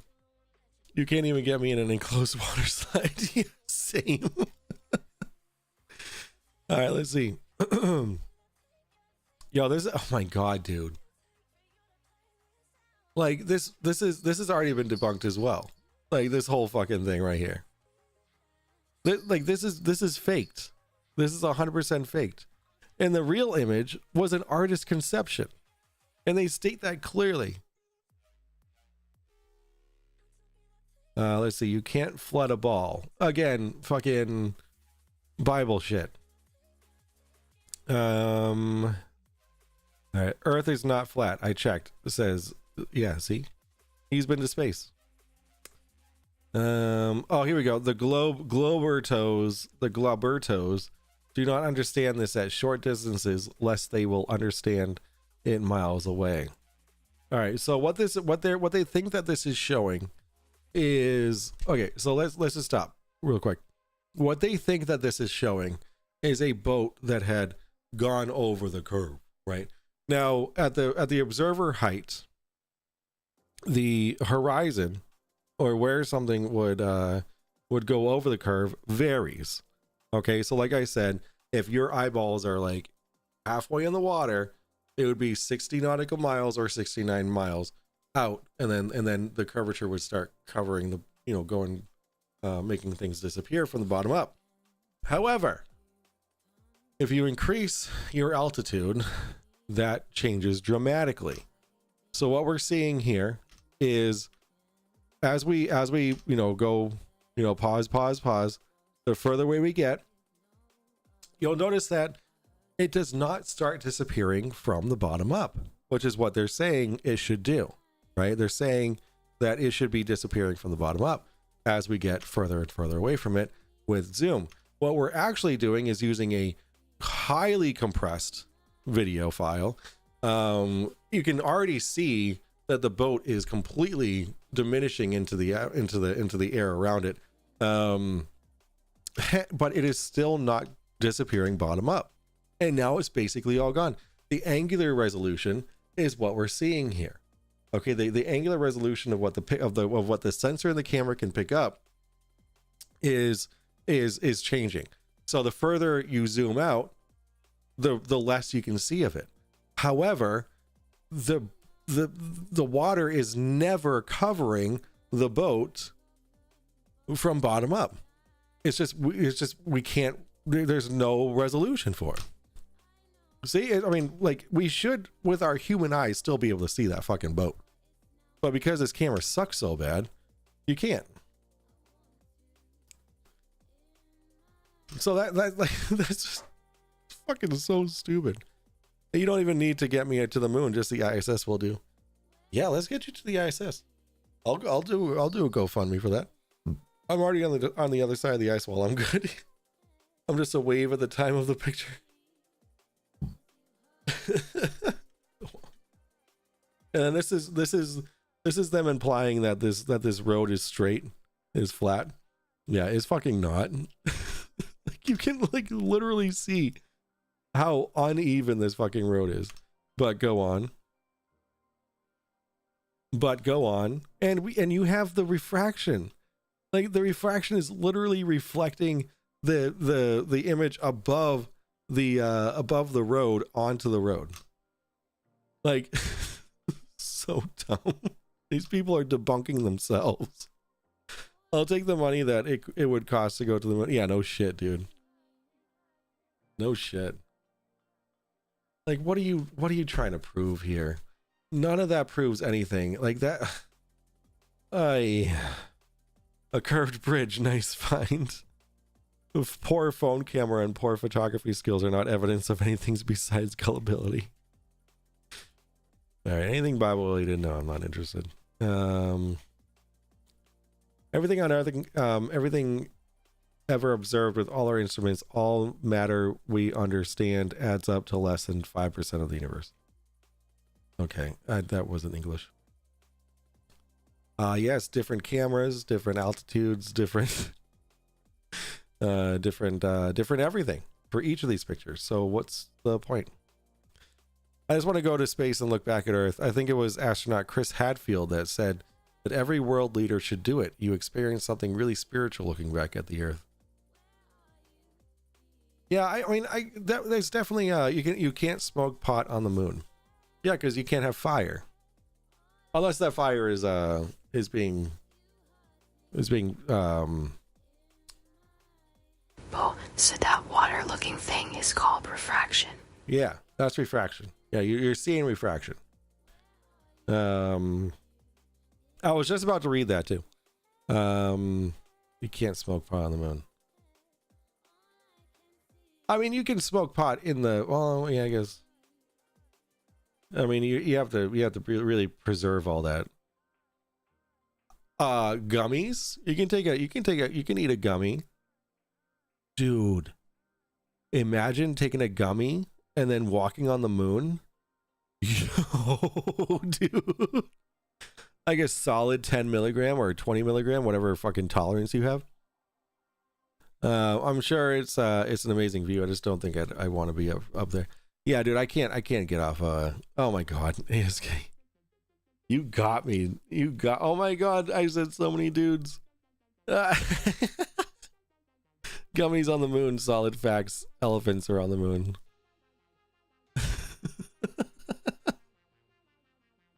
Gummy hell, LSD. LSD.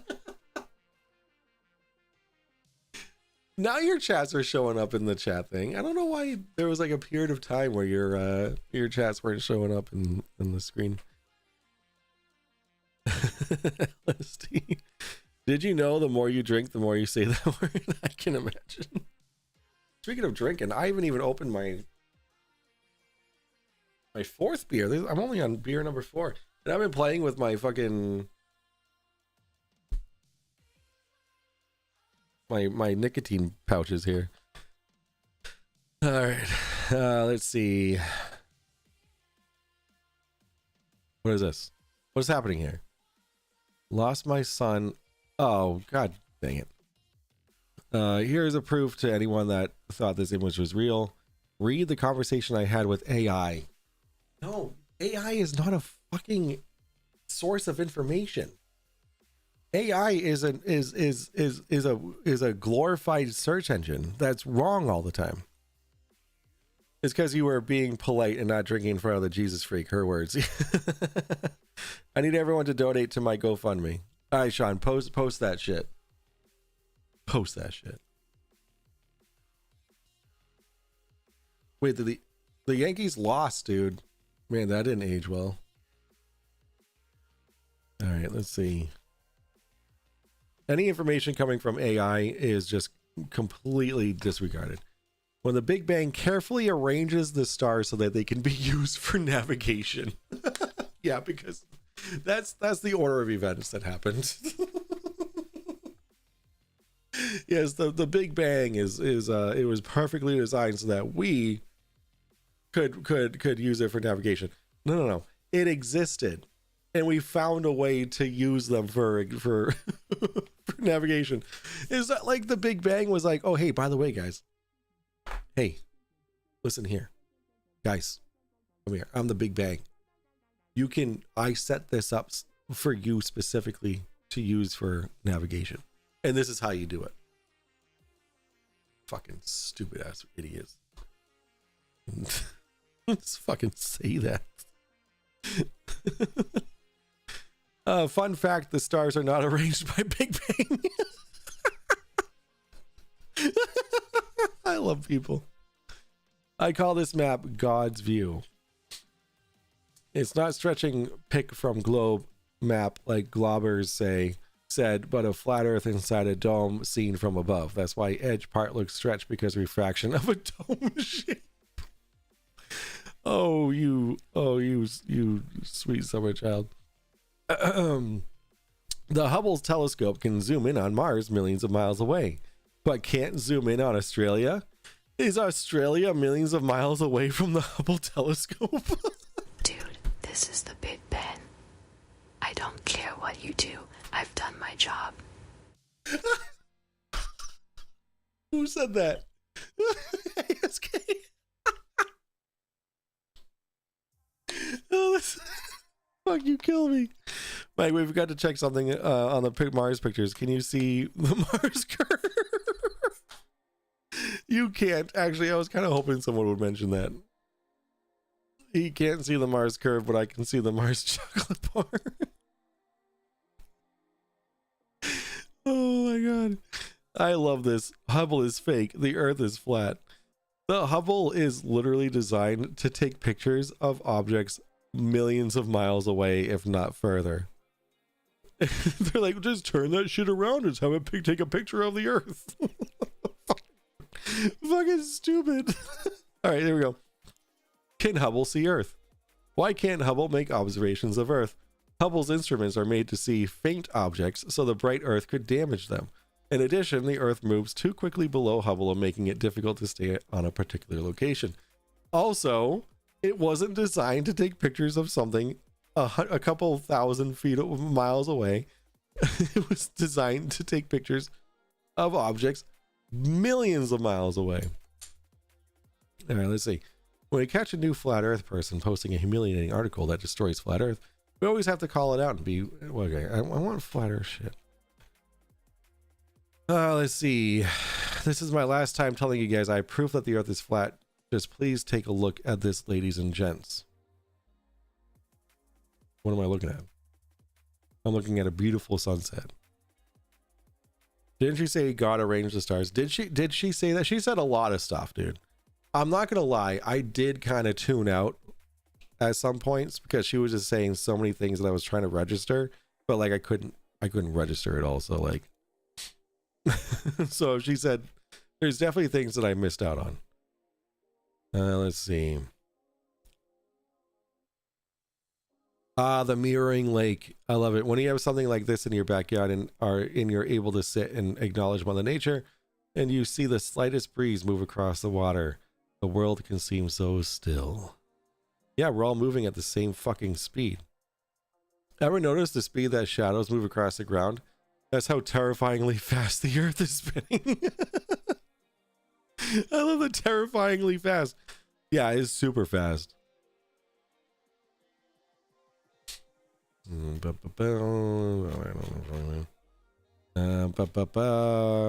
I guess there are people who believe in anything, like people believing a planet is flat. God damn it. Where's all the flat earthers? This is literally the flat earth fucking... Just for fun, which one's the original? I don't give a fuck. The navigator who crossed the ice walls.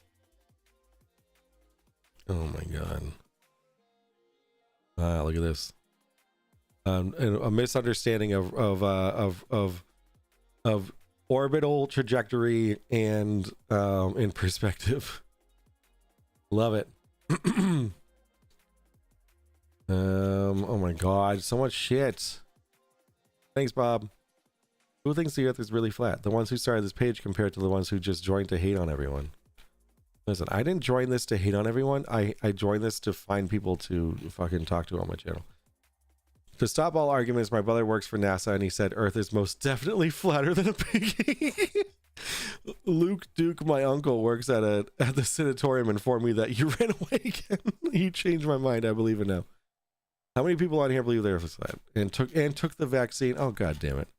Oh, there. Okay, that's a valid question. Let's see. I would like to call out this specimen who told me to commit. Oh, okay. No, I'm not gonna do that. No one. Flat earthers. The earth is flat. Oh my god. This is what flat earthers and conspiracy theorists like think that everyone is doing. It's like, this isn't what reality is. It was nice of God to arrange all of the other flat planets to angle their disks toward us so we could observe them. It was very thoughtful. It was very thoughtful. Oh fuck. I fucked up. Gosh darn it. Oh gosh darn it. Let's go by most. Okay, let's see. There's nothing new here. I'm gonna just El Fermento. What's so hard for you to understand how the sun works on the planet you live on?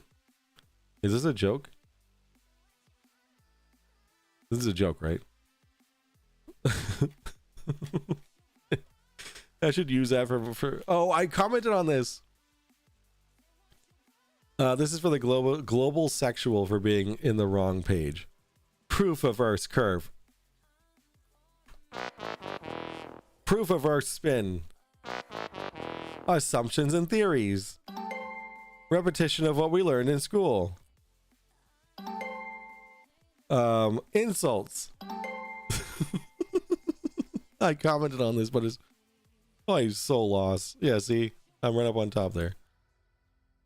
What was my comment? MC Toon. So no evidence for the dirt pizza again. Let's see. Did I? All right, I'm not gonna give. Oh yeah, we have proof of curve and rotation. You just say nah. And then Brittany says, I reached out to Brittany already. I think. Yeah, I reached out to her already. See, this is what I said. Hey, I'm sorry to bother you, but would you be up for a friendly debate on my talk show? I hope you consider. And then I just leave a link. All right. Anywho, let's see. The Earth is now flat. I checked. Bible shit. Let's see. Photo taken at 120,000 feet with this has already been debunked so many fucking times. This is part of an entire video that clearly shows the curve of the Earth. Let's see. All right. Fuck it. Storms and hurricanes and cyclones wouldn't happen on the flat Earth since you don't believe in gravity or the sun and moon. Well, it depends on how many Twitch windows you have open. Some people are really like that. I guess you're right. Well, when you're a mod on like 20,000 channels, then yeah, I guess. Wow, the light bulb is moving. Must be even harder than I thought to have replaced it with an LED. Yeah, it's you got to go fast. That's what all those rocket launches are, is to change the light bulb. They're trying to catch up with the sun because it goes so fucking fast, rotating around the flat Earth. Let's see. Still waiting for a real picture of Earth. So why do you think they called it Operation Fishbowl? Should I go over Operation Fishbowl? I should definitely go over Operation Fishbowl. That'll be a very short segment. Maybe that'll be a TDDS quickie. No, that's why they don't want you to look at the sun directly, so you don't see the maintenance guy. Oh my god. It's like the Truman Show. I have never heard of Operation Fishbowl. Interesting that you haven't heard of Operation Fishbowl. So, what, I forget, was it the US? The US was testing weapons. They were testing weapons and the range of weapons before they exploded by shooting them into the sky, and they called it Operation Fishbowl. And what people think that they were doing was trying to shoot a hole through the firmament. What they were really doing was weapons testing. And this was like in the 60s, the 50s and the 60s or something. So they were just testing weapons. They weren't, but then all these people are like, oh, they're trying to They're trying to shoot through the fucking firmament. It's like, well, how high is the firmament then? Because these weapons, there's like, there was no way that these people were shooting weapons that high to hit the firmament. Like, absolutely not. Like, we can fly higher than those weapons can go. Like, it's so fucking stupid. Like, they just don't fucking think, dude. Oblate sphere. Oh my god, this is so like exaggerated. So exaggerated. There's a slight bulge at the equator. A incredible, like a 24-mile bulge at the equator. Correct me if I'm wrong on that. So fucking stupid. It's all bullshit. It's all observable. There's literally, oh my god. We're gonna go to what's his Sean, help me out here. What's the guy's name? Red's Rhetoric? Red's Rhetoric. He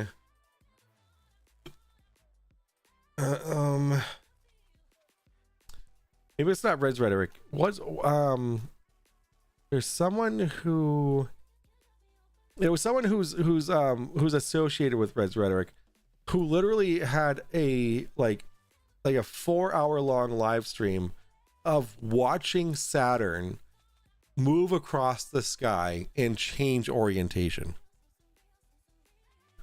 NDT describes a Chinese pair. Chinese pair, an ignorant flirt's picture of Bartlett.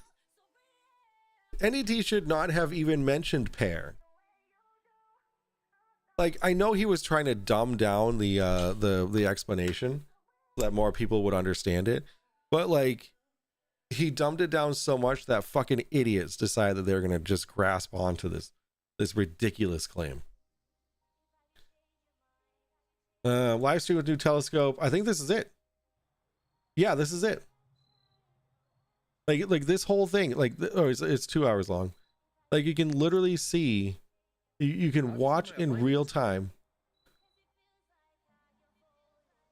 Not helping me out right now. Where the fuck is the alignment menu? Like, you can see Saturn completely rotate or change orientation depending on where it is in the sky. You can see Saturn's moons rotating around Saturn. It's actually really fucking cool. Right now. I need to get that damn focus. See, this isn't the right one, but he but yeah, like, just saying that like Saturn doesn't exist, literally we have the most amateur of amateurs. I can't say he's an amateur of amateurs. He's done this for a little bit, but like a hobbyist being able to get a clear image of Saturn and its moons orbiting around it in real time. You got to shoot them somewhere. You aren't going to shoot them horizontally. Boom, there goes another town. Yeah, exactly. Yeah, it was all weapons testing. It was all weapons testing. That's all it was. Let's see. If you can't figure out that someone is lying to you, oh my god, it's called the distance from the planet that this was taken. Fucking idiots. Oh yes, The Simpsons. They had a globe in the same room as a fucking so stupid. Don't use The Simpsons as, that's not proof of anything. You dumb fucks. I'm still waiting to see the curvature on the horizon. Just saying. We'll go a little higher. And go a little higher there, buddy. Let's see. We already saw that. Stationary flat Earth versus a rotating globe Earth is analogous to creationism versus the evolution scientism religion. Okay.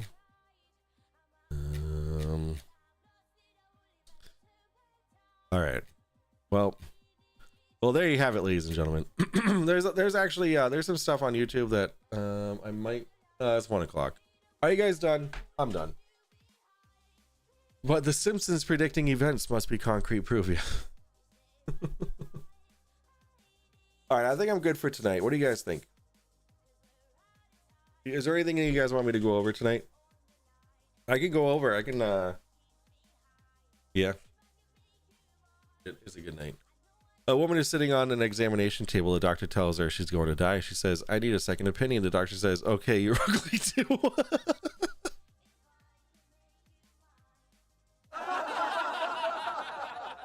I like that. How far did you get on observation duty yesterday?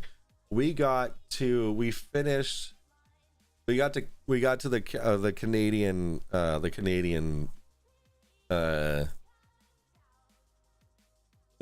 cabin. That's how far we got. We didn't finish the Canadian cabin. So tomorrow is Saturday. I don't know what's going on tomorrow. If I can stream, I'm gonna be streaming Observation Duty 7 again, because I want to completely finish that game. We're on the third map. I think we can do it. We can get the whole game done before October ends. That's my goal. So I'm thinking of doing that. If I'm able to stream it all tomorrow. So do it.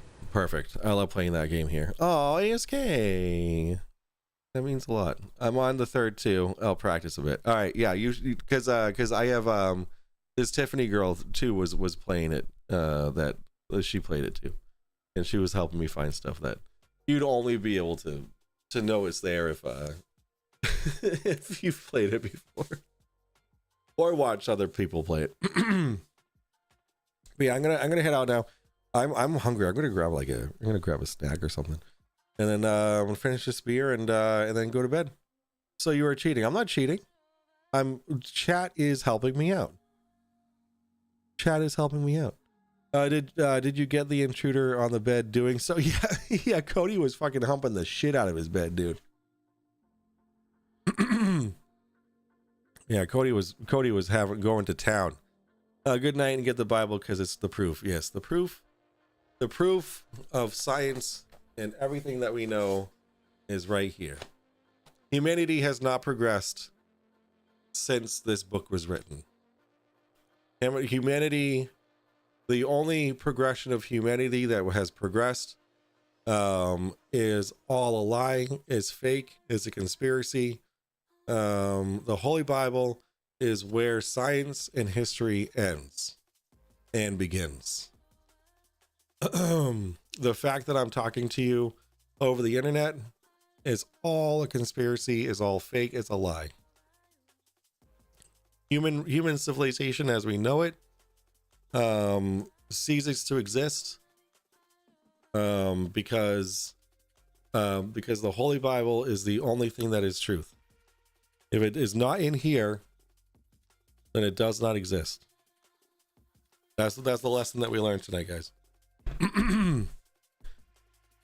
Yeah, my cat is ready for bed too. He's knocking things over trying to get my attention. Cody wanted to get baked and never come back.